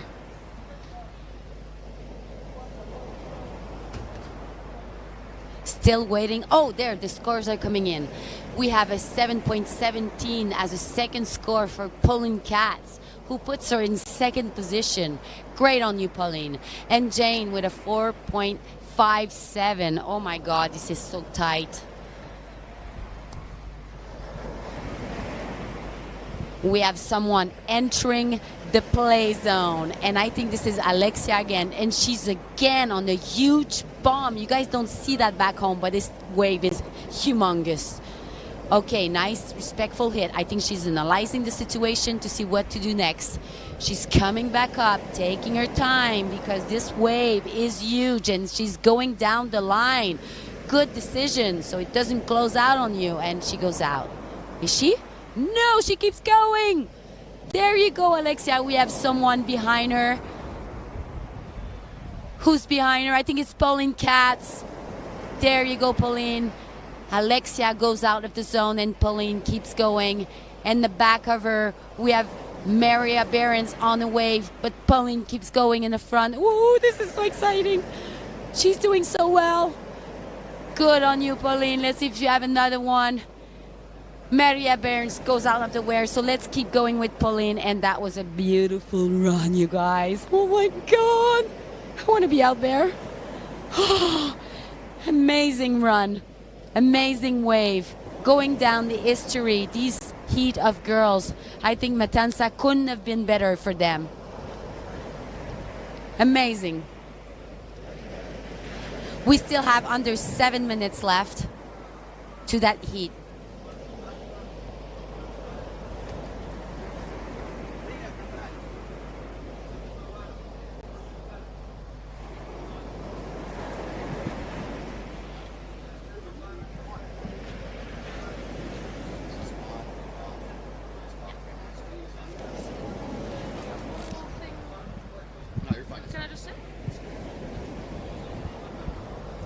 Okay, so we have Lena with us. How was those waves? It was literally like the moment I went out, I think the wave machine switched on, and yeah, we see a couple of huge sets rolling through. Oh my Even God. now in that heat, it's proper overmass and the girls are ripping, so I think it's a proper finals day. Going down the history, I'm telling you, Matanzas cannot be more beautiful than that for you guys, and I'm so glad you got it. It's super cool to see the women out in these conditions. Like, it's literally the switch went on and the bombs are there and the women are out there ripping, so I think it's really inspiring to see and so cool to get such good conditions. I have chicken skin on. I'm so honestly happy. me too. Like the moment I went down on that first wave, I was like, oh, didn't didn't look that huge from the outside, but like it felt massive. And yeah, watching from here now, it also actually looks massive. So it is. Yeah, it's definitely bombing. I think the guys that went to the heat right before you, they went a bit jealous, probably. No. Oh, I saw Antoine Martin passing by, going, "Why did we not get that?" I mean, if they make it through, they might get another shot now. So maybe. So here we see some action, maybe coming back in. Let's see. In this heat, we see Alexia once again on fire. She's killing it with the scores, and she did. She was on the proper bombs of the heat till now, also. Oh, she did. I mean, 2 score of 7. She's over 15 scores. I mean, come on. Yeah, it's proper good scores. And look at Pauline. So just so we know, between 2nd position and 3rd position with Jane needs a proper, I think, a good middle 5 score to be on top of Pauline Katz. Even more, no? Even more than that. Yeah, I think she needs a good 6. So let's see what can happen. And we see Alexia on a smaller wave. Is that? No, I think this is someone from the next heat.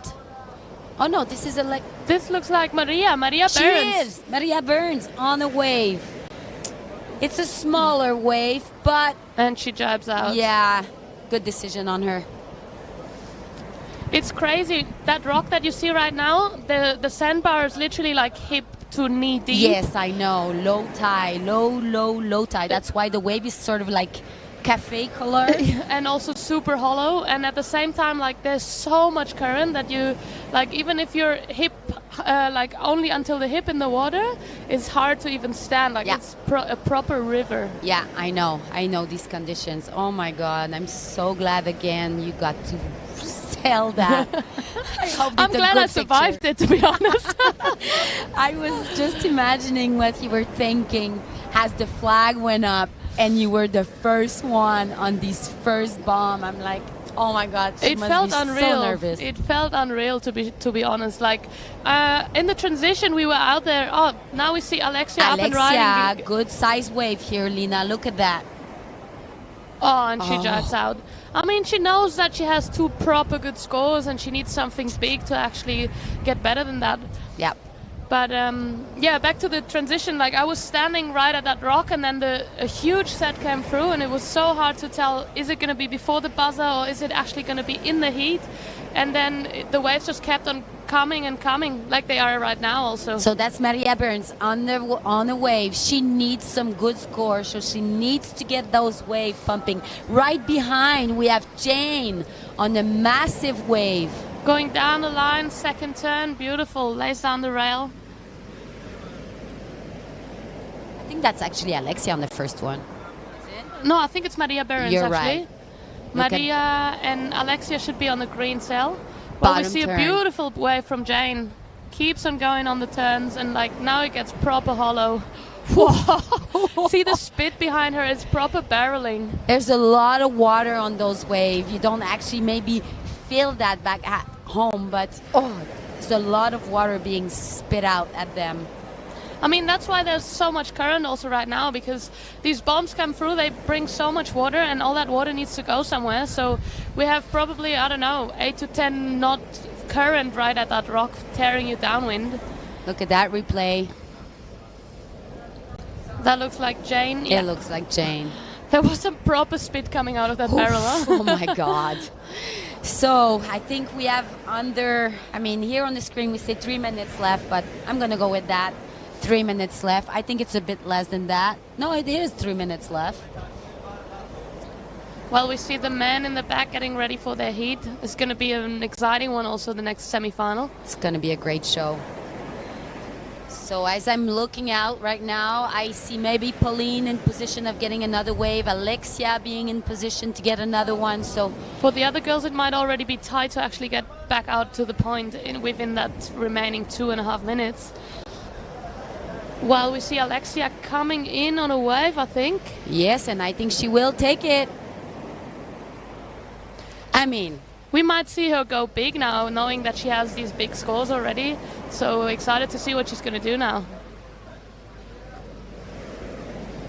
Beautiful, powerful first turn. Second one. Nice critical part of the wave. She's probably going to want to hit it now. Aiming down the line. Great. Beautiful, beautiful ride. It's probably not going to better her score because she's had those bombs in the beginning, but still a beautiful ride, and she probably just had fun now. Yes, I think so. I think she's just going, why not? I'm going to use that wave to come back home. Honestly, it's super fun also to be out there right now. Like in that moment, I was already like, oh, I'm loving that competition is making me ride those waves right now, and in a way that I want to ride them the best way possible, because it really pushes your level and it's just so much fun. You looked a bit overpowered there. Were you overpowered? I was proper overpowered. I was in 4.8 and like on the inside I was wobbling. I could hardly make it through, and on the wave I'm blown out like hell. So we have Pauline here, maybe on her last wave of this heat. She looks like she's on a big sail also there. Huh? She is on the 4-3.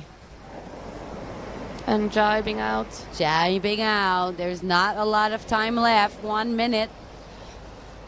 I mean... Still in second place though right now, Pauline. Yes, she is.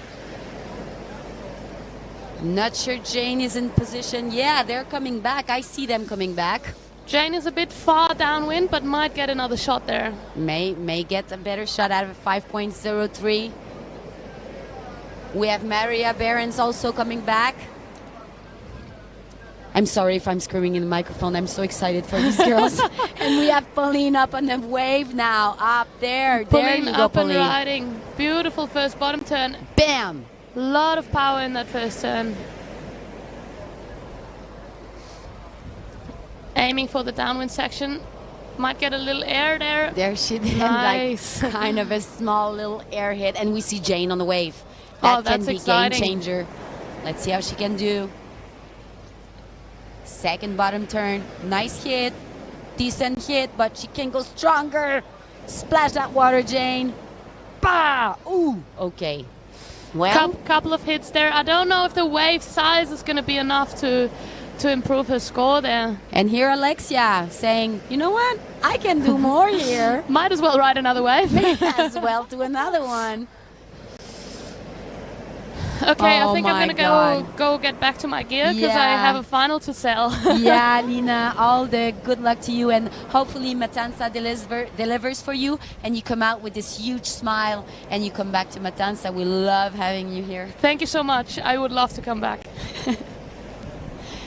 So here we are, finished with the Heat 2 semifinal. Let's go to a commercial.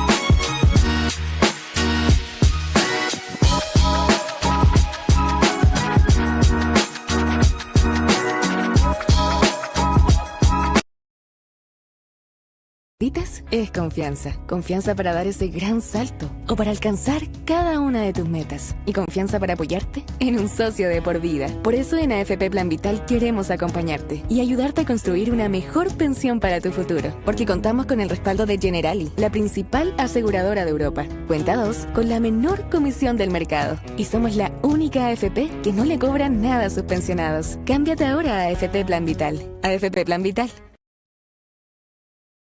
¿Sí? Por ahí nos espían los gringos. ¿Vieron la luna? ¿Sabían que el hombre llegó a la luna?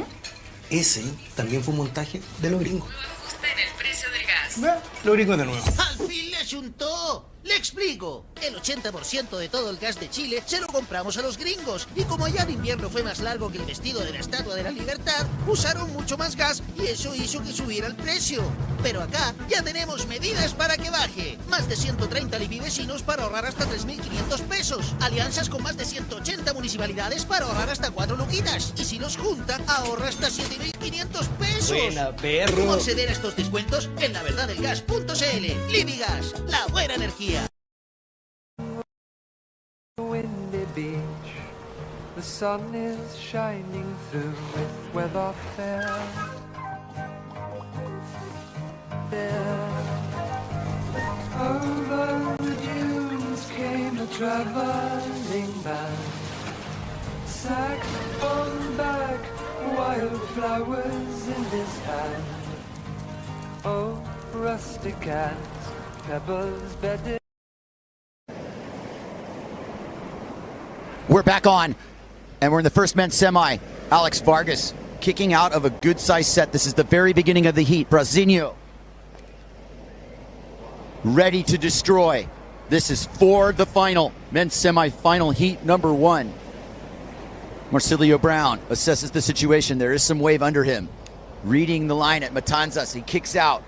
He just doesn't want to settle for anything but the finest selections. Camille Juban, Morgan Noirot, Marcilio Brown, and Chile's very own Alex Vargas. Oof, my God. Morgan Noirot enters his first scoring opportunity. And he is carefully assessing this, and he saw that other people were kicking out of these in-between weird medium ones, and he wants nothing to do with it.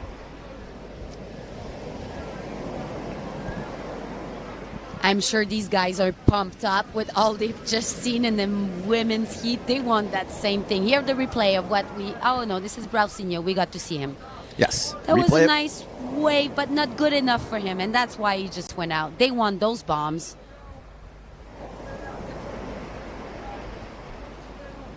So we have on the blue sail, Nash, Alex Vargas, Marcilio Brown in his Goya sail, Morgan Noirot on a Neil Pride, and Camille Juban on a hot sail. Surveying the lineup is Alex Vargas in the moment of his career. Considering who he's up against right now and the challenge that faces him, it's also the opportunity to prove that a Chilean can belong along the mix of the world title contenders, because this World Tour event is a 5-star for the very first time, and this event has world title implications, and Vargas wants to defend home turf here. He's already given one set wave a look and a pass. Does he want to start with this wave as we follow closely? Juban already on the board with the 6.17, Brausinho with the 2. Here comes Vargas on the inside. The wave goes concave. Gives him the first look. Perfectly placed turn. Vargas drops in again. Sets his inside rail for the third target, but it doesn't manifest into it, and it closes out on him. Vargas did not take advantage of that. Behind him, Brausinho, the destroyer, wraps his cup back around. Perfect rail work. Morgan Noirot behind him. Brausinho engages his inside rail. He's heading downtown. Morgan behind him. The wave slows down. Brausinho tweaks the air over the floater.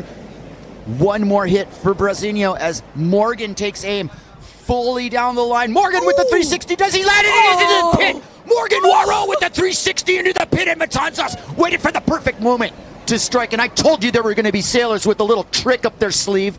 And it's not an old trick, but it's down home fundamental wave sailing 101. The wave 360 over the section pioneered by the great Marc Angulo himself comes to life in the Matanzas lineup. Our historical moment over the section, and Noirot performed it perfectly, and there's nothing but a pump on the sail and a little arm salute.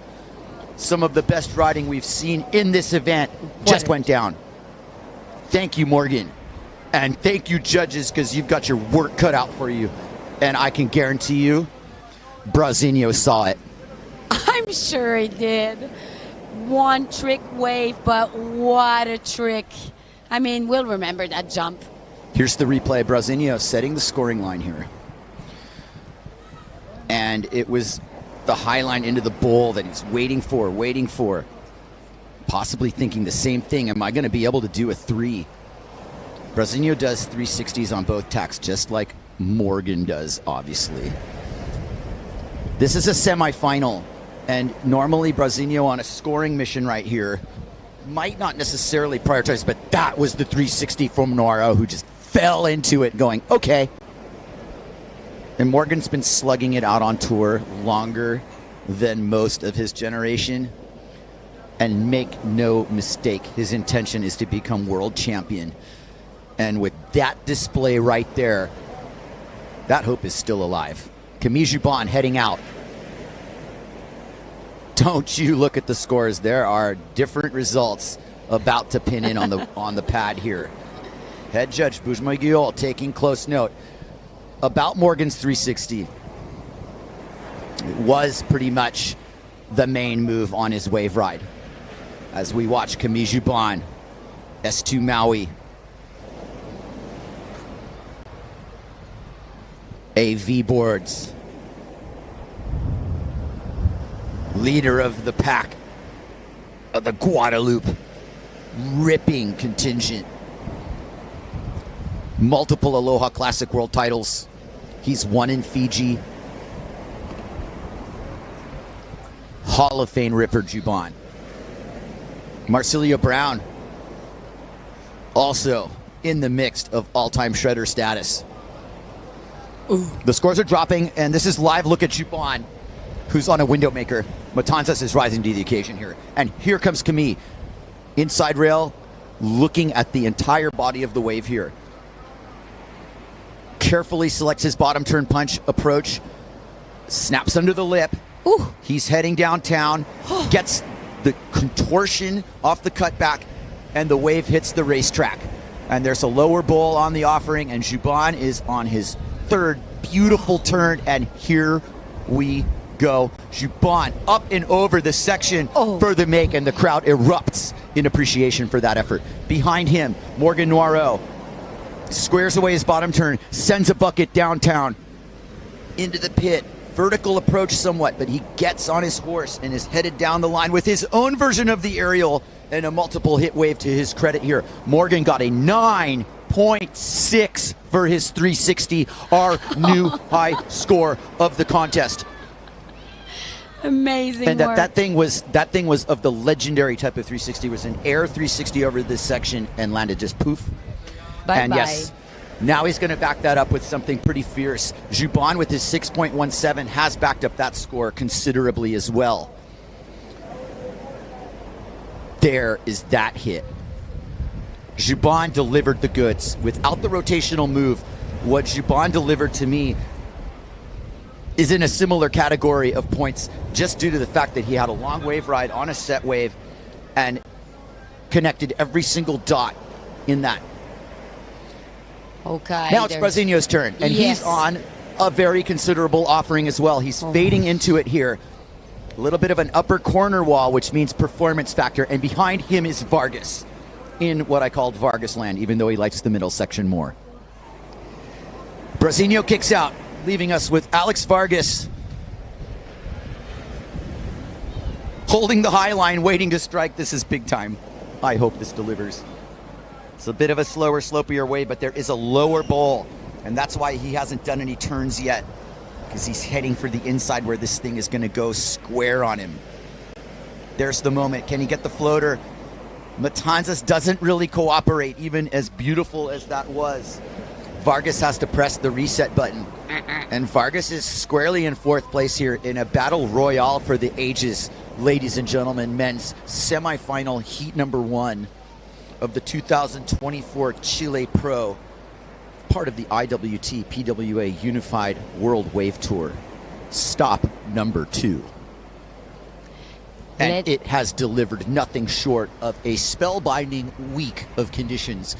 We are in the booth for day number 5 here, and it has been a continuous show of shred from the start. Camille Jubin with an 8.83, temporarily in first place, based on the merits of his 6.17 first wave for a 15-point heat total, which is considerable. But Morgan's backup score is an 8. And he's back in first place.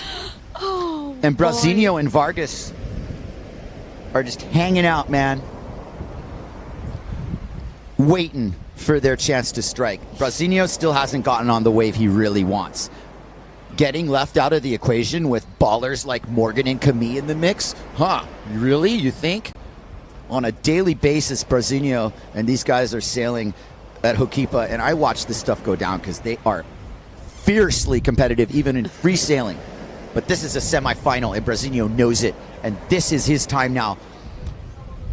And since it's his time, he is not biting on these smaller scores. He has absorbed this. He's also aware that there are big sets coming in, And to a degree, Brasinho on his watch probably has a plan like, I'm not going to resort to the inside until 10 minutes. Yeah, that's it. I'm not going to resort to any of this until I absolutely have to, because why? Look at this place right now and the sets that just came in. And, you know, you really can't help yourself. Point also being that all 4 of these riders show the ability to get big scores on smaller waves. But we are obliging with the standard that got set from the buzzer on this one, Caro. Wow. Legendary stuff. Amazing conditions. And on their semi-final and final day, what better thing can we wish for? I mean, credit head judge Bujmo Guiol as if this was how he planned it. Maybe he really is the charmed head judge who can summon these kind of conditions and knows the schedule, you know, close to God, I guess. Because let me tell you, it's firing right now like it hasn't for the entire event. 16-second period swell with sets approaching the 3-meter range. In all due honesty, I think it's bigger than they called it on those sets. And the wind's blowing solid. These guys are going around the lineup at will here. And we're just getting started on this round because there's another semi coming up. And there's the 3 again, right by the replay lettering. And it was claimed. Yeah, it was claimed. I did see the claim. But the 360 is a legendary move. And Mark Angulo performed the first one in competition at Hokipa in 1990 during the AWSP Hawaii World Tour. And he did that against his very good friend Dave Kalama, who had to watch. But then that move became very prominent in terms of competition and where that move stands. So it's not a new move, but it's the classic move to pull out in these situations. And the question was posed, you know, can you do 360s at Matanzas? There's your answer. Just so you know, Kai, we have broken the old record, and now over 1,400 people live audience viewer are still rising. I hope they all saw that 360. I hope you all understand, and thank you for joining, by the way, that we are witnessing a historical moment in wave sailing performance level and competition. And that's been the theme of this contest entirely, is the level of the field is sky high, and there are 20 or so sailors that could win this thing. But we've whittled it down to 8, and the final will be 4. And right now, also to note that Camille Jubon has a 9.33. So that wave that Camille went to town on actually scored higher than Morgan's 360. Again, ladies and gentlemen, Bujma the Wizard calling it perfectly, in my opinion. You'll never hear a number from me, but I will approve exactly that. And everybody here knows that Bujma knows what is up. And also who knows what is up is Alex Vargas, who hasn't found a wave up to his standard. And if he was out alone, that would be a different story. But like I said, Brasinho, Camille, and Morgan are a set of ballers that aren't going to give you much in a semifinal. And right now, the fact that Brasinho is where he is with a low score of a 2. Watch out. He's patiently waiting. Because if the seat comes down to the buzzer beater and Brasinho's on it, I like his chances. 6.97 isn't too far away from an 8, though it is pretty far from a 9.63 recalibrated high score Jubon. Oh my God. Here comes Brasinho. Look at that wave. And here is his chance to answer. This is a perfect opportunity. Not too big, a lot of wall to it, giving him a chance to do what he can do. Bottom turn, under the hook, gets the cutback all the way around, saves it. Heading to the inside, skies the section. He's not done. I know he's going to try and run this thing, and he gives up. Brasinho with a little bit of a head nod. The entire nation of Brazil on the other side of South America here, kind of getting up on their heels, getting ready to will their champion. He's the reigning world champion, Caro. I know. He's on the ropes. I know. Brasinho's on the ropes. Juban and Noiro are landing haymakers. Juban, the only consolation for Brasinho right now is his low scores is 6.17. But do you see what's coming on the outside? Oh no. Other set. Here's Noiro, part of the mix. I know. And you can see he's running pretty powered. There's definitely a set coming. Not the biggest of the day or anything, but Matanzas Islands are blowing up. And here's Vargas. Put it on our boy Vargas. Upwind, fading into it. First turn on this. In Vargas land proper, above his normal riding section. Knowing he needs to ride the full wave to its potential. Gets a floater on the section. No one else on. Keep it with Vargas. Keep it. Huge set coming on the outside. Vargas needs to go to town and get another one. 6 minutes left. You didn't miss a thing. Third bucket of spray. He's heading downtown. Can he get under the lip and get another one? Yes. We were thinking rotational move. He's played that well. That's the best wave of his heat. Awesome. Here comes a giant set on the outside. And Camille Juban's on the biggest wave I've seen in Chile proper. This is a massive moment. Outside. Get out there. There he is, practically taking off from Matanzas Island. I'm losing my mind. This is a gigantic wave. And behind him is Noiro, the 1-2 exchange of the event with 5:40 left in the semi. Camille Juban takes aim way outside. Punches his first bottom turn. Has to play this safe. This wave's going halfway to Peru. Oh. Here we go. Juban with his second bottom turn. Full rail engagement. The crowd's going nuts. Juban's just riding this all he can until he actually gets a moment where he can relax. And that's Noiro opening it up. 1-2 exchange. Historical moment here.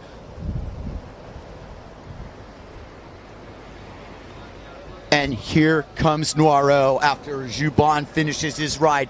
What does Morgan have in store for us on this wave? I am holding my breath.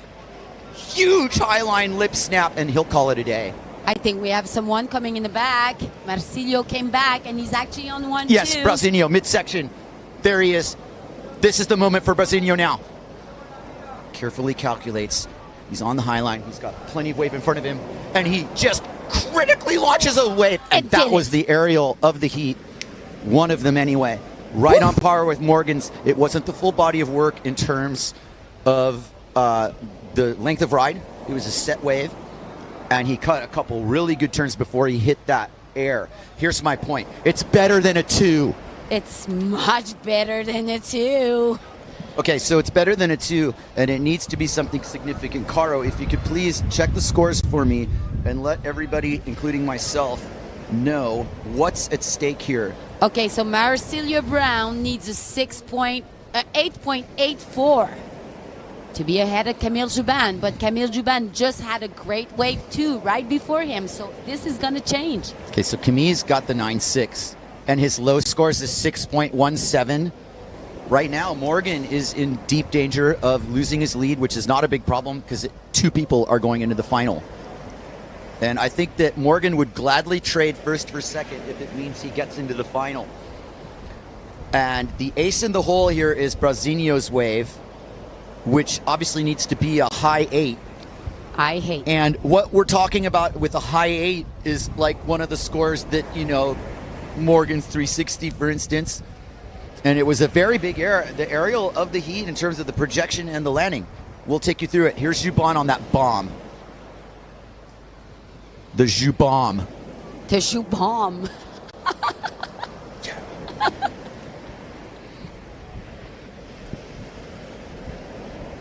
Yeah, Camille Jubomb. Absolutely got that. And this is the moment of the contest for me so far. Look at these waves. Look how sick Chile is. Beautiful. This is a down the line wave riding paradise, you guys. And I am just in awe of this moment. Such a fan of the sport. All the fans of the sport right now rejoice together in the performance that's been put on tape. Historical day for wave sailing. Alex Vargas heading in. You hear the crowd cheering. This is replay mode. Morgan Noiro. Smooth. Smooth and very, very tactically played in terms of that, the We level have of him risk on- wasn't there. Live action, please. We are back on. Even though it's a kick out. Kicked out. Morgan Noiro kicked out of a set wave. We cut replay there, but what you were seeing in the replay, Caro, was that, Morgan's had a real hold on this. We're still waiting for the score from the Jubom. So the Jubom score is coming in, and his low scores is 6.17, and I'm just kind of going, how can they not give the Jubom a major score? And we're not talking numbers in terms of our opinion of it. But the question, and the same thing that head judge Bujma-Gil faces, is, was it enough to do that? And the other question is Brasilio's wave, which has yet to be given. Was it enough to catch Jubon? But that's the thing. It's like Vargas's score temporarily. We haven't seen Brasilio yet. And we're back to the same placings, basically. Yeah. But we still don't have Camille's score if we're sitting on the 6.17. So the Jubom score is coming. Case closed. And I think that might be Marino just getting ready. Unless it's Morgan. We'll find out soon. Marino. We have under 50 seconds left. Beautiful things. Heat of the contest, Caro. Oh, yes. And even though there's no high fives, high five. All right. Thank you so much for calling this event with me. You've been a very valuable addition to the live stream and making my job infinitely easier and more pleasurable to do. Thank you. Thank you for inviting me.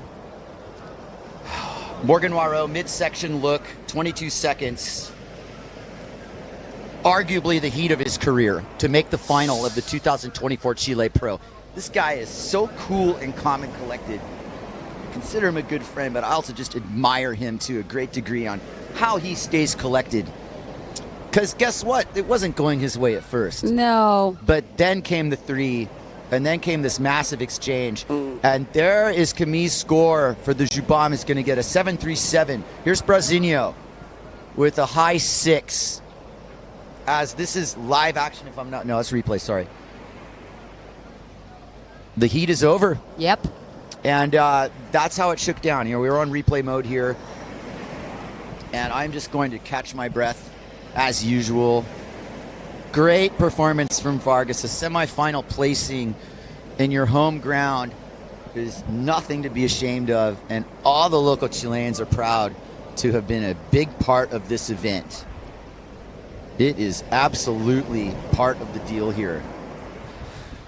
We'll see, the second semi and the final, we've got some good stuff going on here. Let's keep it rolling here on the broadcast and let this roll here with the tape. But it was a fairly called heat and just an amazing thing to watch. A spectacle. Who needs caffeine? We just need wind and waves.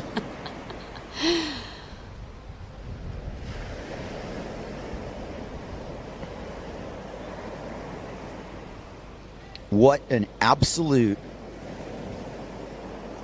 beauty. Battle for the age. The Gran Batalla all the way straight. My God. Unbelievable. That's a lot to keep up with. There's a lot going on in a short amount of time there.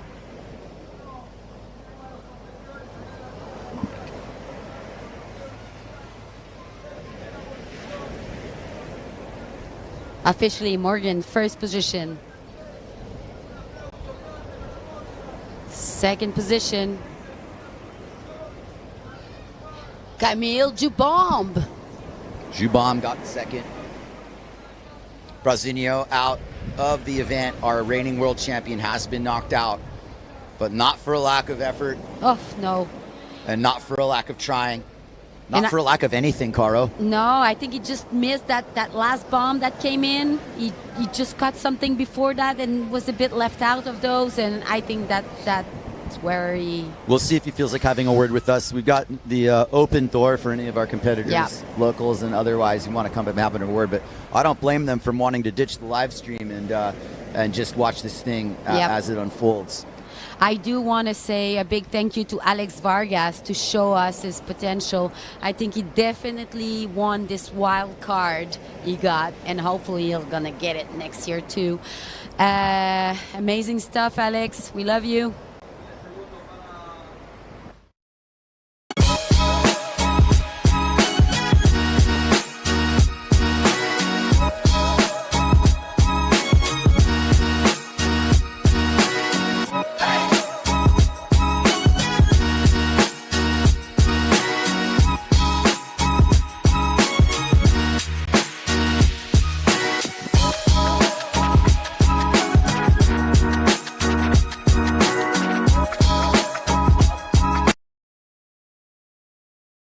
Es confianza. Confianza para dar ese gran salto o para alcanzar cada una de tus metas. Y confianza para apoyarte en un socio de por vida. Por eso en AFP Plan Vital queremos acompañarte y ayudarte a construir una mejor pensión para tu futuro. Porque contamos con el respaldo de Generali, la principal aseguradora de Europa. Cuenta 2 con la menor comisión del mercado. Y somos la única AFP que no le cobra nada a sus pensionados. Cámbiate ahora a AFP Plan Vital. AFP Plan Vital. Por ahí nos espían los gringos. ¿Vieron la luna? ¿Sabían que el hombre llegó a la luna? Ese también fue un montaje de los gringos. Ajuste en el precio del gas. Los gringos de nuevo. ¡Al fin le chuntó! Le explico. El 80% de todo el gas de Chile se lo compramos a los gringos. Y como allá el invierno fue más largo que el vestido de la Estatua de la Libertad, usaron mucho más gas y eso hizo que subiera el precio. Pero acá ya tenemos medidas para que baje. Más de 130 vecinos para ahorrar hasta 3.500 pesos. Alianzas con más de 180 municipalidades para ahorrar hasta 4 luquitas. Y si los junta, ahorra hasta 7.500 pesos. Buena, perro. ¿Cómo acceder a estos descuentos? En laverdadelgas.cl. Libigas, la buena energía. Get it straight. The Lipicus dog is like an Elvis hairdo ferret. He is. And I wonder how he would sail Matanzas. Definitely got the win here. That's fantastic. This is Marino Gil Girardi, right? Yes, it is. Who else we got in the final, Caro? We have Victor Semifinal. Fernandez, Marino Gil Girardi, Thomas Traversa, and Philip Koster. Girardi starting off the semi of his life. This is the second semi. I'm going to pass the microphone to Andres Tovar here. Thank you for joining me for the second semi, Andres. Oh. And that is Marino Gil Girardi. Amazing. Have a seat. Really good to get the local perspective here. Philip Koster behind Gil Girardi, who ate it on the end of the wave. Here's Koster on the inside with Fernandez behind him. Two world champions back-to-back here. Koster out the back. Fernandez, you wonder if he'll even bother. He's heading back out already. How were the waves in that last heat? Wow. What history. Wow. We saw history, I think. It's amazing. Like 5 waves, every wave with a sailor killing it. I don't know what else what we can ask for. The conditions are amazing. Oh, men in a wave.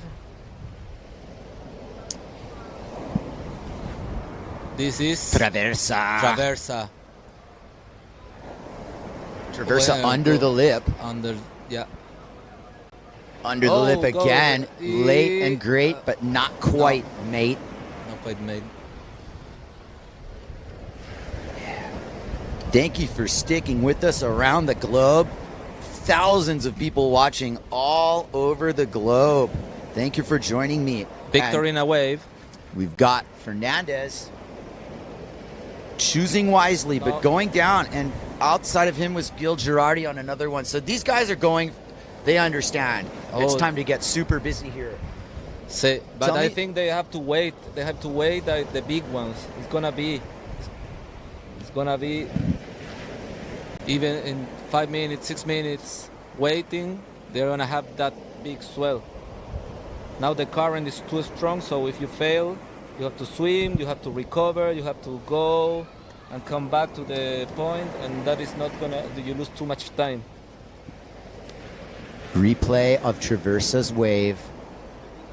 A big set hits the point.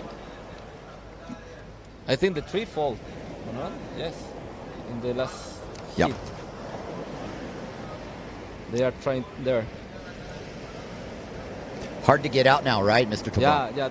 And it's difficult because you have the set, and if you take the first one, then you have to pass the 3-4 more that are coming. And if you don't do it well, you can finish at the bridge. That's not part of the competitive plan. Yeah. Now you see the scores. Since we're waiting, and a lot of people have scored, they take a lot of time to get the score right because they've got to calibrate a lot of averages here.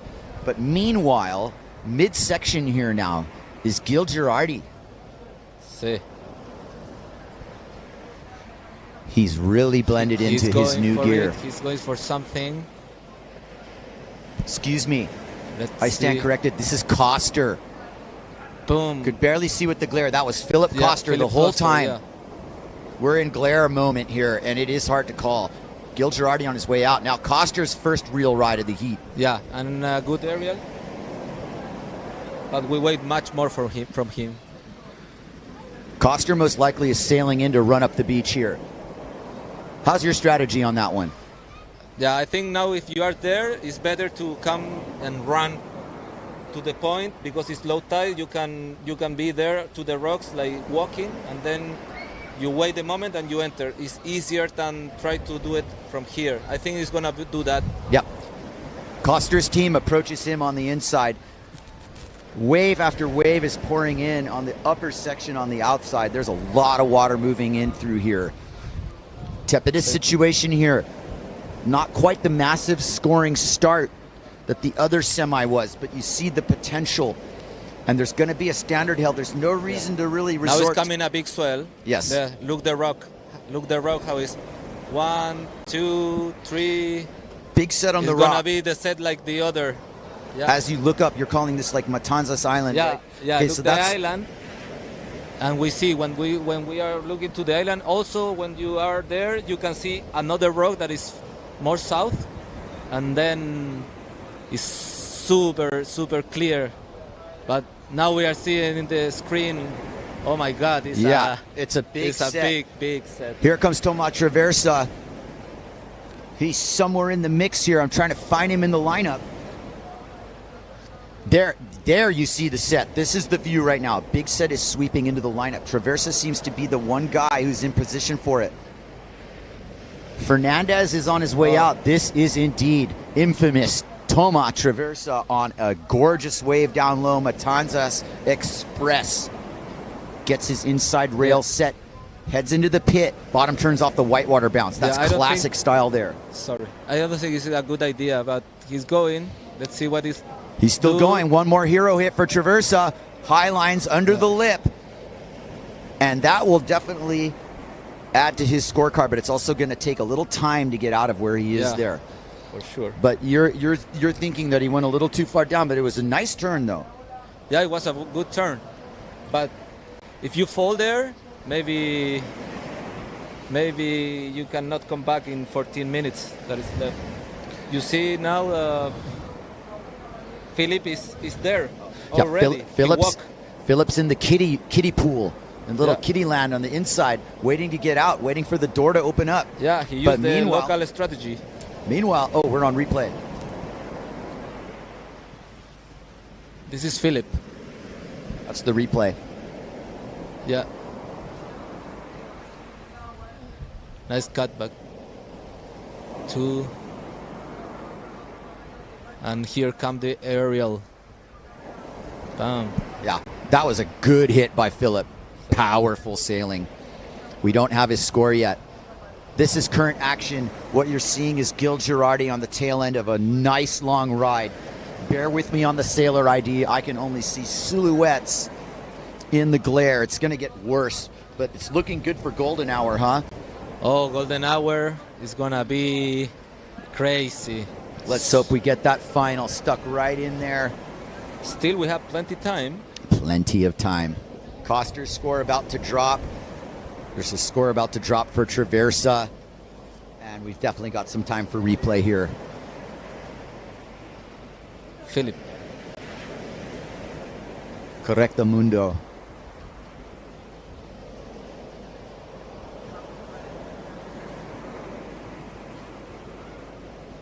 Two Keeping turns, one aerial. Yeah. With that, you get more. You have one, and then you are in competing. He's building his house. Yeah.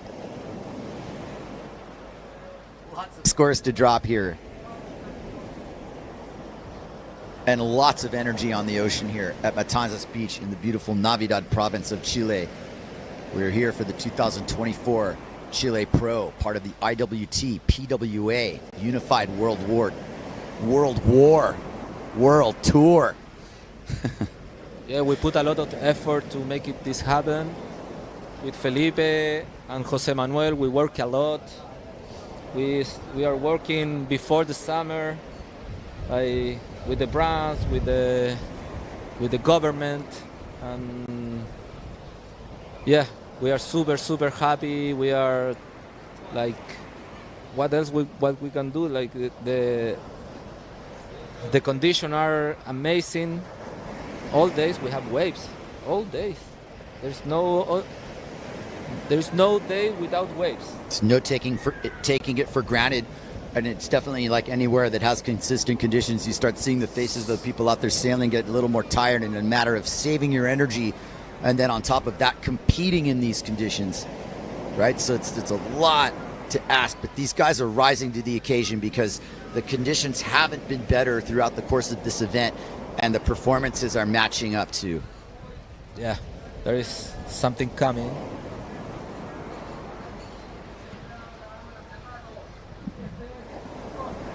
Philip Koster fading into the wave of his heat.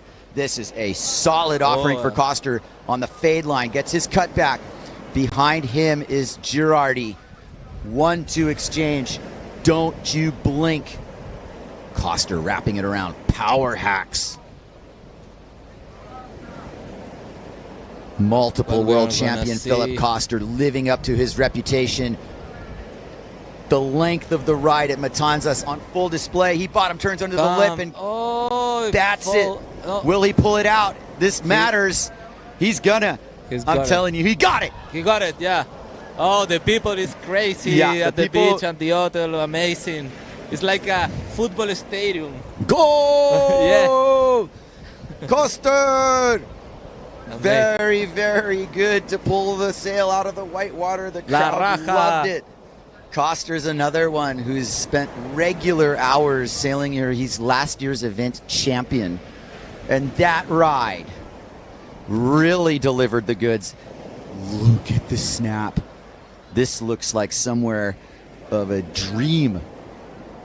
Yeah, it's a dream condition. Look at this. It's still a little choppy in the way, but when the tide gets bigger... Oh, he's squared up under that too. And you know this part right here. Get it. They didn't believe. No, they didn't believe. They must believe. Well, you must believe.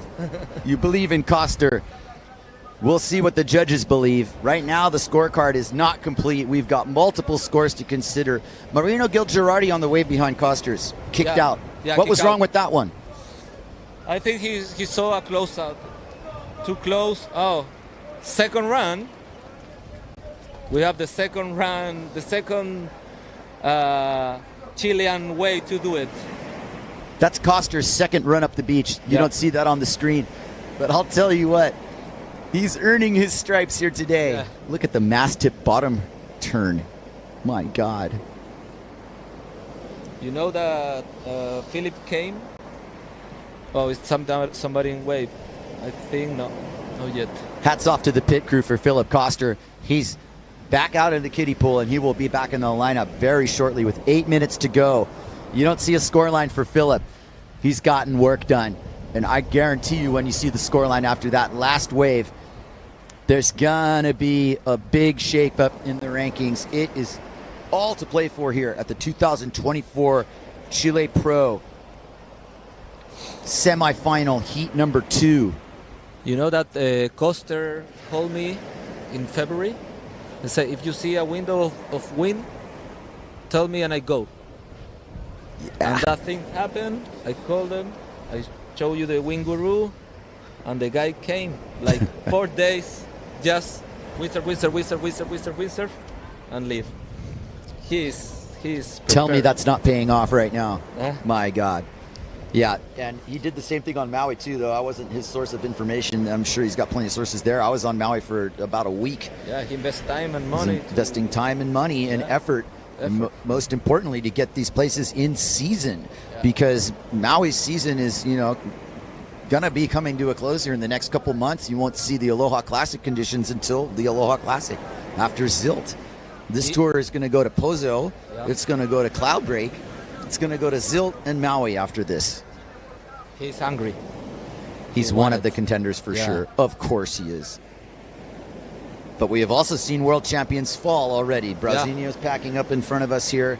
Maybe he can come and have a short word with us when he feels like it. He had a really good spot yesterday, and he didn't look too bummed, I'll tell you.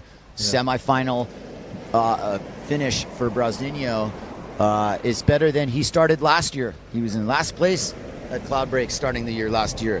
Really? So Brazinho knows what's up, and look what we have ourselves here. Philip Koster, 7.67 and a 5.83, putting him in the lead for now. There are other scores coming. Victor Fernandez, not quite in the mix yet. We're seeing this play out. Gil Girardi now in second. So there's been a shakeup. There's been a shakeup in the rankings here. Traverse in third. Now they are all like in the right position to, if we have another set, we are gonna see history again. They are waiting, they are waiting, they are there, they are, it's gonna come. Let's give the listening audience in a closer proximity some of the local tongue commentary. ¿En español? Yes, sí.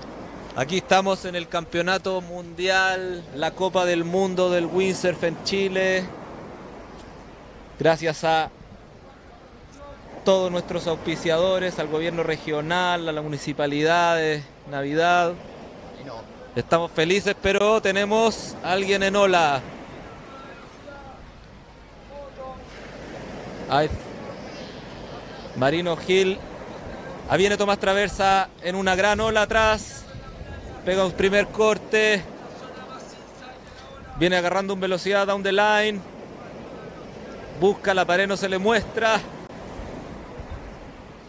Ahora sí, busca un segundo corte. Bien. Acelera de nuevo el down the line. Se está parando esa ola atrás para tirar un aéreo. Vamos a ver qué hace. Y uy, llega un poco tarde. Fernández. A little late.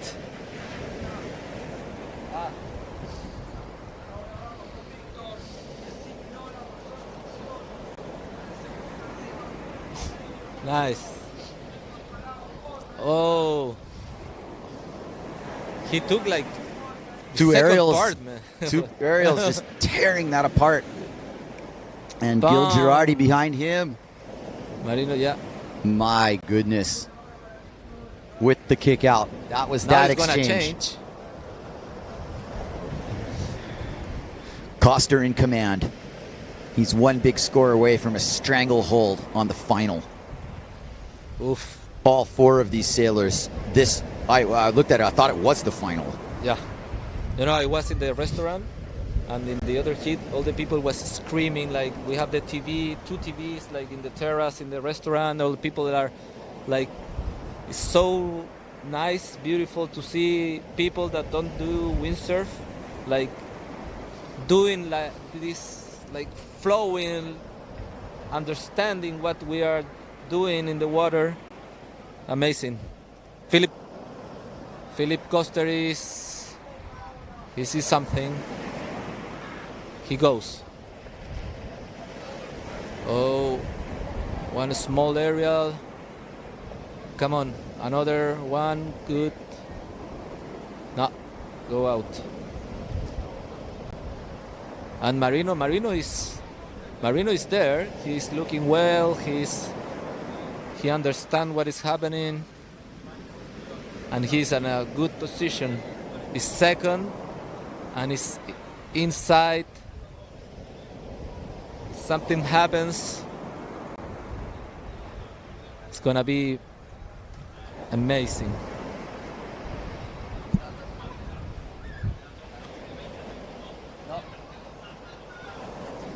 2 minutes.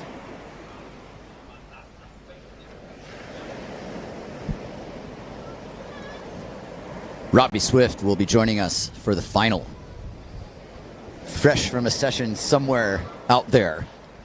You don't know where. Oh my God. He is smiling. On this wave, Toma Traversa, signature deep delayed bottom turn. Matanza slaps him down for being so assuming. Fold. Here comes Victor Fernandez, VF, in the lead of this heat. Championship pedigree. Wraps his first turn. That was a little spicy. Here comes Fernandez. He knows what he wants to do. Is this a rotation time? He's got it wound up. It's the rotation. We want the rotation. Oh! No más la rotation. No. Save it for ¿Qué the pasó final con la essay. rotación, mi bro? Sell it for the final essay. You've got 1 minute left. You've got the lead over Philip Koster. Marino Gilgerardi needs to get a bigger score to be able to do it. And as if on cue, It's so tight, man. here comes the set that's going to do it. God. Marino Gilgerardi. He needs a high 6. A 7 would do it. Here's his first turn. Yeah. Pumps it Yeah, around it's perfect, the corner. It's perfect. Come on, huh? We're going to see. 1, 2. Marino getting ready. He can finish this ride with a big spark. It might just do it. Behind him is Koster. Oh, wow, good. Spray turn from Girardi. He's not Boom, done. Forward. Oh. Doesn't make the rotation. That might be it for him. And now we are seeing Koster. Oh, Fearless no, Philip he loses it. I know. is going to wind it up and tries the 360. I saw it coming. Doesn't get it. Doesn't matter. Well, doesn't get it, but he's gonna pass. We've reached a fever pitch here at the 2024 Chile Pro. Oh, he turned. Now it's out of time. Out of time. Out of time. Most likely that is going to decide it. The Victor is in a wave. It's not. Victor is on a wave. He might have caught it at the horn. It might just be a victory lap. Victory lap. Victory lap. That is. Hey, that had a certain sound to it. Bam. Mind-blowing performance. Only leaving us to the final remaining. Marino Gilgerardi, we salute you, buddy. Congratulations on your presence on this tour and your ability to get to a semifinal finish. It looks like that's the end of the road for you. Toma Traversa, no disgrace at all in a semifinal showing. Victor Fernandez in position to strike in the final along with Philip Koster. You know, Kai, Victor has been super good all the tournament. All his hit, I think he won all of them. Victor's finding a way, and he is in the final along with Koster. Yeah. Now Koster has to be better than the last 2 hits. Morgan Noirel, Camille Jubon, Victor Fernandez, and Philip Koster will be the 4 sailors in the final of this event. That is huge. And it is nothing short of huge. It's a little more than replay huge. for It's us. Titan. Clash of the Titans. Take us through this ride. Wow. Lo voy a decir en español aquí. Víctor, felicitaciones. Tienes tu casa acá. Hace tiempo que no venías. Muy, muy bien. Felicitaciones. This is a gift for him. Long time coming, like 20 years. Victor was the first client of Surazo with Robbie Swift. Robbie Swift and Victor were here 2008 November, the first client for our hotel. We opened and we didn't finish, but we opened for them. Amazing. Okay. I leave you guys. Thank you, Kai. Thank you so much. We appreciate you. Thank you for your hospitality. Local contingent. Represent.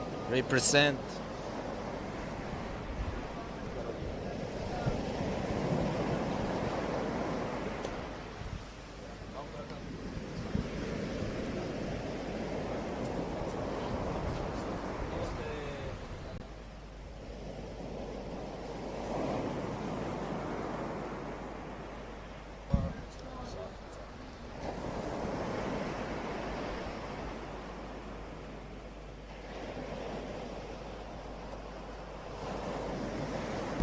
Women's final is on. That flag is up. Thank you for rejoining me, Caro Vita. Here I am. We're reaching the end of our competition. Final women. And it's on. And I think we're going to have our first wave here with Sol de Greek. She's actually on a very good sized wave, guy. Here we go. That is de Greek, our 14-year-old phenom from Belgium in the women's final with Lena Erpenstein behind her. What an inspiring run for Sol. Turn for turn, wave for wave, earning her stripes in the biggest way and putting her on a quest for this tour on a trajectory we've never seen before, since probably Philip Koster for someone that age. Yeah. Koster was a 15-year-old phenom when he broke in. Ooh, Erpenstein.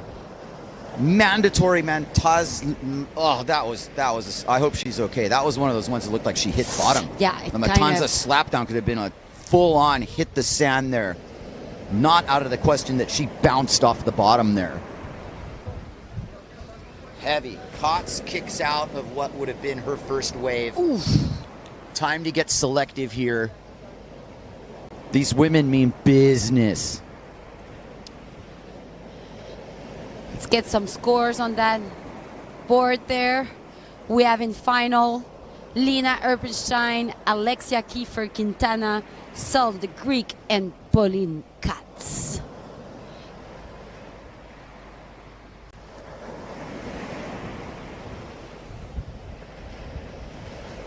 Lots of current. Not easy to go out, but the wind is there, so.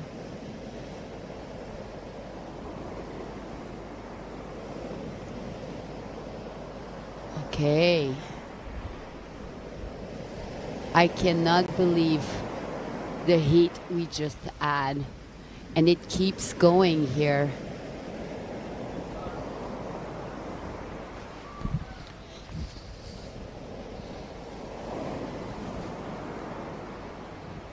I think that's Pauline. Eyeing the set is Pauline with the dark helmet and the Severn rig. Pauline squares up and kicks out. No merci. No, pas celle-là.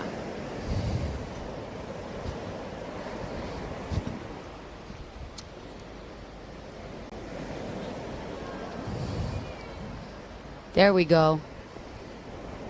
Scoreboard. Kiefer-Quintana has entered the arena and will start the final campaign with her signature S-turning. The rail control is not lost on me. She can really bury that inside rail. Is she able to put that board under the hook one more time, right in the spot? Still a very nice ride for Kiefer-Quintana, and really at this very important level of the seat is also to be remembered that wave size is only part of the equation here. Yep. It's where she's placing these turns and the body of work that's being done on the wave. And Kiefer-Quintana, to me, seems to be the one who is putting her board in some really critical positions. There are other riders, who aren't present any longer in this final who have that same approach in terms of, placement turns. Maybe perhaps riding slightly smaller equipment as a result of that. But Kiefer-Quintana seems to have a formula that's really working for her. And another person who has a formula working for her is Sol de Greek. That's Pauline. Is that Pauline or Sol? Yes, that's Pauline. That is indeed Pauline, who kicked out of a wave only to find this one. Expert Swiss meticulous riding. There she is, and it's working for her too. We've got three Severn riders in this final. Oh my goodness, the Severn final. Look at these waves. Kotz takes the slap down, and that was dramatic. That was just like kaboom. Yep. And she'll be dealing with that. Only temporarily, because Severn makes tough gear. Built tough for the tough rider. Lena Erpenstein, Alexia Kiefer-Quintana, Sol de Greek, and Pauline Kotz. Kind of a story of two generations, if you will. But I'll tell you what, experience counts in this situation. And the most experienced rider out of all of these is Lena Erpenstein. Pauline, kind of a rookie, but not part of that younger generation, Alexia and Solar. And the four of these women combined shows you that our sport is in good hands when you have these generations of competitors. And it's all part of the mix. 25 minutes left in this heat. As long as the ticker's right up top there. There's Erpenstein. She's on a good one. Full power. And she is, in fact, edging into a nice-looking wave up top. Slowly assessing her line and kicking out of that opportunity. Sol Degree decided to do that run on the beach and put herself back in the bay where it's a bit easier to get in that Vargas zone. So that's why we missed her for a while, but she's coming back in now. It definitely seems to pay off if you've ended on a hit on the lower bowl down low to run up the beach. Yep. Philip Koster did it twice. Take note. Scores to be dropping eventually here. To my reckoning, all riders having scored. They did. All of them took at least one wave. I think Pauline has a kick out there extra, but I think good size wave, 4 of them have one.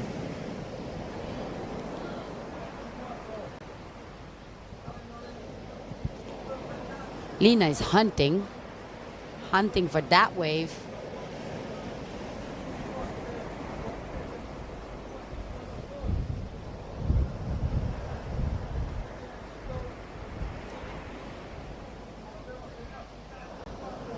She's planning, coming back in.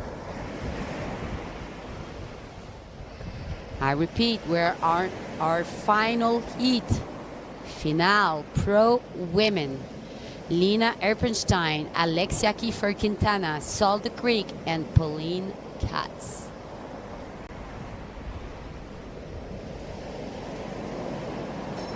Look at that water over the island. That tells you something. Something is coming. And the only one who's in the zone to catch that is Lena Erpenstein. Oh no, we have someone coming in.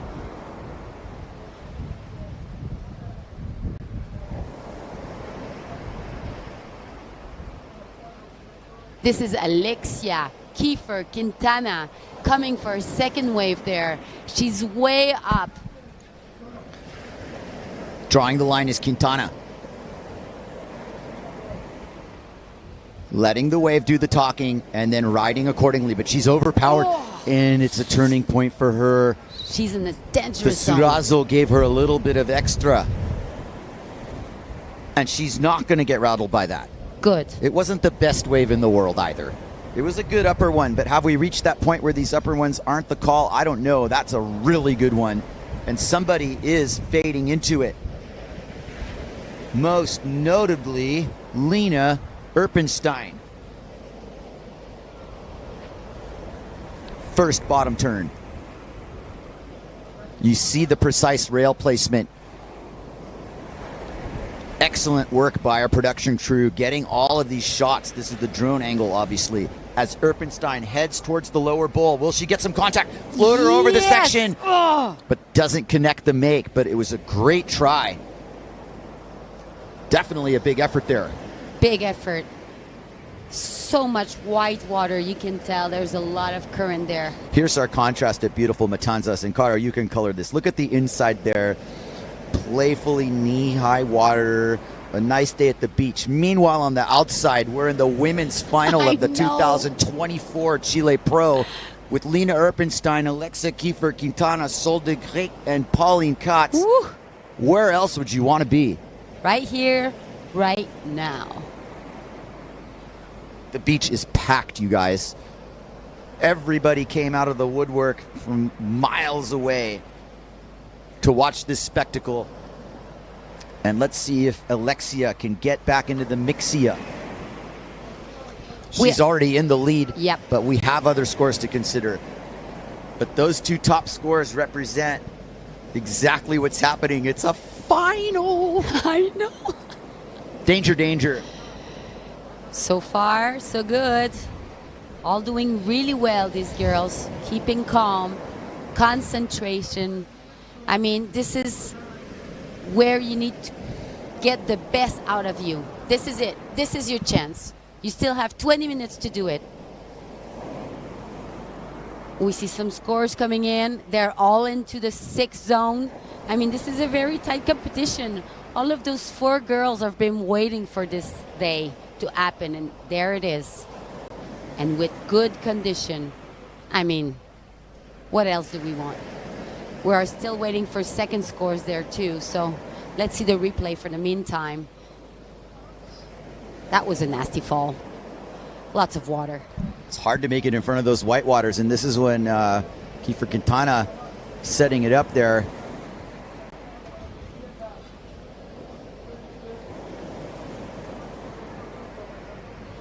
Look at the wave riding prowess. Amazing. She's just getting started, really. I mean, there's been rides on her highlight reel that are just notable, to say the least. Here is Pauline Kotz on the replay. And we have some action, I think, coming in on the water. Potential action, we'll see. Potential action. Could be a kick out time.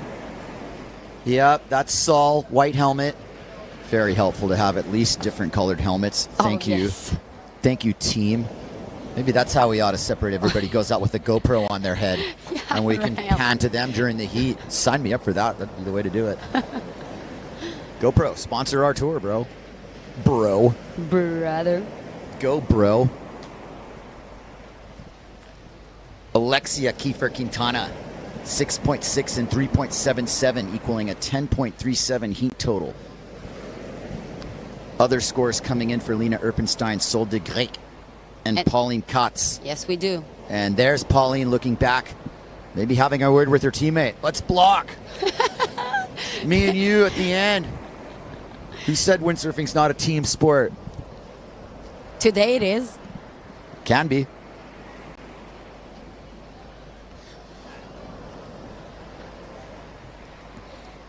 Team Duotone sending one rider to the final, and that's Alexia Kiefer Quintana, who has had one heck of a run here. And, you know, the adaptation on the go to learn this spot and its nuances has been extremely impressive on her behalf. Right now, though, Lena Erpenstein holding down the lead, and holding down a wave here is Pauline Kotz. Lines it up. She's been training hard for this moment. Big cutback for her, right in front of the rock section here. Passes up the lip hitting opportunity, and therefore the wave passes her up. And that's one of those waves that you have to hit lips to make waves. Pauline will be dealing with it. No big deal for her. She can handle.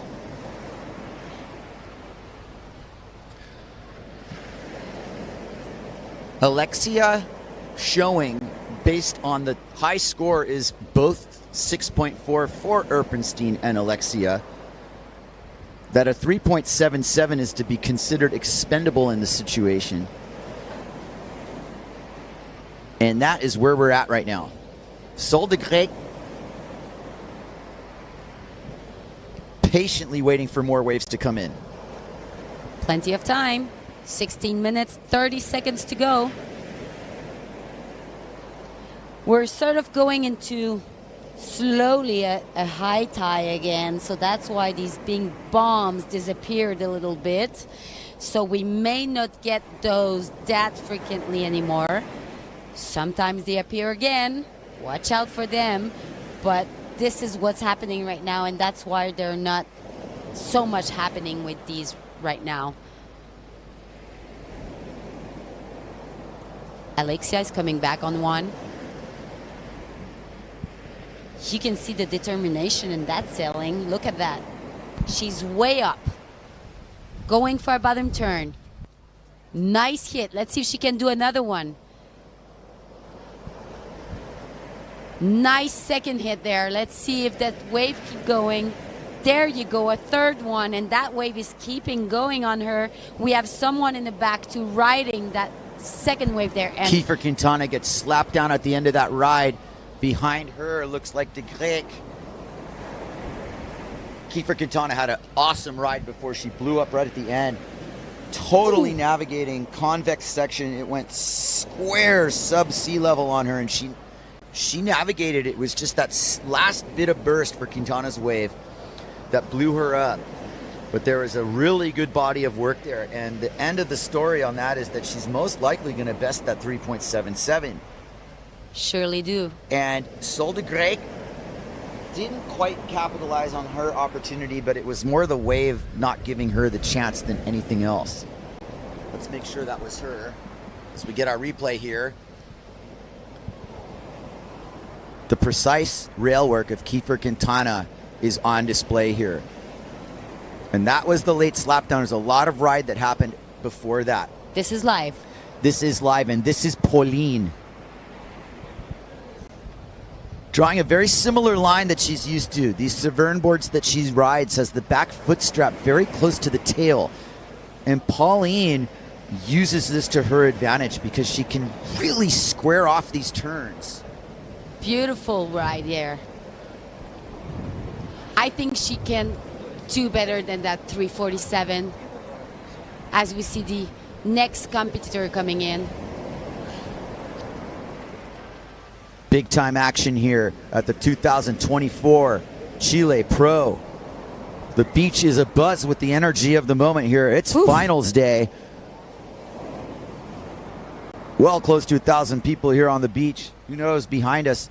I see 1,700 watching online. This is a really healthy number. Thank you, all of you joining us across the world in this healthy time zone differential we have here in South America, kind of halfway between America and Europe. Pauline Kotz climbing the ladder, trying to get into a podium position. Alexia Kiefer Quintana, right before we bailed replay, has retaken the lead. That wave was a 7.07. And had she made that last hit, we would have been looking at a much more significant score. And without question, Alexia has shown everybody here that when she gets on the right wave, she's got the right stuff. Yep. High score for Alexia there. Still under 13 minutes to go.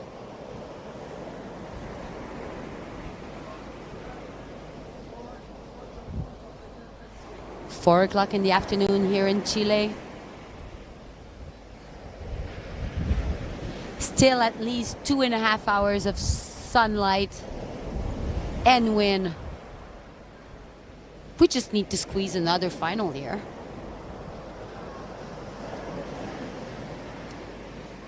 So here we have some points. We have someone on the wave right now. Lena Erperstein on a good size wave, going for first bottom turn, first hit up there. This is some great work, Lena. And then she goes for another one. She stays in the critical part of the wave. Look at that hit. Beautiful work. Powerful legs. This is a 1-2-3 exchange here because that's Sol de Greyck behind Erpenstein, and behind her is Kiefer Quintana. This is how you want to draw it up here.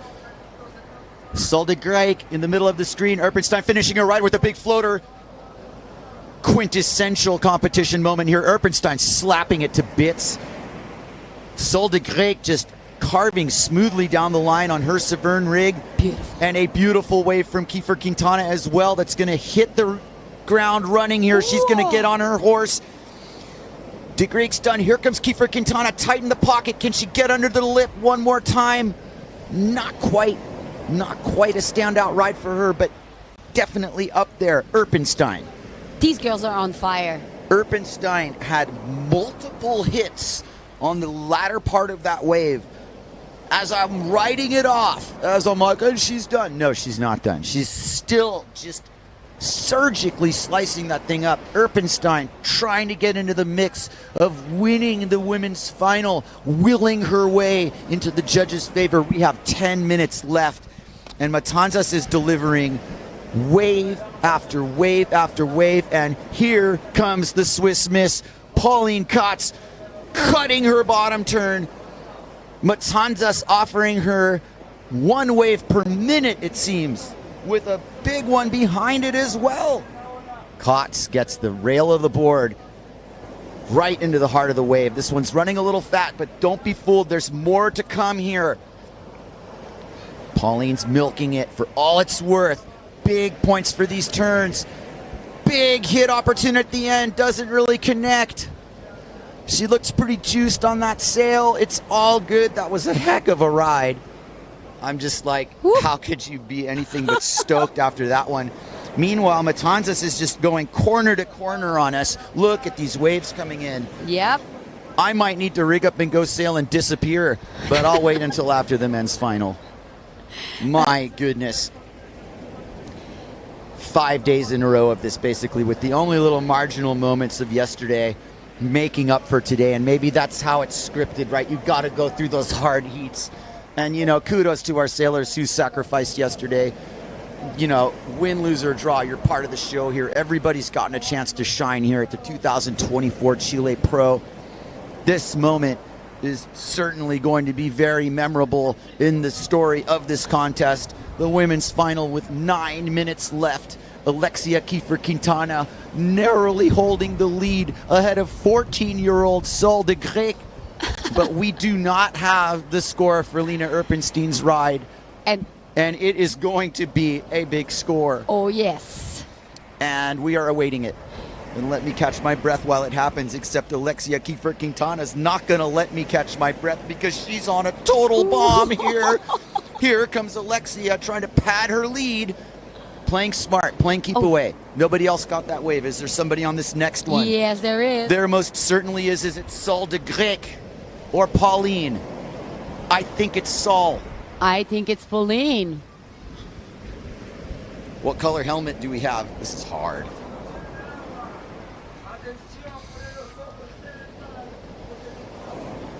That's Sol.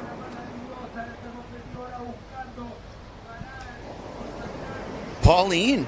No, I think it's Sol. Is it Sol? I don't see a white helmet. There it is. I do. It's a white helmet. It's Sol de Grec. All the way down the line. Oh, man. Oh, she's on fire. Oh, man. And, you know, the scoring has now shook down for Erpenstein's ride. And this is Alexia on another one. She went and carefully selected. This is live action. Our heat leader, Alexia Kiefer-Quintana, playing this field super wisely and in the lead. You know, really nice to see her ride that whole wave. That thing went fat the whole way across. She would have dealt with the entire ordeal of getting back out had she decided to ride it. Veteran move by Kiefer-Quintana. Yep. Veteran move by Kiefer-Quintana, who heads back out with so much action here. Pardon our confusion between Kotz and Sol de Grec, but that was Sol de Grec on that last wave before, going corner to corner, riding it in a manner which dictated making the wave and making the ride. And the judges have seen exactly what that means. 6 points. You know, all told, Sol de Grec needs to go hit a haymaker, get some lip contact, push the level just a little bit. This is all good. You see our riders in the men's final now, who I will be joined with none other than Robbie Swift 4 in the booth. Don't go anywhere. 6 minutes and 45 seconds left to go here. A razor thin line between first and second. 13.5 heat total between Kiefer-Quintana and Erpenstein. Pauline Kotz and Sol de Grec tied in third place. Are you kidding me? You couldn't have scripted this any better. And really what we're saying about Kotz and de Grec at this point is that anybody's game, really. You're holding the cards right now. An 8-point ride wins the game. Boy, oh boy. Will we get that? 6 minutes left. A final for the ages, men or women. I will always be able to reflect on this moment. And I'm so proud to be here bringing this to you. Thank you, all of you at home, for watching. What a moment for the IWT PWA Unified World Tour, that we're able to come to locations like Chile that have been thoroughly researched for their potential over the years. And for all of you who didn't know, Now you know. Oh, yes, you do. And what we just saw happening there is those big sets coming again. You know, we have period of 15, 16 right now. So around 15, 16 minutes, we'll see these big bombs coming in. And these girls surely got on them. Let's see if they get more of these action. We do have some live action happening right now.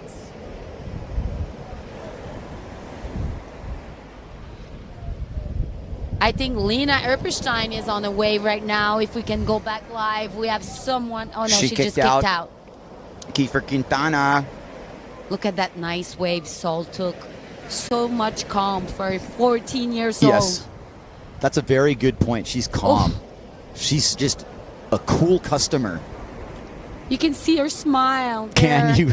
Oh my God. Kiefer Quintana cutting up a smaller one. Trying to get into the 7-point range for her low score. Show me that cutback, Alexia. Thank you. Aggressive. Aggressive. Surfer girl, no? Totally. Yeah. Listen, I can tell. Like, not to, call it, but in those earlier heats, Alexia had shown me one thing and one thing only. She's got a rail game that I just don't see really with just about any of the other women. It's just this power flow thing going. And I'm like, whoa, she connected on that one. But then she did it again and again and again and again. And she is on a dream run, Caro. She's on a dream run here. 13.5 to 13.40. The tightest of margins. Have these women done all they can do with 3 minutes and 45 seconds left? We've got plenty more waves coming in here. And here comes Lena's shot. Erpenstein opens up the can.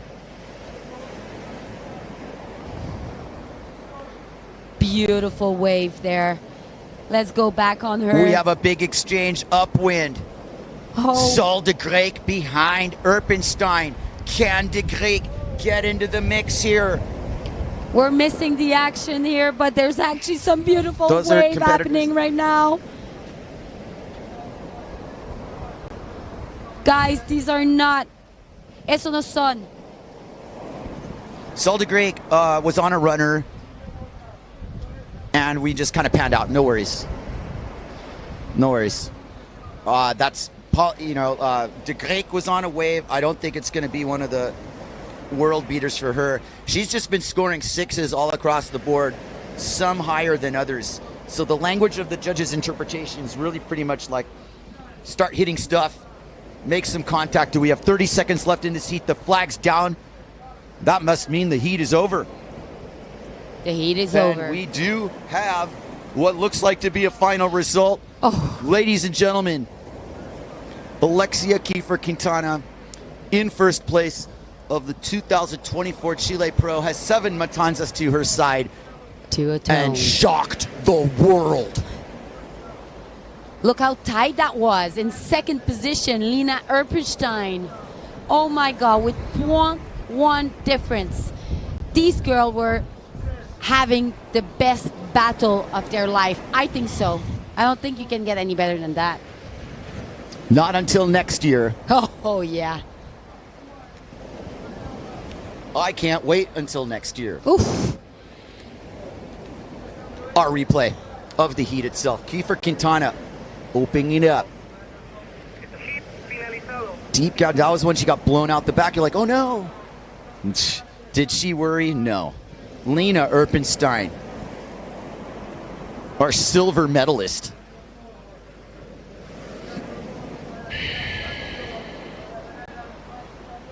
My God. Pauline Katz. The cutback of Katz. So proud of these girls. They did so well.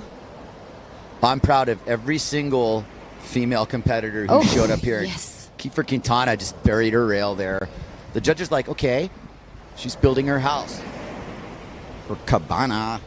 We have a last score coming in, Kai. Okay. God. We'll see if it's going to calibrate. We were waiting for it. We were waiting. Does Lena Did I speak too soon? I did. Yes, You this at is home the see final. it. You see it. There it is. Lena Erpenstein. And I'm sorry, Alexia, I was sitting there claiming it. Lena Erpenstein, with the experience of a seasoned veteran, takes the 2024 Chile World Cup. You blink, you missed it. And we must be square into the men's final now. And here comes Victor Fernandez, Morgan Noirot, Camille Jubin, and Philip Koster. Pardon me for that last one. We got Lena, Yep. Alexia, Saul, and Pauline as your top four there. Late judge's call. Camille Jubin, huge swooping line to start this off. Behind him, Morgan Noirot. Philip Koster, excuse me, just entering your frame there under Camille. Full power hack from Koster. We're in glare hour. This is hard to see. Camille skies over the section. Koster's going downtown. Victor Fernandez behind him. Wow. Philip Koster takes aim on the section. Victor Fernandez behind him. Koster skies over the section. Robbie Swift joining me now for the men's final. Koster rotates the Taka over the section and makes it until the Matanza slap down hits him. Thank you for joining me, Swifty, in the heat of battle. Fernandez on the midsection. Going to town. What do we got here, Swifty? Chile firing. Really hard to see that screen. Oh, very hard. Victor Wow. Fernandez on the end hit. I've gotten used to this so I can call it for you. And Morgan is in the deep box there. Huge rally to start this off. So nice to see like the conditions on the final day just absolutely going mental. And you see everybody had a chance. The way the sets are long, you know, you got four chances in each set. It's amazing, isn't it? How crazy are the conditions? Yeah, you weren't wrong when you started telling me about this place a long time ago, Robbie, and you should receive a lot of credit for the attention this place has gotten on the worldwide scale, being one of the first international, people coming here, and this must be a real moment of confirmation for you to see this go down. I'm sure you want to be in this final, buddy, and you were almost in it. You had a good run, a kind of a tough run, typical competition, but these four sailors right now, what do we have? We have, two former world champions and multiple event winners amongst anybody. These guys are just all contending for what's going to be the World Tour lead at this point. Yeah, I think Morgan and Victor are both in the final in Japan, so they're both looking pretty good now for the right. Whichever one of them finishes in front is probably going to be in front going into Pozo. Right. But yeah, I can't believe I went to Topocama earlier and it was crazy, incredibly good, and then I came back here and I was like, whoa, it's right. Such a difference from the last few days. It's really hit a new level. It's definitely hit a new level. Somebody else who's hit a new level is Koster. Really had this rotation. I mean, call that as close to a make as you want. He's dropping back in, just missed saving it. If it wasn't low tide, he would have had that. Probably, but it's still going to be a really big score. And as I was calling, Alexia the winner, they redid the score. Lena in first place. Oh, wow, okay. So that was another one that, we want to make sure here. These scores are taking their own sweet time coming in here. And it's just a matter of kind of waiting for that to settle before we start talking placings. But I don't know how they can even score it because it's like you're watching one and then the other one and then the other one and there's four of them in a row. At least kind of going back and forth, it would be difficult. At least how we're calling it, Swifty, we're getting the drone angle pulled out, so there's two waves at once, which definitely adds a little different perspective to the wave size and how it's going. But Swifty, you see the lineup here. Where would you be strategizing where you see the best scoring waves coming in here? On a day like today, you can just go right from the beginning. That's the thing. This is the thing is that when we've been sailing Matanzas the last few days, you actually wouldn't go sailing here. You'd go to other spots normally. But then when it gets like this is when you sail Matanzas, and this is just like the dream to have this on the final day because it's so good. It's easy. You just go right to the beginning of the wave and you go all the way through. Word up, Swifty. This Look at that. Has been a revelation for many people. So now the guys are kind of downwind a little bit because they got sucked down with the current. At low tide, you normally also wait to a high tide. Here's Camille, Swifty. Okay, here we go. First turn. He's a little bit starting down low, you see, because he got sucked so far downwind, but he's got two solid turns in, and now he's going to hit the aerial. Oh, Yes, the final. Camille and he makes gets the it. make. Yes. Super dramatic make. There we go. Got buried by Morgan. Check out Morgan on the way behind. Morgan on the Nice full turn runner. from Morgan. A little further down the line as well. That's a sick one. Okay, now he's got the last section. Is he going to make it? Come on, Morgan. It's just the wave that keeps on giving today, isn't it? It is giving us a lot of action. Is he going to get one last final hit? Oh, yes, he is. Wow. Nice. That was beautiful, yeah. Morgan tagging it. Applause from the crowd. You see what Victor's doing? Victor's kind of going more upwind, out to sea. Because those two, although they had a really good wave, they kind of missed the first probably 3 turns on that wave, and maybe that could be a point of difference if Victor can get the one right from the very beginning of the wave, rather than from the middle section. That'll play out based on who decides to run up the beach or not, if you're going to try and sail out into the current, there's right? so much current. That's what I was saying about the low tide. Normally you kind of avoid here on low tide because there's so much current, but here it's comes windy Victor, Robbie. There we go. Look, he's way more upwind now. Still. Fernandez in the spot. Bottom turns right by the foam ball with a bigger wave behind him and a long wall in front of him. The one behind might have been better, but big hit for Victor. Wow. Floats the section. He's going to make this entire wave. Coster getting in position to strike behind him. Victor with nothing but green grass in front of him. Beautiful last turn. So I like that decision at the last. Oh, look at Costa's wave. That's even bigger, way bigger. Look at Coster edging in. Last year's champion. Not oh my kind goodness, of a set-up Robbie. turn for the first one, and now he's going to really open up on these ones. Under Beautiful the lip turn. hack. Going downtown. What does Philip have in store for us? He doesn't want to miss that Here area. we go. Oh, Big no. one-handed What? goiter and Oh. almost makes it.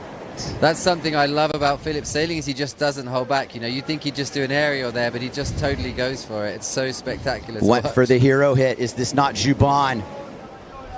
Oh, Camille going downtown, sending spray flying everywhere. It's so hard not to like where he can put his little boards in these parts of the wave. But he's made a smart choice there. See, he kicked out without getting sucked to the inside, so he's Right. going to get back out there quickly and have another chance. Victor I'd love to see a replay of Philip's wave and there. Morgan. Like he started out so well. Yes. Camille got a 9.03 for his first wave. Wow. I'm very curious about what Coster would have got had he made that. We might have been looking at a 10, Robbie. I think we would have had to look at a 10, yeah. Risking that, what else would you... Yeah, the risk was there. Man, he almost had it, too. He landed on top of the roof, and you were like, he did it, and just missed it. Coster getting an 8.07 regardless. No, that was the wave. That was the first wave. The first wave is coming in. Now we're going to be looking at the second wave. Once again, don't get ahead of ourselves on the scoring here. This is Morgan's first wave, no? Such beautiful timing and connection with the wave there.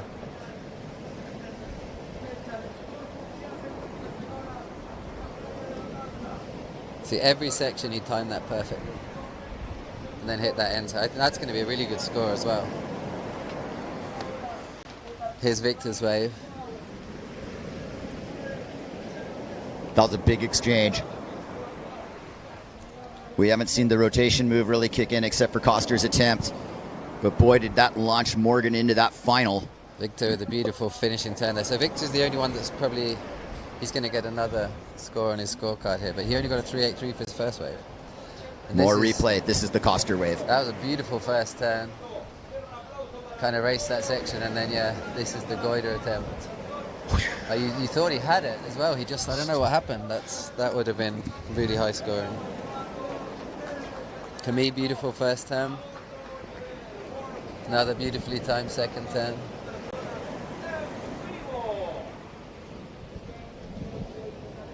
And I think he kicked out there. So that was a backup wave because he knows he has a really good first wave and he's just making sure he's got a solid one. But I think now he's going to really go for it, go upwind, wait for the proper section. And I think, he's looking pretty solid, Camille, right now. Victor sniffing an upper looking corner here. This looks like a good wave for Victor here. Look, Full he's got the speed bowl. behind the peak. Oh, he missed Victor the section. Oh, passes no. up the hit. Okay, look at Camille now. Look, I think we're going to see Camille really open up here because he knows he's got two really good scores. Camille and Morgan 1-2 exchange here. Juban opens it up. First turn, beautiful. Second turn, nice. Oh, he had to race around that section. Had to race around, well, close the door. Now here we comes go. Let's see what Moreau. happens with Morgan. Morgan looking good. Target engaged, full highline. Is it a one-move wave? What's he got? Punches a fully clean goiter. Oh, come on, give him more chances. Oh, my goodness. He's going to get another turn, Robbie. He's got extra credit on his book report. Unbelievable. As if on cue, Morgan Moreau. That's got to be. Yeah. Oh, man. That was beautiful. It was a smaller wave, so, you know, they have been rewarding the bigger waves with more points, but I think it was so clean and fast, and he did finish the wave off really well as well. I think that's going to get him a good score. I'm not sure if it's going to match Camille's first wave. It's hard to say if it matches Camille's first wave, but he dropped right into that thing, Robbie. And, you know, to counter the point you're making about the wave size, if you deliver the goods like this on a lesser size wave, the judges are undeterred. You saw that with Koster when he made it to the final. And it was like, okay, but that ride that right was there, a very complete wave. It wasn't like a one-move wave. That was he did everything he could on that wave. Very complete. We are going to wait for a while to get that score. Koster in position on the outside, carefully surveying his That's playing another field. bomb that he's on. Koster's been Another finding the bomb bombs for in this Koster. Can Philip deliver? Okay, first section. That was a good turn. He's going to hope this opens up for some more for him. It looks like it will. Here we go. He's going to get the nice section now. Oh, a little stuck there on the bottom turn. That was a shame.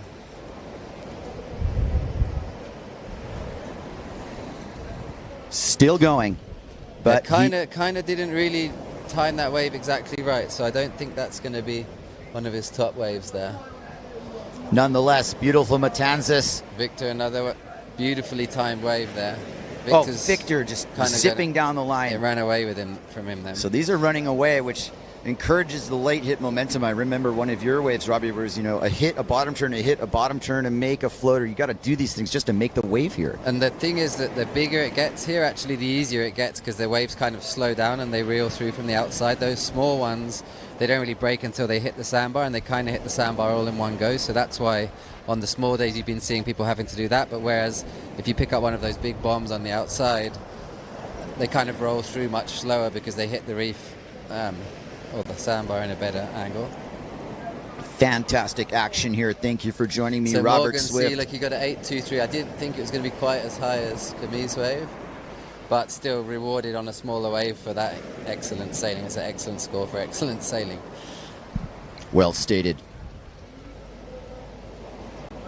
So it's looking very close.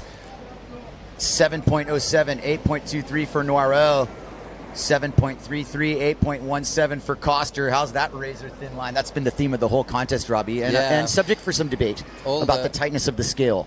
The scores, I mean, I was watching the heats too, and I would have also judged them as tight as they were. It was very difficult to differentiate what was going on, because kind of the same thing was happening on the waves. It was more like wave size and wave selection that ended up getting you the scores, whereas today, I think because the waves are a bit bigger, they're able to do more on the medium waves, and then the big waves are also rippable, so I think that's why the scores are a little broader today. We've been basically in the 12-point range for most of the heats, haven't we? Crazy. I mean, that semi, there were some high nines going down. Yeah, we were driving back and seeing the scores, and we were like, wow, it must be really pumping there. Yeah, so you saw Morgan's 360. Well, I didn't see the 360, I just saw the scores of the heat, and I was like, wow, okay, yeah, it must be really good. Because Morgan pinned to 3. Yeah, it was amazing. That was amazing. I'd like to see that.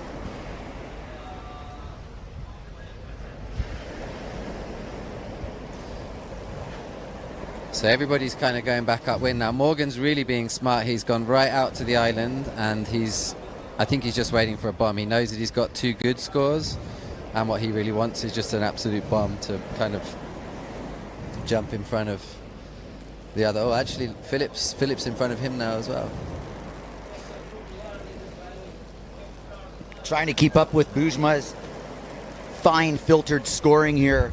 I think that's the game plan now, like they've all got a good wave. They all basically want the bomb to put the nail in the coffin for the other guys. There's not much more that any of them can do on the wave other than choose a better wave, I don't think. I mean, are you kidding me with these scores? Like a final should be. Fernandez fully knows he's in a battle for the ages here. I think there's a small wave. I'm not sure. See if he can unwind the He's gonna Taka have or to the try to do a goiter. goiter here, isn't he? Yeah. And he Didn't quite almost land pulls it. off. What's up with the projection here on the lower section, Robbie? It's kind like of different. It's kind of onshore the whole way down the wave, so it's difficult to get speed until right in the moment when you actually hit that last lip, and then it's kind of offshore. So you've really got to be late and critical to get those goiters in. Where Philip's doing it and where Morgan did his is actually better on that outside. It's got a bit of a punchy section. Here goes Morgan. See, he found the bomb. That's what he's been looking for. Not sure if this one or the one behind's better though. Yeah. Maybe the one behind. He's got choice of both of them. Yeah. That what he did there was a really smart move to go out to the island and just wait around out there. Now he's not going to come in till he's actually on the real bomb. You know, I don't think he's going to waste his time because he doesn't need to. 8.23, 8.57. Suddenly he's in the lead now. Suddenly in the lead, right? And Juban in second, Fernandez in third, Koster in fourth. Maybe a score or two to drop, but maybe not, Swifty. Maybe that's where we're at here. Those are some commendable heat totals. Everybody acing their exams here in the final of the 2024 Chile Pro here at beautiful Matanzas Beach, firing on all cylinders. Thank you, Robert Swift, for joining me for the men's final. Whew. Pressure cooker. Yeah, if you look at those scores, it kind of tells the story of this heat. Everybody has been on fire, and they've all been on good waves, you know. If it's been a smaller wave, they've done tricks, and if it's been a bigger wave, they've just torn it to pieces. So it's I wouldn't like to be one of the judges right now. It's kind of difficult to tell them apart, to be honest. Set waves will make the difference. You have seen big scores come from smaller rides, but it's not that part of the heat where you start running to the lower part yet. That's not going to happen. I mean, that's not going to happen today because you see how the condition, the whole bay looks different today because there's actually like a proper swell today.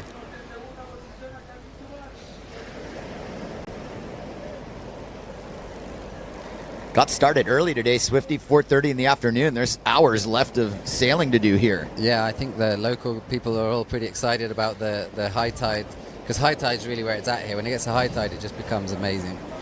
Oh, there's going to be a great session going down after this is done. Here we go. There's an absolute bomb set out there now. I think Camille's on maybe the first one, or he jibed out. Morgan's on the right one. Look, Morgan's on the second one there. That's the wave. See how he's all the way behind the rock there. Oh, man, look this at is Morgan Noirot setting up the dream run. It's kind of a setup turn because it's a little onshore out there until the wind kind of switches to the offshore direction as the wave bends in. Stick with it, Morgan. Koster behind him. Koster's in an even bigger one. Here go our riders, 1 and 2, looking up the line at Matanzas. Morgan's out. Here Morgan comes didn't Philip like that Koster. 2 south, that one. 2 south. The whole set is a little too south. Is that kind of just Victor on through. the last one now, edging into the picture as Koster finishes his ride. There's Fernandez. Signature cutback with Juban after him. One after the other, Swifty. None of those waves really came through very well. They all kind of just missed the reef, didn't they? This one's going to the lower part. Victor's not even close to done. Victor's maybe going to have his one stand up on him here, but... Here comes money time for Fernandez. Oh, really? He's probably going to get out there. 9 minutes left in the final. Can he get a last hit? Well, that was a nice turn. Big spray. He's not done. The lower bowl kind of delivering. Juban quit on his ride. Like you said, a little too south. Yeah. Fernandez still going. Camille, look, you see Camille, he stayed out there out the back and he's kind of waiting, just sniffing around, looking for something. You just want one that looks like it's got a bit more of a wall coming in.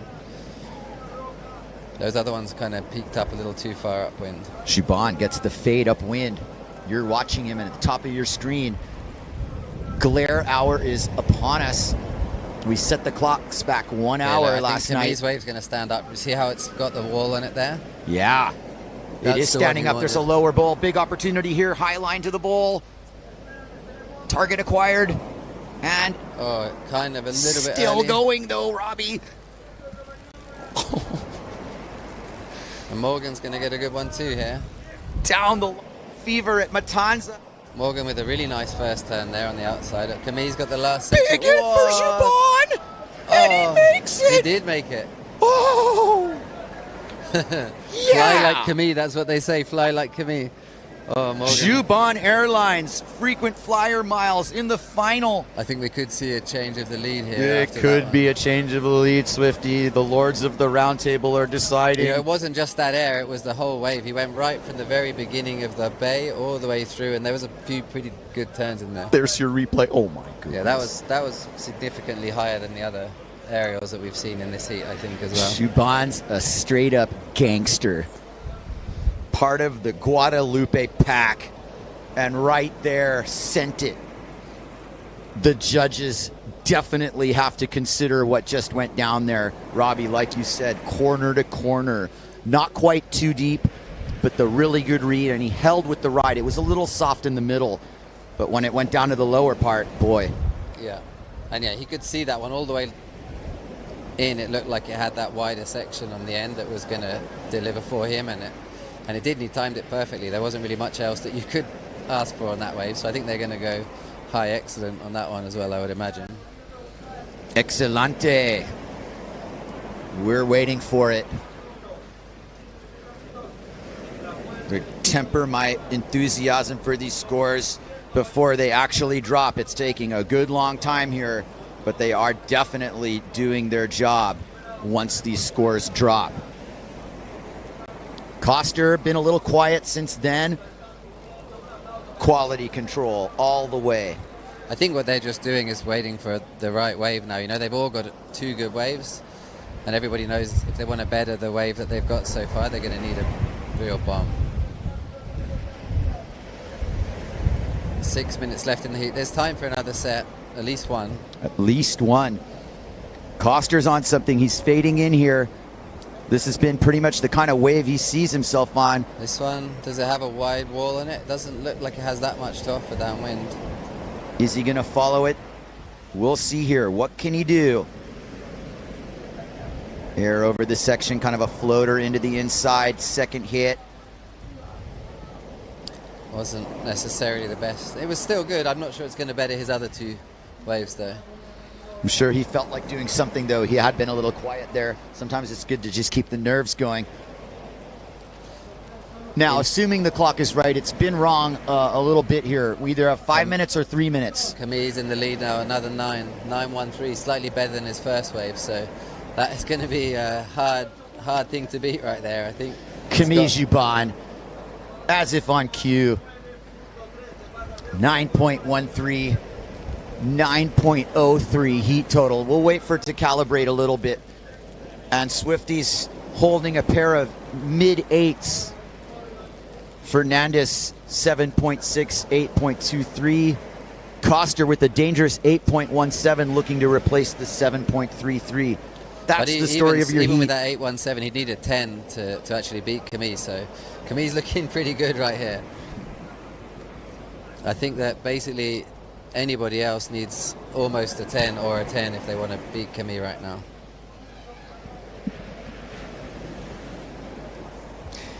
Koster needs a 9.99. You are correct. Okay, yeah.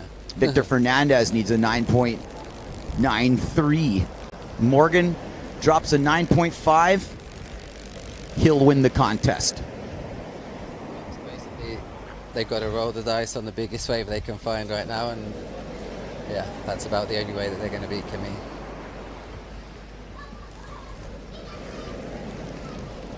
What a contest. Hard to believe it's over after 5 days of live streaming and challengers rounds and everything. We basically did 2 contests, Robbie. Oh.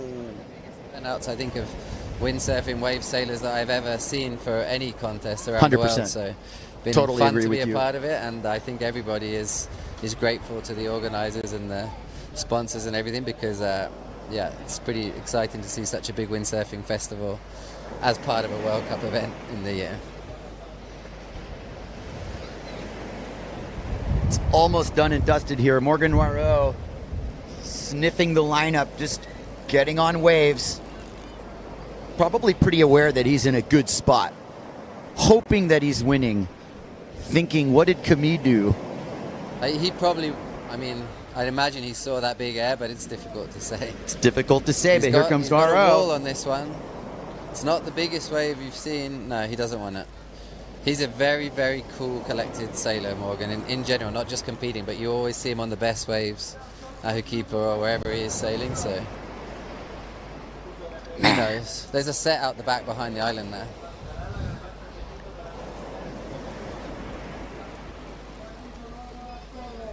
The heat flag still flies above the judging tower. We have got a massive crowd of people here on the beach getting ready to celebrate our winners. And congratulations again, Lena Erpenstein in the pro women's division, pulling it out on the late score, narrowly edging Alexia Kiefer-Quintana.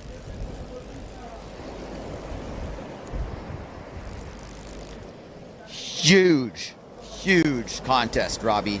This lived up to everything, the crescendo of the conditions for finals day. And it being a Sunday as well. It being a Sunday. You couldn't have been asked any better, I don't think. It's been...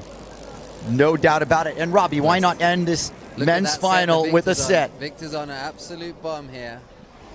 First wave of the set. Sometimes it hasn't been the best choice of wave, but Victor knows this place like nobody else. So already one beautiful turn. Another super nice timed high line. Phillips on the wave behind. Massive aerial from Victor. This is a much better looking set. 360 Victor Fernandez, and he doesn't stick it.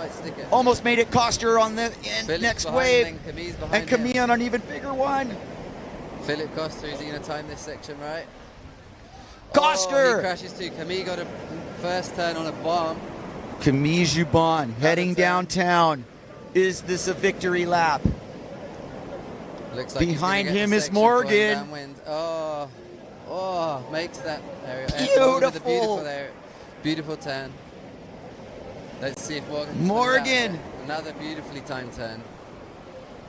This one's going all the way, Robbie. That's the one. This is the wave he's been waiting for. He's going to hit that section. Yeah. Morgan with the hero hit. Massive aerial into the section. That was huge as well. And he made it. And the crowd loves it. Be really hard for me to judge because that was... Camille's was high, his was almost more critical, I don't know. Here comes Fernandez. That was a heavy section that he hit. Fernandez on his last gasp here. Camille's heading in, he's like, I am done. He wants that last.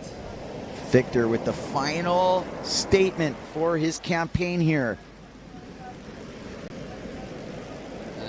Beautiful turn and beautiful contest for Fernandez. He's done that so many times here in Matanzas. 16 seconds left. Flag is down, Robbie. Oh, I don't know, like that wave of Morgan's was pretty amazing. The turns were really solid. It was long, it wasn't quite as long as Camille's, but he didn't have any wasted time in the middle. And that end section was almost gnarlier and heavier than what Camille hit. I know he didn't go as high, but I don't know how to call that. I mean, the visual. You see that? That was like a mast high closeout. Exactly. The level of risk was there. That was a very, very risky last one. So that's what you have here. The final is over. I'm not calling a winner until I see like final. Is it going to beat his other waves? I mean, I think it could. It was bigger and it was sailed very well. In the scheme of things, we've seen some pretty dramatic finishes, obviously, the women's final being one of them. And we will wait for the scores to drop. We might be here for a little while, Robbie, ruminating on this here. Fernandez with that final hit shows what you got to do to sail Matanzas. I mean, hit lips. Fernandez could possibly slightly better his. Exactly. Score, I mean, these are like podium. The only one I can maybe think improving it a fair bit would be Morgan, but I'm not sure if he'll improve enough. Morgan with his low score being a low 8. Yeah. Does he scrape into a high 9 with that one? We'll see. Look how Morgan is able to blow that tail out, though. His turns are so connected and well timed. You see that? He's got such a fluid style. This was one of his good waves, but this wasn't the last. The earlier part of the heat. The men's final here at the 2024 Chile Pro, part of the IWT. If that was a mid-8, I'd say his last wave should certainly be higher than that last wave. Yeah, no, exactly. Fernandez just stayed busy, had a couple highlight moments, but never that commanding moment where you're like, ooh, that was it. So far, Camille Jubon stays in first place in the standings here. We're waiting So for here's confirmation. This is a really nicely ridden wave by And Philip. Popper not to be outdone here. This was the 817. No, this was the one. Almost. So that close. Was a 7 without making that, wasn't it? What a final. This one will be one for the ages, no question. Camille with 2 really good turns and 1 okay turn on that wave. And then kicks out. That wasn't one of his high scoring waves. The board with Camille is pretty phenomenal because these smaller waves, he's fitting into tight spaces. Yeah. And that's something that the likes of Traversa, Hauser, these riders who can do that. Morgan. This was Morgan's incredible, like fluid, perfect, like Goiter there. And then To get the extra turn though. And then the wave opened up to be able to, if he wouldn't have landed that so perfectly, he wouldn't have made it down the line to get all this other. But that's what I'm saying, Robbie, is some of these waves, you've got to do errors and do maneuvers over the sections just to make the wave. Otherwise you don't make the wave. Right. Exactly. And what does that say about how firing Chile is? You just got to get on it. Fernandez. Yeah, ran away with him that one because it was a little bit of a small. Really interested to see the replay of these last couple of waves. Right, it's coming. This is like the mid part of the heat. We're waiting for updates. I won't believe anything's final yet. After the women's final, I'm going to just stay tight-lipped. I don't know if the judges are able to watch this replay. Do they have that up there? Bushma has candidly that in terms of the scheme of the heat, no. No, okay. And for them to be, you know, arguably getting this right every single time is really impressive. It is. Because watching this over now, it refreshes your mind about how... Robbie, are they announcing this now? Victor's in third. Wow. Camille in first place. Yeah, they've just announced it. So I think it's... Morgan's last wave wasn't quite enough.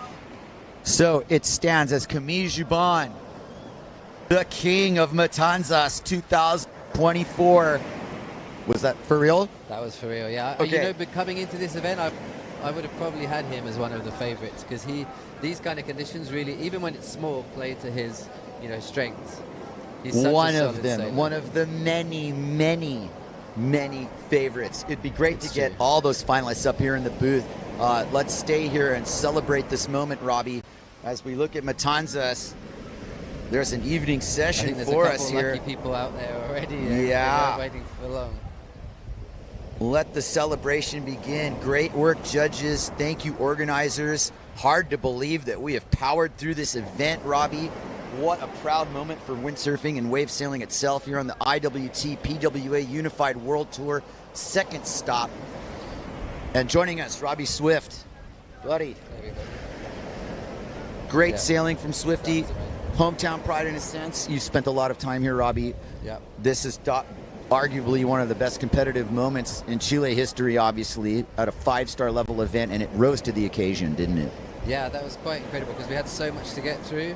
It was a little worrying at the beginning, but we had a good forecast, but we didn't know quite how good it was going to be on the last day. You know, the days are long here, but with the tide and the wind, we were kind of up against it. But then, as it ended up, we got gifted with probably one of the best days I've seen out here at Matanzas in a very long time for the finals. So. With a little bit of conditions in the pocket here. Looks like my session window just opened up. I'm psyched. I'll give Alessio a call here if I can find him. But the point being that for me as a rookie to Chile, you've certainly done a great job. You and Brazinho and Klaus Vogen and Victor and all my friends, you know, going down there for so long, finally got down here. And it confirms everything I ever dreamed of. And I've only seen Matanzas. So I've got a lot to learn. But yeah, there's a lot of beautiful spots around. You can drive up and down the coast, and you know, depending on the season and where the wind is, you can pretty much find wind all year round. And the waves, you know, they're pretty much always here. This is a spot that you need quite a big swell for it to wrap in. Today's quite a big swell, and it's almost too big in some of the other spots today. But then there's lots of spots which get hit right on with the southwest swell. So there's almost no flat days in the year. I think December's the worst month for waves here. Yeah. There's about an 87% chance of having 3 feet and 11 seconds of waves if you look on the Surfline report. So phenomenal. Let's take a look at the awards presentation here. That's our top 4. The fearless chicas. Yeah. Pauline Kotz, Sol the de girls Greyk. also sailing amazingly, especially today. It was crazy to watch those exchanges and the scores jumping up and down. Absolutely historical. Every set that came in, it was pretty special to watch that. Yeah, it's never over till it's over, and after that, it's not even over with the late score coming in for Erpenstein, earning her the win. Here's our men's top 4: Fernandez, Jupon, Noirot, and last year's event winner Koster, and it's nothing but smiles for these true champions of the spot. Yeah, I think they're they've been gifted also with the last half an hour in the water on their own in probably one of the best days of the year in Matanzas, so they've got everything to smile about.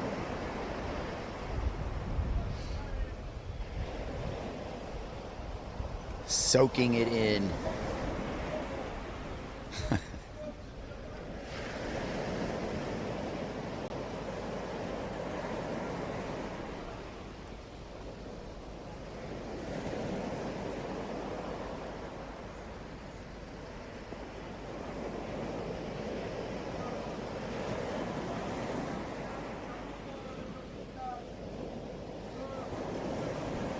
It's a pretty beautiful moment.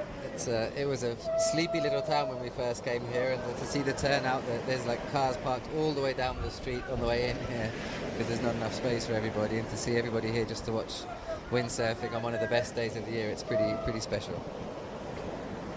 Tell me more, Robbie, how you think this moving forward brings the World Tour picture in terms of a well-rounded tour based on wave riding, jumping, all the disciplines. I mean, I think that these are some of the organisers who are the most involved and most passionate about windsurfing of any of the organisers around the world. So I think this event is going to be a staple here on the World Tour from now on, and it's only going to get bigger and better. For me as a competitor, it's so much more fun having events that run through the year and different kinds of events. So I'm a little bit bummed with how I went here, but in the old days it would be that would happen and you might not get an event for another 6 or 8 months, and your year's kind of ruined. Whereas now you kind of pick yourself up and we've got another event in 2.5 months, and then it's completely different. It's Gran Canaria, it's super windy jumping, go and train for something else, and it's like the whole year is constantly changing, and it's exciting and it's fun as a competitor. It's good. Brow came in when he missed the final, looking not too glum. But the first thing I said to him as he was de-rigging in front of me was like, "It's better than you started last year." Yeah, well, that's what he said to me. I was pretty glum the other day in my room, to be honest. And he said, "Just look at my year last year. I was last after the second event of the year." So yeah, it's cool. You can carry on, keep on keeping on, and there's plenty more opportunities in the year, which makes it fun. But also, like the training, it used to be just punishing yourself, training jumping the whole year for the Canaries events, and now we've been training down the line, wave riding, port tack, starboard tack. It's different. It's different for your body. It's different for your your personal feelings about how you're going about your daily practice. So it's nice. It's a better feeling. What a shot! The thrill of victory, the thrill of being in the final, but just the thrill of being here in general, Robbie. I can't say enough to absorb the moment where we're at right now, and what this moment meant to Felipe and everybody who's organized and toiled so hard to get this to happen, yourself included, Robbie. Yeah. You did a lot of groundwork for this event to happen. Thank you for the IWT, PWA, to joining forces. This moment is reality, and it's a confirmation of the fact that it is a world tour. Yeah, no, I was with Felipe this morning at his house with his wife and his kids, and we were looking at a photo of them getting married actually right here, but there was a wedding tent here. There was no hotel here at all. There was just the trees and a wedding tent, and that was not that many years ago, and they built this whole thing based on his love for the ocean and the water and the conditions here, and in a sustainable, nice way, they've kind of grown this little town, guiding it along the way through his vision, and finally not culminating in, but culminating in right now. I'm sure there's going to be many more better steps in the future, but arriving to this place, which a lot of people in Chile would never have even imagined could ever happen. So we're really thankful, not just to Felipe, but to the whole crew down here, all the Chilean windsurfing fanatics, and yeah, I'm happy to have been a small part of it and help motivate them along the way. And yeah, hopefully it'll just keep going from step to step, better and better. Robbie, part of one of the most competitive fields in competition history right here. I mean, this is right up there with any of the granddaddies that we've seen in the past. Right up there, you know, the 2007 Cabo Verde event, you know, the Fiji events, which never really were able to be attended by everybody. That was the thing. I think it's a little more accessible, but also the riding style as you're looking, and we want to compare this directly to Cloudbreak, which would have been the other, you know, wave riding port tack event on tour. But this is a little different because you're not really pulling some of these moves at Cloudbreak, are you? No, well, today in particular, it's kind of a more high performance day, I think, than any day that we've had there. So it was pretty incredible to see that. I think it's almost more like a Cabo Verde style wave, I think, or even maybe cross between Maui. So a little bit of that too. Thing. Anyway, here's Lena. Yes. Thank you guys for having me here. I'm going to pass the microphone across to her. Have fun out there, Robbie. Congratulations, Lena. That was awesome watching you so cool. Thanks. Well done. Sorry, I smelled terrible.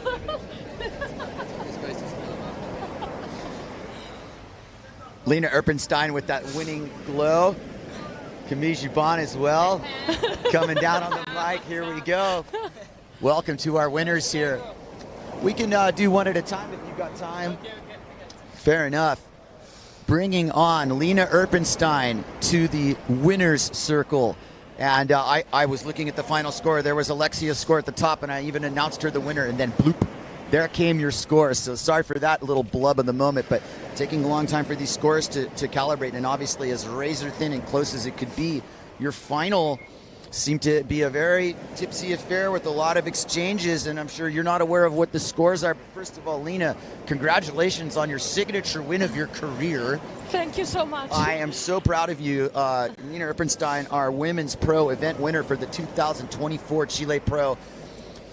The whole journey and to this moment has been a road filled with potential for you, and I feel like proud to have witnessed this moment when you've fulfilled that potential here early in the season. Now with a win in Chile, your campaign for a world title is on full bore forward. Take me through your final, specifically how this went for you, where you felt good about what you were thinking.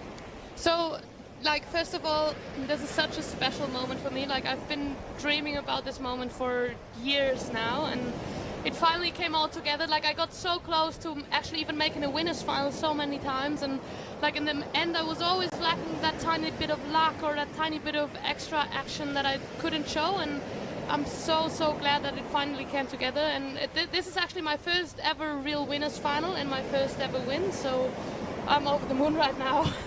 And yeah, that final I think was maybe a bit anticlimactic to the semi-final that we had, because in the semi-final it literally switched on like this, and we got a lot of sets and like proper sized ones, while in the final it was a bit tricky to actually decide, is that wave worth the ride? Because like if you were deciding to ride it, you lose so much height that you at least lose like 10 to 12 minutes of your heat.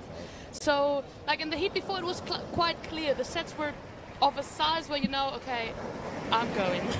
While with those, they were a bit medium size, which today might have been like mast high.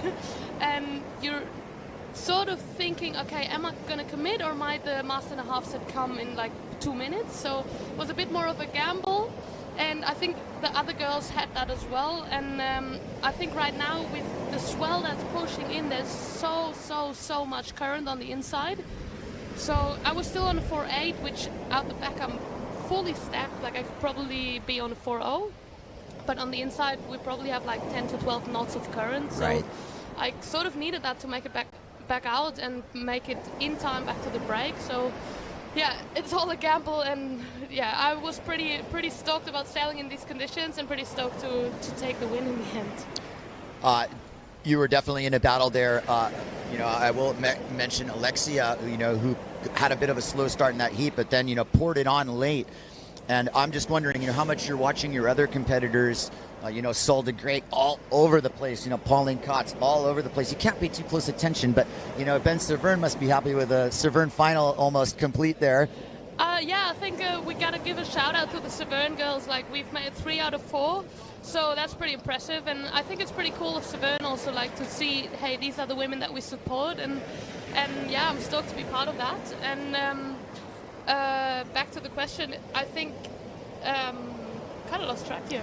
Well, I mean, just essentially, are you paying attention to your other competitors? Yeah. Did you see them do anything that was like, oh God, you know, like, oh. To be honest, I try to sort of keep track of the other girls, what they're doing. Like, I mean, you sort of will anyway, because you see the sets coming through and you will see if someone is on the set. But I also don't want to get really, like, taking my attention off myself, because in the end, everything I do is what I can control. And what the other girls do, I can't control. So it's good to be like a tiny bit aware, but then just stay with yourself. Was there a moment in the final that you're most proud of in terms of a ride or a turn that you connected? You were like, that's what I wanted to do. Did you reach your potential, or did you always feel like you were kind of almost at your potential? To be honest, I think I can do probably better turns than I've been showing, but I think my strong point in this competition really was the tactics. Like, the heats are super long, and I never really got rid of my nervousness, but I could still keep my head and position myself well. And in that last heat, for example, in the final, I was, I think, in second place till like the very end. Yes. And I actually was on a wave like 2 minutes to go, and I kicked out of that one and thought, okay, there might be something, there must be something. And I got lucky and actually got another wave within those 2 minutes, because I was up alone at that peak. And in the end, I'm very happy about that decision, because the wave that I caught then actually brought me the win. Yes, it did, and the judges considered that carefully, and that's been another thing that I think a sailor like you, the further you're progressing, you get more and more in tune with and in touch with what the judges are asking for and where you're connecting with the scores. So it's one of those things, too, that we've seen, that it's not only just the wave. Definitely, yeah. So you are one of the very top riders who can make a good score out of any wave, and you are definitely showing that. But it doesn't hurt when the conditions actually allow you that opportunity, as we reached that crescendo in the semi, which was just ridiculous. There was waves coming non-stop. All over the place. Yeah. Right. And you did not look psyched out at all. I think you stayed calm. It looked like you kept a cool head. And yes, you selected waves, but more importantly, you rode them in a manner which was within your limits, and pushing a little bit more towards the end, you know, getting some hits, a couple hits, a couple misses, a couple kickouts, playing the game, Lena. Really, really proud moment for you. Anybody you want to thank back at home in your native tongue, go ahead and give it. I mean, yeah, like, I've been thinking about this moment for so long, so I think there's a full list of people I have to thank. Like, first of all, of course, my family, who have put me on the board in, like, 10, 15 years ago, and I think they didn't really believe that this was going to ever happen, so thanks for the support. My boyfriend, who's for sure watching at home, and then I think one major factor for me today was also to have Dieter van der Eycken on the beach coaching me. He was like always with me, helping me with the gear, giving me some tactical advice, so I think that was super, super helpful, and I'm very much looking forward to coaching with him even more, because we actually started this campaign last year and seems to be working pretty well, so I'm very stoked about that. And yeah, last of all, of course, to all my sponsors to make it possible that I'm even here, that I ride the most amazing Severn gear. And yeah, so I think it's a long list, so I'm going to stop here. Well, it's a proud moment for Team Severn, no doubt about it. Aces in all of Sol, Pauline, yourself, Jane Seaman, Philip Koster, it goes on and on. Even some of these local guys getting in the mix, and that's been another part of the story here is, you know, maybe not as prominently in the women's division here as far as the local contingent, but what I do feel mission accomplished for the tour and this moment is that you've inspired a lot of next generation riders.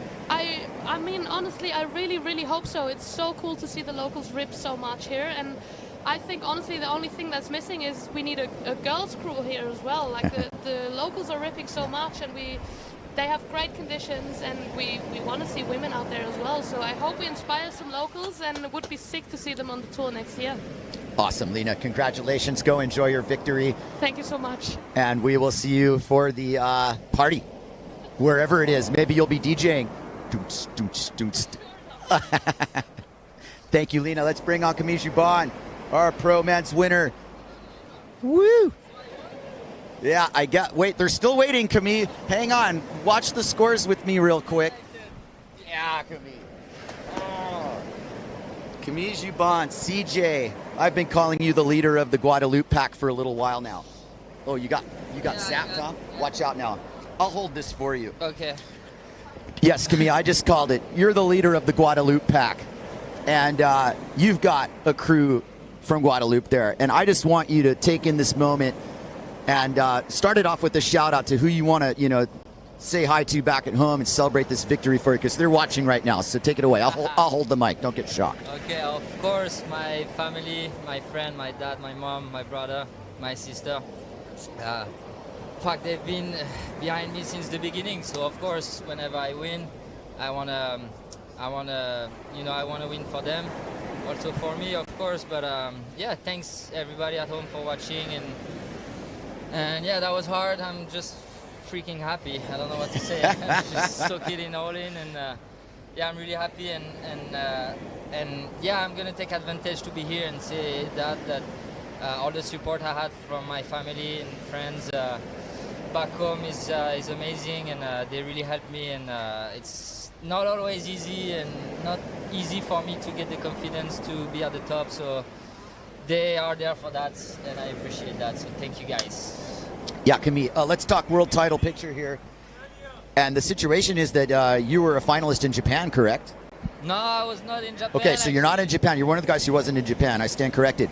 But this is going to start your tour campaign here on the right note. And I mean, I'll also just mention it. I mean, you're a multiple event winner at Hokipa. You've won at Cloudbreak. You've taken wins in a lot of the oceans, and now you add Chile to your illustrious list. And, like the World Tour has become a pretty good place to be. And I want you to give me your impression about where we're at on this IWT PWA Unified World Tour coming to places like Chile. I mean, just look at it. Like, the live is amazing. You're here. We got all the best riders in the world. So what else you want to ask more? It's like, I think it's hard to do better with what we have. And I think Simeon is just doing a great job, and the whole tour is just getting more solid, like year after year, and the events get more, I would say, credit, year after year, and like I got second here last year, and I just heard little things like, oh, there was not everybody, like Brosinho was missing, Thomas was missing, blah blah blah. This year we got all the best, and the live is great. Like I've been watching the previous heat on live and stuff like that, and I really enjoyed it. It's like, me, I watch the WSL like full on every event, and I really get entertained watching those events now more and more. So I'm really happy with that. Really happy with what everybody's doing on this tour. Are you going to hang out in Chile for a little while and sail? How long have you been here to begin with before the event?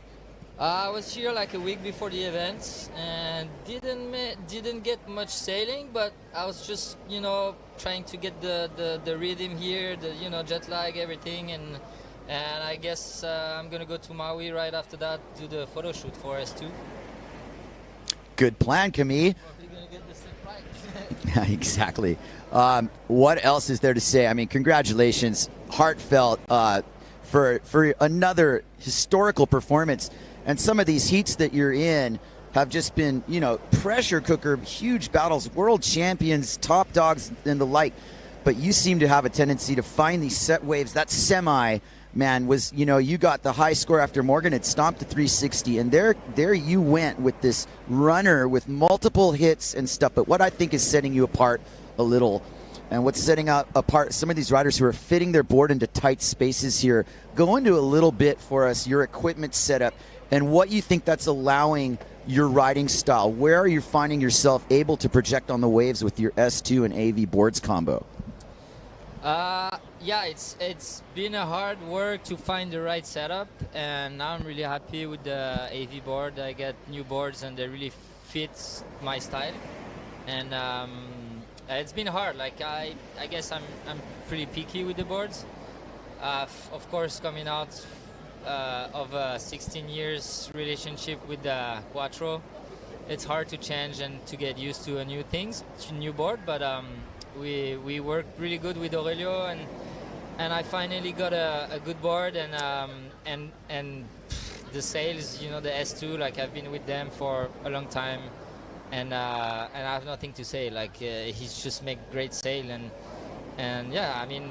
So today, for example, I went on 4.6 3-baton catalyst, and the 78 liter AV board Dynamo, and it was great.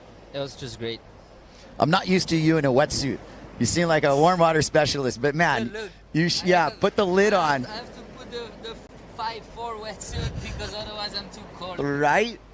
So a Guadeloupe guy here in a full steamer. You're not shivering now, buddy, and I'll only hold you here just a little longer. I relish these moments, and it's a moment in time for the sport that I'll never forget. Just my own impression of the riding, but great to see the conditions rise to the occasion. I assume we'll be seeing you on some other stops on tour coming up, but that's in a little while. So once again, any late shout outs to your friends and family, maybe do it in a different language just for authenticity here. That's one last time. Exactly what I was thinking about. Here we go. Merci papa, maman de regarder, Tom, Charlotte, tout le monde à la maison, les amis et tout. Au top, je suis trop content. Let's go for the future. I was gonna say freaking future, but let's go. Well done. Well done. Top dog, Guadeloupe in the house. Camille, congratulations. You shredded it up. I'm astounded at your resume. Our champion, Camille Jubon. Let's get out there, buddy. Camille Jubon, consummate competitor, leaving me in the single seat here. I guess that's all she wrote, ladies and gentlemen. Let the highlight reel speak for itself. That's what we came to play for here. 5 days of competition with a peak final day. Thank you, everybody, from the ground up for having this event here. I'm speechless. Enjoy the highlight reel here. We will sign off. I believe that is all she wrote. Thank you all across the globe for sticking with us.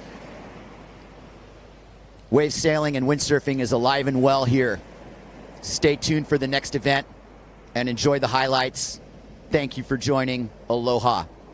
Flycatcher out.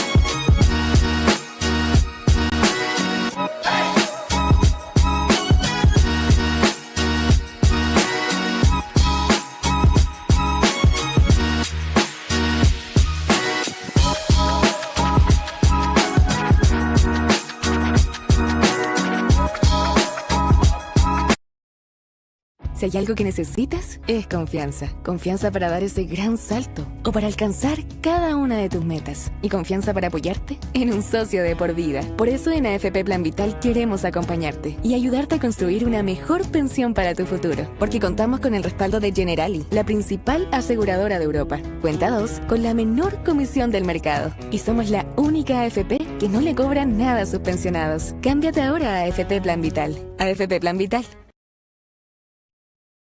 ¿Sí? Por ahí nos espían los gringos. ¿Vieron la luna? ¿Sabían que el hombre llegó a la luna?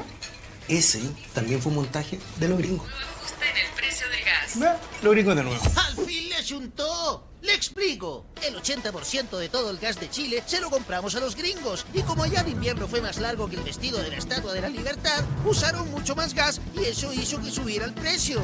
Pero acá ya tenemos medidas para que baje. Más de 130 libivecinos para ahorrar hasta 3.500 pesos. Alianzas con más de 180 municipalidades para ahorrar hasta 4 luquitas. Y si los junta, ahorra hasta 7.500 pesos. Buena, perro. ¿Cómo acceder a estos descuentos? En laverdadelgas.cl. Libigas, la buena energía. Beach, the sun is shining through with weather fair.